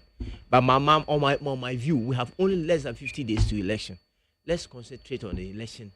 And when and win massively. Madam say, Labi. Many of you. Today is a good day, you know. And then a man a good day. For Obi Biara, you see, one of the things that we admire is the depth of knowledge you have and the depth of understanding you have, even when you've not read. So, I make speaking on with authority, you know. I would have to do a lot of research. Send it there, you know. I say me read. And normally be own kind po. Make a count of you know I say we make I we may report on it. It is because Nyakopon do with a maybe to say one can be who be now there sooner there. Into for younger kakra no. This is also an opportunity. My be see be sooner there. Into debating the cost of what we are focused on at this point. Additional de ban. Make him say okay election 2012 petitioner. Yeah. Ni who be that. On that level of skill. And my insuan and from that time it be seen there yen abattoir and a democracy has changed. Me jidin so say every time my BBC be bano as the my mufo and awa utie me ene and common the cost to see now so nya daje no esua bi yesu nimde kakra e wo ho no so ne be fa konya we so ne a cheche ama Ghana ni atiase yen common the be chemu miensa ibidi kan hwe me nua panyin nsem na o kan ni bi na ya kire ya adwen kakra wo ho de enim se nya no ben microphone here de enim se nya no kre no so no ye be pa ho ntoma ama Ghana for ahu se enya no kre ye wia ye ba be fa situation no at hand issue na ewo on hand no ni ya doso mu ni ahwem ye wia na afi ya fa Dr. Mahmoud Bawumia versus John Dramani Mahama ni ya simply say no more. Today is going to be a good day for everyone who wants to learn. Obi apeso suan de bia no ene a good day. Mini opinion ne kasa no say NDC in 2020 obtained parliamentary majority. Nemu me MPP for ana wonya nsem ni won patapa mo. These were the words he used and I say won chinchin won sa ejife won sem. Mini a utie me ne enya no kre say NDC obtained parliamentary majority in 2020 elections. NDC amanyoko bia till date won timi ankeka won resource kra anyeden ambum won tiatiem esoa mabunu ne mrante ko gu street so won demonstrations won sheshe time without knowing elections na wo ko mu no won resource amanyoko biara utie me ne join amanyoko biara wo adwuma sonko se wo mabunu ne mrante de won hye abatuo mu a ene se obetimi akolete wo resource till date yenhu election bako pempo NDC since 92 etimi akoleti one result successfully till date. We have run this democracy for 30 solid years. NDC amanyoko ntimi koleti a single electoral result. And in 2020 me and him say a normal advance into umbetimi aye. When to me e bini se obetena how kan emma a sedun ketia the revered a sedun ketia kotena court. Enyame na make on ibusano emma ne kase eso mpanyim for me ni resource bia ewa ha e de mamo. It tells you say obetena ka cho say wonya parliamentary majority a e nanu asem na bi and wo da na de ne. It also be o see NDC declare speaker declare NDC majority eno de nyame ncha de na wa betena se em so sorry ka kana betena se nti wo hwe na odo aba na ode tia fi ha no ode tenetene no wom so ombe so obeji atum speaker never declared the NDC majority. He declared seats be vacant. But he did not declare the NDC majority. He emphasized into perspective ye. Now he clarify the issues very, very well. Mpacho, I don't know say yet common na ekosonasia. Yet also biom. Ose Mahama ese obo be cocoa sector ni. And yanuma mutie me ene former President John Dramani Mahama ebi free abenya so na cocoa price $425 Ghana cedis 425 na cement yenim se yakaka ye de ne na ye ne anu mani sifo bebusa se enne cement ye sen itimi to den $425 Ghana cedis na cement ye $25 Ghana cedis ye hwe cement do na itimi to cement 17 bags emu wa ya de ye mo ensem wa ya de yi enne cocoa bag 3,000 Ghana cedis 3,000 Ghana cedis yenhwe cement yatum aye nyina ye ninje ho nanso anu mpo no yenhwe cement no dodo sen ene timi eto 30 bags difference of 13 bags more than end open you show okasa ya na memiama no fa pen ne paper natural the ohwe how no do not interject me pacho for any dey kakama 30 bags of cement and timito 13 more than NDC abreso de ne timito it ejitum se normal bo akosoro mejitum se cement bo akosoro mejitum se normal bo ayedin nenso de bia meka se aban bia ba timamufo se normal bo akosoro it aban bia waso de sronko se normal bo akosoro de na wo yama timamufo ho ayedin aheha mo na e question no fi se minim since Kwame Nkrumah penso aban aba normal nkosoro Gana ni autie me ne fu abato no yenye no rodo rada saa ye kan ni akirikirem aban bia bam no mabo okosoro iti die na aban no ebe yama wo ho ahenhan kokofo a wo kan ho asem no wonji tum sa aban we baaye no onye bibia perfect de na emum watimi atu kokobo mama na ko 3,000 ama ade na 425 Ghana cedis na John Dramani mama de mom enne 3,000 Ghana cedis etimi ye mane broso and knowing the difference between John Mahama Assembly and MPP Assembly. We no say airport project phase 2 John Mahama Bobeto aso. Mini anu mamutie me ne eye hrodo rada sem enye no cresem na mini apenye ne kan ye no. There is nothing called airport project phase 2.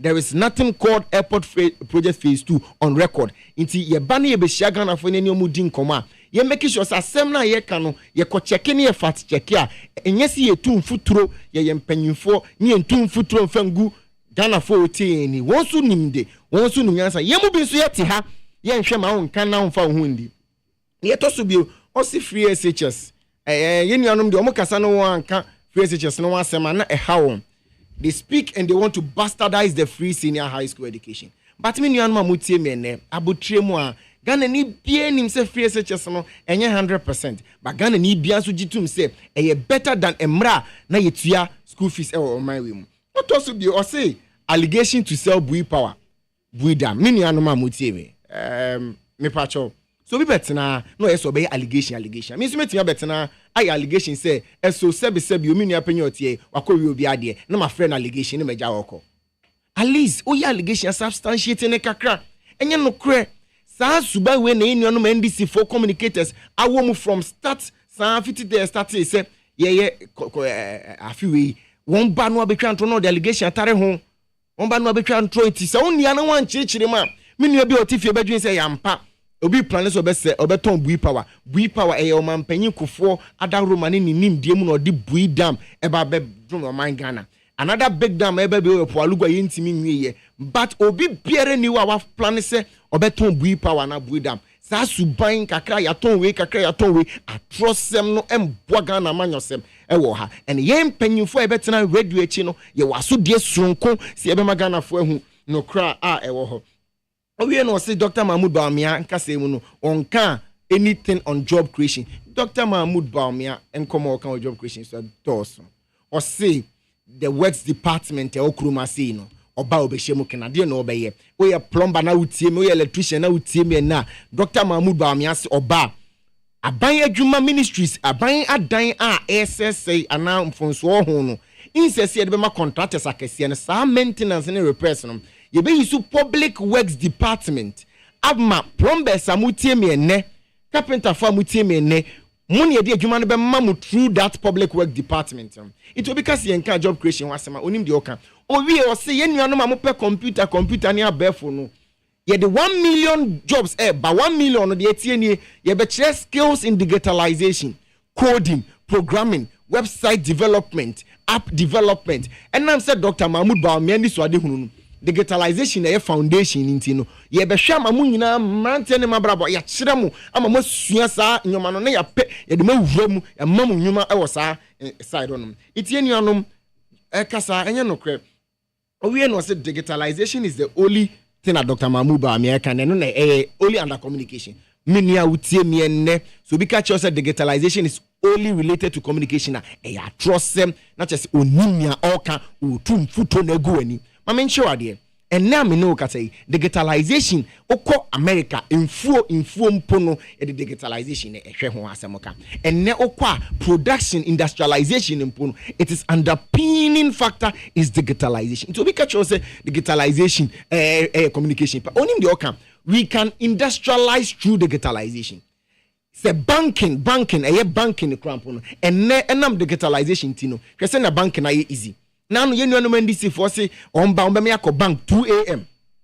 200 Ghana cedis. Dr. Mahmoud Bawumia say there be connect your phone no ema bank account no na yi sika free bank account no at 2 a.m. we afatu momo no so na tia wo ka wo de at 2 a.m. at the same time without going out that's how we bibi to light bill no true Emma abrabo eye fu enye no kwa na ye bibia but eno ye de connect bibia enne ukra Ghana ka na ufra brochire ba Ghana unkra passport kra ye ma oba nti obi catch say digitalization no communication kwa na no na emboa Ghana onim nia oreka na ye communication ministry kwa onim nia oreka enne sika kra bia mumpo no ye use digitalization ye be ma eno aso ho no but minia say o ka say Utah go striker sirem say Utah go strike because e bia won ni nje illegal mining situation home. Na me so my kai will say emre bi Utah go strike under former president Mahama. Na ni the nti omo strike ni say one book and research allowance unnecessary wa ban NDC de mo no. Won ese we twam amene yen ye ba ye no ya restore ye wi ne di ya bo ho mo ho 200%. That is the difference between MPP and NDC. Me nua utie me ne MPP and NDC enye pe. One bar wo twitwa no mum. One bar in last time no in 2009 wo twa kasa nurse for enya e duty free wo twam and this for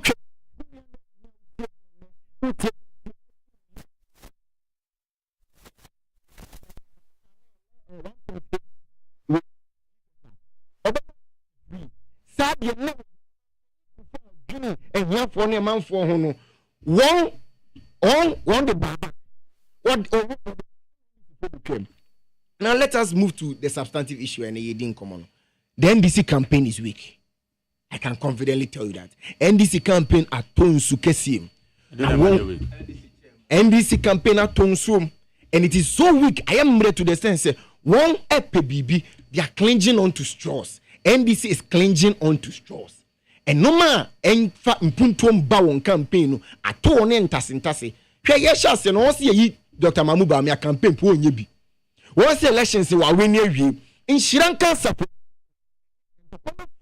Amadania tase ama 2020 aba Ghana for toy any MPP as majority one person wo de patapa any buga ejifiri wonsem and no one sem ne ye no okay there na esi sa picture of chaotic situation in Ghana NDC for person of plenty one person mama man yes say o man ma din to kwesi NDC's campaign is falling into a deep ditch to the sense that 1% o man mu yes o man to kwesi Emanimu basabasa esi ban shiranka safurade say yes say o de abotre e paintati ahuni nso iti yebenya abotre a discuss NDC for asem o say mame fa odwen ko in 2012 kakra in 2012 owura na oda lower manye krobo as MP in 2012 or resign or kaso oko independent Speaker of Parliament at that time ne friend Do Ajaho when declared sick tini vacant because the NDC and Churan Komano say one a papa no a dear free one party. In 2016, yes, Michael Tay. Yeah, NDC wrote to speaker, and then it makes it even bigger. And no, it buttresses my point. Michael, Anko, good. One shall free Parliament. Good, but speaker did not declare him. It's of course up to now. Good. It even helps my conversation. Wrote good. The speaker don't good. Yeah. It tells you say Sasubaina and Nei ye did be declare seat to be vacant in order to gerrymander a majority is neither here nor there. Yenche analysis of the situation. Ghana does not run a parliamentary supremacy. Oko UK and the meaning of it's a good time to be alive as a Ghanaian. Oko UK for run a parliamentary majority supremacy. It is the parliament in the a final. Ghana ye run constitutional supremacy. The constitution in the and then a final. Article 1-2, it kind of clear that the Constitution of Ghana shall be the supreme law of this country and shall supersede every person, institution, or law. The actually United States Ghana Constitution, the can be final. Parliamentary laws, and I say Parliament is also not an absolute law. Yes, dear. Parliament onye mra a final. Parliament bet me mra a court no be declared unconstitutional. And that is final. It's in the case of Justice Abdullahi and Attorney General. Parliament at the standing order score at the buy. Court need akukodro etimi extract parliamentary standing orders out. Based on Article 102 and Article 104. That they are unconstitutional. Se emrakuni impono parliament mi she na court betima ka say unconstitutional there. Any na speaker ye bibi ana on make rule na court betimi stay. Because constitutional in Article 130 I'm making it very clear. Say ye mra ni ye bibi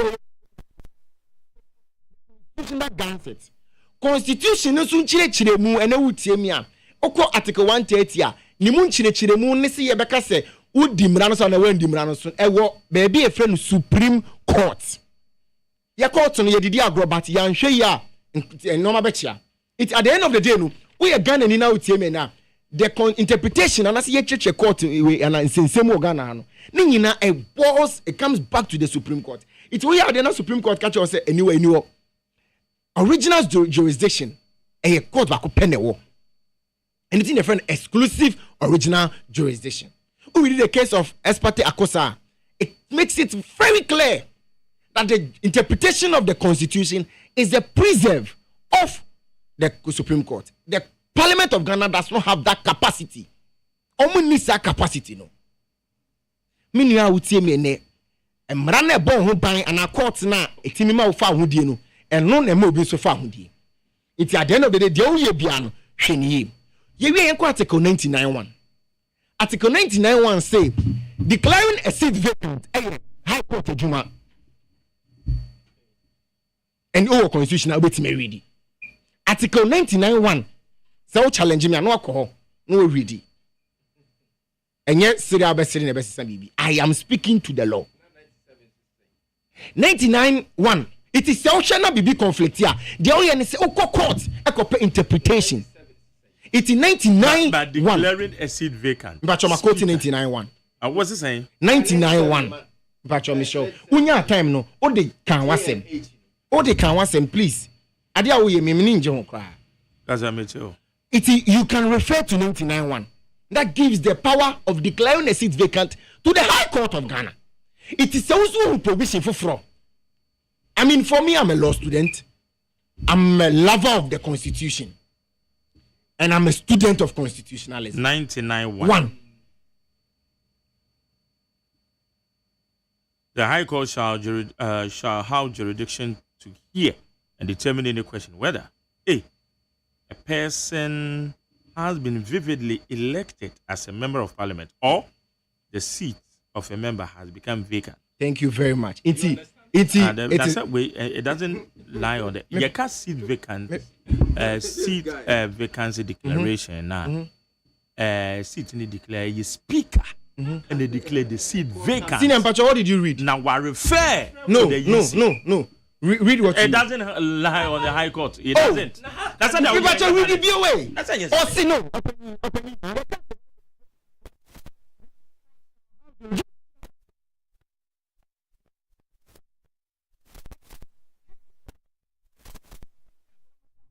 Me pacho.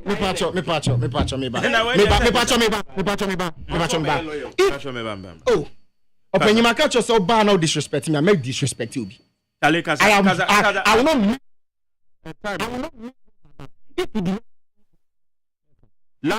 No, let me go put ahead. It. No, see, now one can one share. Until let me. I can't say we also be lawyer. One can one share. Only microphone. That is about okay. No, okay. It is not on no, record. Senior, no, but okay. Can I stand here? No, Senior, can I stand here to insult him?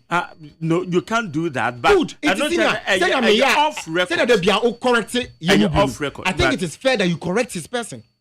One, let me speak to this issue. A law here canon. You cannot attempt to give explanation by your own logics. The court has the jurisdiction. I am aware of another provision that gives the speaker the power. It's in a maker and man can say that gives the power to also declare it vacant. So what do? So be a Soriako court, and also be require the court's exclusive right to that jurisdiction. Now, you go to court, and that is what always has happened in this country. It is the word jurisdiction on the court shall have jurisdiction. It has a meaning, and determine also has a meaning. If you have a problem, you go to court. There is another provision which you can also refer to. Interpretation in 97 and 99. It falls within the bosom of the court. It was a problem, and that you were saying court. At the end of the day, we have a simple thing to look at. You know when this is for a court, no, there be a bastardization of the Supreme Court. Emma, Honorable Mahama Yariga, an honorable of himself. It's now Joy News the probe. It being an offer Supreme Court judges unintelligent. Such a catastrophe. And I believe very well said, what meaning Ghanaian Biogan Ebiano or criticize what Mahama Yariga did. Because Mahama Yariga is a lawyer. So to call Supreme Court judges unintelligent, and South Subai, the NDC's actions and NDC's for Subai is a platform and recipe for a chaotic country. Supreme Court and the one did you on what term no. Yen na wa ha ye betena say na to forcing. Honorable to forcing. Enya ne fa hudie out of the same court system. Ato forcing na only the NDC on this no. His ability to do what he is doing is out of the court. And I'm saying this, that if the NDC led by Ato forcing disrespects the court, we will also then have the right and the locals to disrespect the court and grab him by our own hand and put him behind bars. Say, Ato forcing to me disrespect the court, no. Court asema wakana. Not just oh man membru ne mrantie wa bonten so kwan so won so betime disrespect court na man ono freedom no so kwan say yenche no ne yenye ne de because you suspect say. Can you imagine? We cannot run this country like that. Sa court no ana 2012 elections. O declare say MPP asema de ba ne yatoagu but a 5-4 decision. Nana Adodan Kwakufu Ado ne yen o man mun bebre ne yehu ni say we disagree. But ye disrespect court no. Yan bastardize court no. To me John Mahama what awunya de me defend the former president. A court no a man a kagumye. I say finally we declare man. In 2020, sa court krona ne man MPP enso NDC to Supreme Court wo botugui. Even elections declaration crampo no. Any do obey o manpanyi kwa no ye book court no. Not the obey majority and minority leader. Okay. At the end of the day, Ghana Nibia would say in Pacho Medisi on. Ghana Nibia would say who say the NDC has lost mojo. NDC campaign so as they are not able to campaign on John Mahama's track record. Because John Mahama's track record is 1, cancellation of fuel subsidy, cancellation of nursing and teacher training allowance, jeopardization of NHIS, 2 a.m. banking, doom so. But fuel subsidy, and John Mahama ne cancel. But no cancel no. There a Tamil style. Fuel subsidy. Bacho Debbie. Oh, JJ, okay. Prof. Tama on my pen that I could for buy, no. Or the toll debt recovery levy by levy in the buy, no. A cabeda ho. 80 Professor Mills, the time on mobile no call commercial bank, then near friend no Ghana Commercial Bank, and here's your friend GZB. And I see car. Now one more day bank no share so betu ya. At that time na cancellation of ASR fuel subsidy no buy into not directly under John Mahama. I don't know if you have any other. Well, I have other contrary evidence to that. Any idea? We did Reuters news publication on 31st of May 2013, 9:33 p.m. GMT, 11 years ago. The headline is Ghana scraps fuel subsidy. Fuel subsidy to reduce the budget deficit. The reason why we scrapped fuel subsidy was budget deficit. It happened in 2013. It took effect from 1st of June 2013, announced by the NPA. the chief executive officer of MPA at the time, issued a statement. Also, the National Petroleum Authority said in a statement on Friday that this decision followed a government directive to achieve full pass-through petroleum product prices in the West African cocoa, gold, and exporter. By this, the government has completely removed subsidies on petrol, gas, oil, LPG, which forms 95% domestic petroleum prices, effective 1st June. Let me fancy. I think I needed to read this so that we fall on the same page. I understand maybe you believe that the process started before, started but from there. The effectiveness was under John Mahama. It's your list. Yamagana for the track record of John Mahama. Okay. In Kuko Bon kitten or so the Magana for. All right, and no one common Evans. I need I give you enough time, pal. Now, where do let me go. Mammy comment here for Enra. Mate, man, farm, 18 hour time before we unite and rent a cracker. No, Mamma, Mammy cows, Sam. MPP, I had Dr. Mahmoud Baumia say in control. Sir, and now you're a year or man penny a bit to my transform or best Sagan and I Ghana to me. Or man penny or there bear for quine so, the opportunity in digital Ghana agenda. I bear for quine so, no be my Ghana de. Mobile money to probability or the aba. What digitize it, I bear for quine so or a ben yumamu, woman crata, simo. If pharmacy and there's open draft to I bear for quines with me talk. Zip line and nail betray na a fidian and wiem, Ned in ro, Maya, Ayasabia Hodo. When in no ma a year Dr. Mahmoud Baumia, and this wadi hono, a year simple. Or Boamagana qua bear for quine so. Nagana Gina ye no beer to many some for so. And which is almost as over to Aba. A farmer, a year Dr. Mahmoud Baumia, order number 1 on the ballot paper. Ghana being here on Mampenia. Our track record, why you be paying? Vice President, or when normal why you Vice President to be and why you be that. And only Dr. Mahmoud Baumia, Kaibowe, MPP, and woman say chassis. Also, your vote matters. Brane Adacheno, Yenye Mbomu. Cylinder recirculation model aba. As our cylinder recirculation model no. And no a National Petroleum Authority. And almost me found two him. Cylinder recirculation model na ne say. So was cylinder.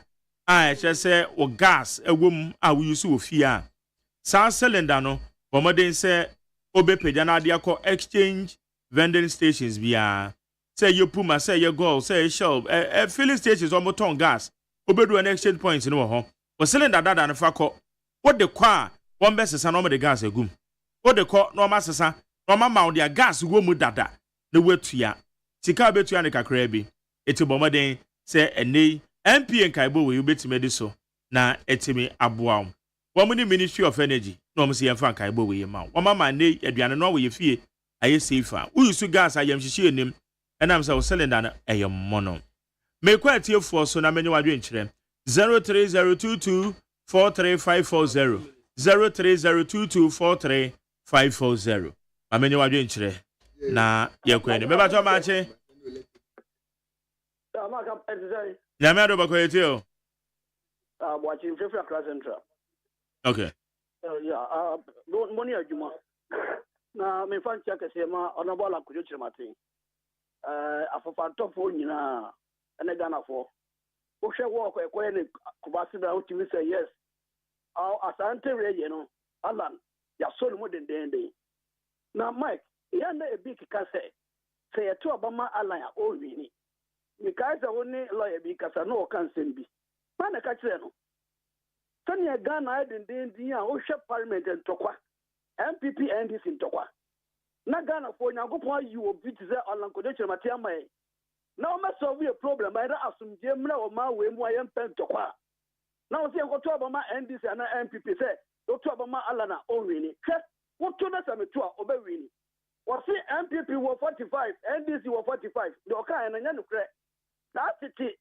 Analysis now no more. A chum. The second of war from Wagner. And ya NDC was in the Kazamu. The second of war almost the same. No, the Obama honorable and Gorisha Martin. Movement for change. Not before man or do man could him. If it's a senior mind, you'll be a better than you, my bro, mine. The NDC MPP no more kunto kwa no musika o manyina ho Ghana for 2 months, never no ball of coach. Medan say, Mammy for next one. Marche. Okay. Me bacho ha. Yet you.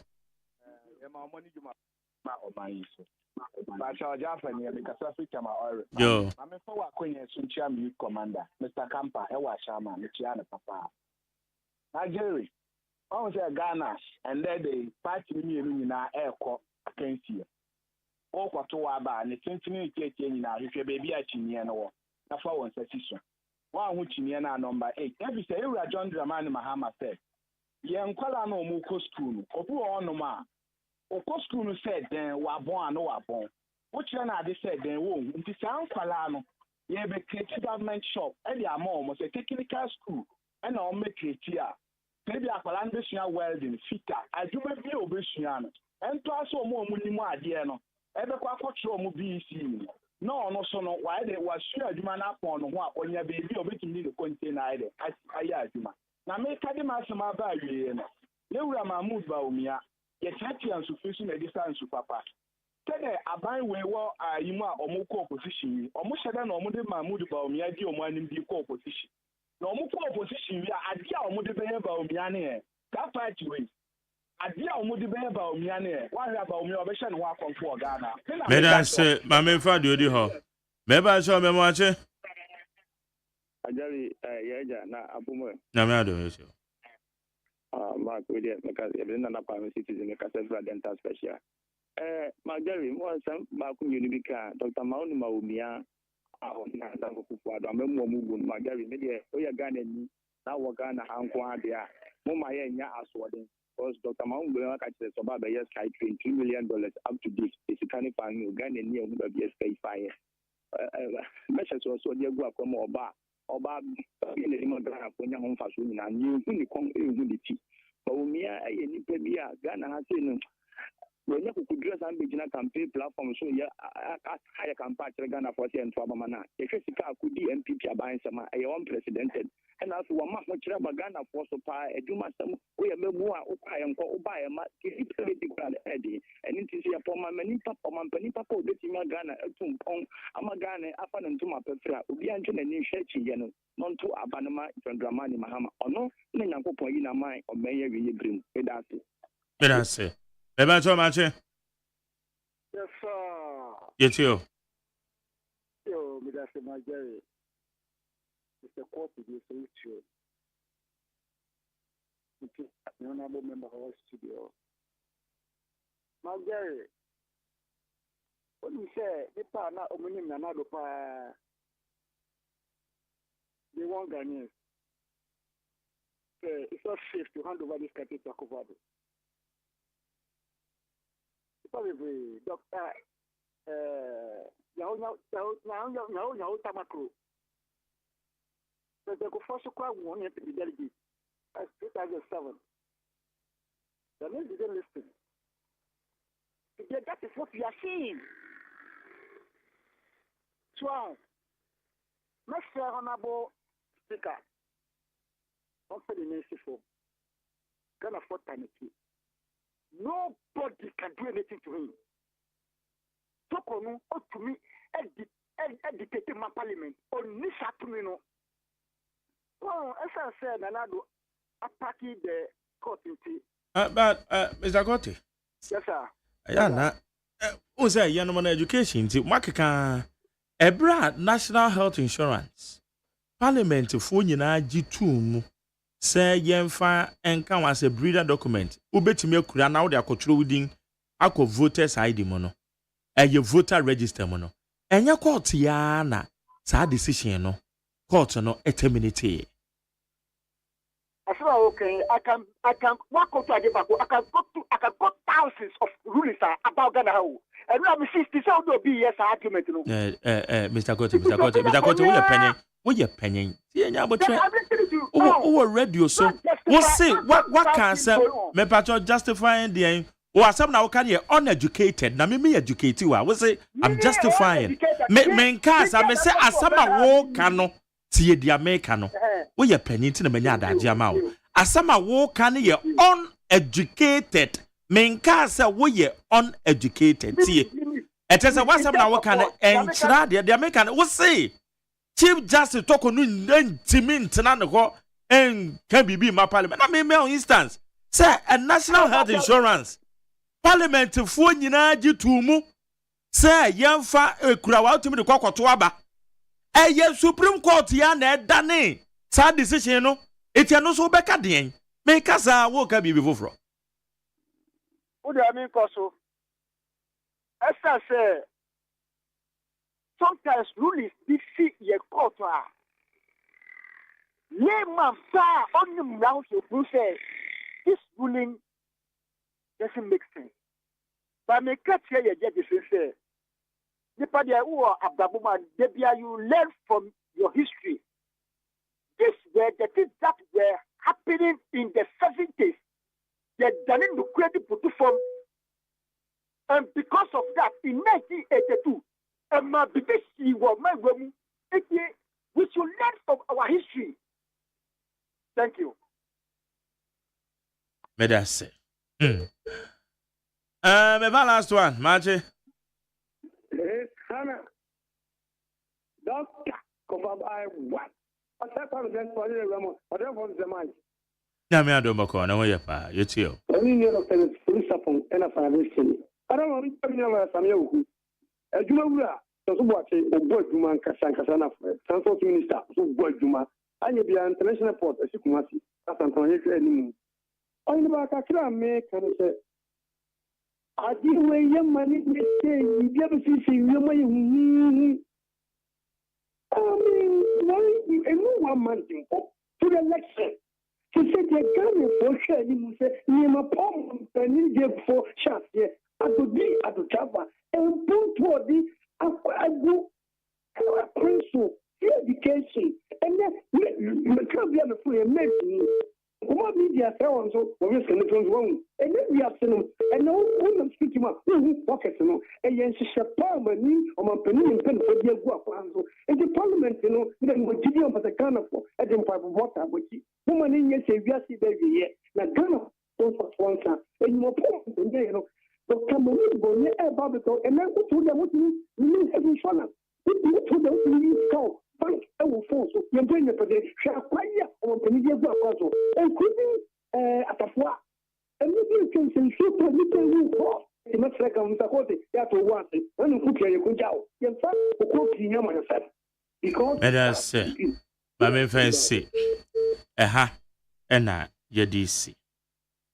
Okay, Evans, Mark, 1 minute to the uncle, your time or so. I like the confidence of my junior brother. But out of the confidence, some of which go out of context. A year past, one so one him dear Mark Wodebois eternity Niema Koso. Issue of Article 97, it is spelled out clear. What should be done to somebody who join another party or who want to stay in parliament and go the next time as an independent. Enuntina speaker no. I declare seat vacant. And your court, and I say he was even referring to court, ordinary court. The only court that have jurisdictions over parliament is the Supreme Court. Even it is spelled out the function, the purpose, the objective. What the Supreme Court can do is to interpret the laws that have been made. Law na ya no. He interprets them. He only interprets the law. I sat with the fact that process the fast so that's what the Supreme Court can do. But as far as I'm concerned, it is the duty of the speaker to interpret the standing orders and the constitution of Ghana. And it is written black and white in Article 97 that if somebody take the decision, what should be done to him? Now, me Evans are more dear. Media say we have 4-year election project. Moma ejuma na yeye no yenkoso. Na yen to abano 7 December. Na yen di Ghana man no. Okay. Na yen ma entutu ye. Okay. Lavi.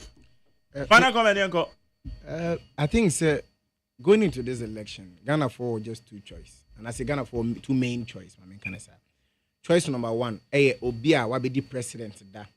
I'll buy an idea man here for hotel biara and Ukrem, including fuel subsidy, including nursing and teacher allowance, including free duty-free cars for teachers and nurses, including stable electricity, including back pay. Na teacher fonya. Ochuche twa ni nem, otwa utility payment mu, owie no betwa UTAC for research and allowance mu. Eno ye nipa baako. Then the next person ye nipa under him as vice president, not even as president, will lead a revolution in this country. Ama enoma bia yitimidi en sachire so agenda 111. Ono enamono no so. Digital innovations enamono so. And as vice president, ye hu innovation is a free senior high school under his auspices as vice president. That is what Ghanaians have. Now, into the future, no, will Ghanaians allow Ghana for them obi oba betwa free SHS mu and obe say free SHS mu. Obi anka so oba betwa free SHS. That's your maka. Obe say no. That is my belief. Say John Dramani Baba obetwam and obe say no. The NT makers and so much because our track record when it comes to cancellation. John Dramani Mahama has a track record when it comes to cancellation. It's an enemy GD. Okay.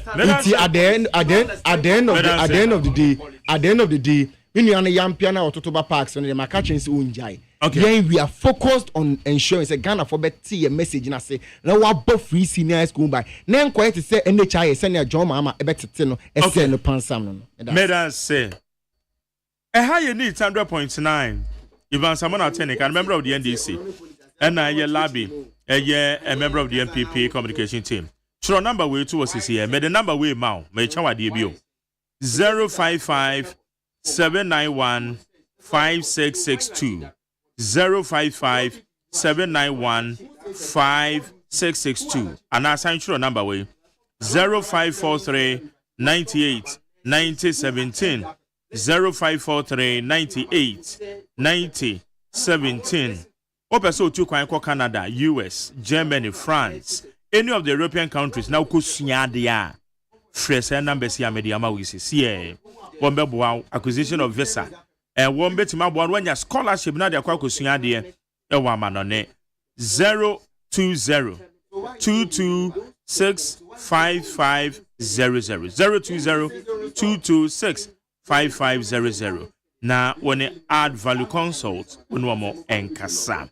Wombe buan na odisuya opese okwa amanone ana holidays bi opese okodu amanone no etimi akoyie mekanfo omo ede emao midin de McJerry OSEI AGYEMAN jumadi ye de CEO me sorry agudi emofo no e take over Africa Joe dache yene ene spanky kwado da me producer odina mechi ena ye Nana ya osafo ne efrema abankromo ye in charge of the social media handles. Sarah Nson and a Dr. Faradek and executive producer, the general manager Kennedy Asantio said, na enwetre no nso no, ye de aseda e de bema eye kwesi aboade the darling boy me supervisor. Ye de neat super sports, ye de 12. Ya me ko bibia ho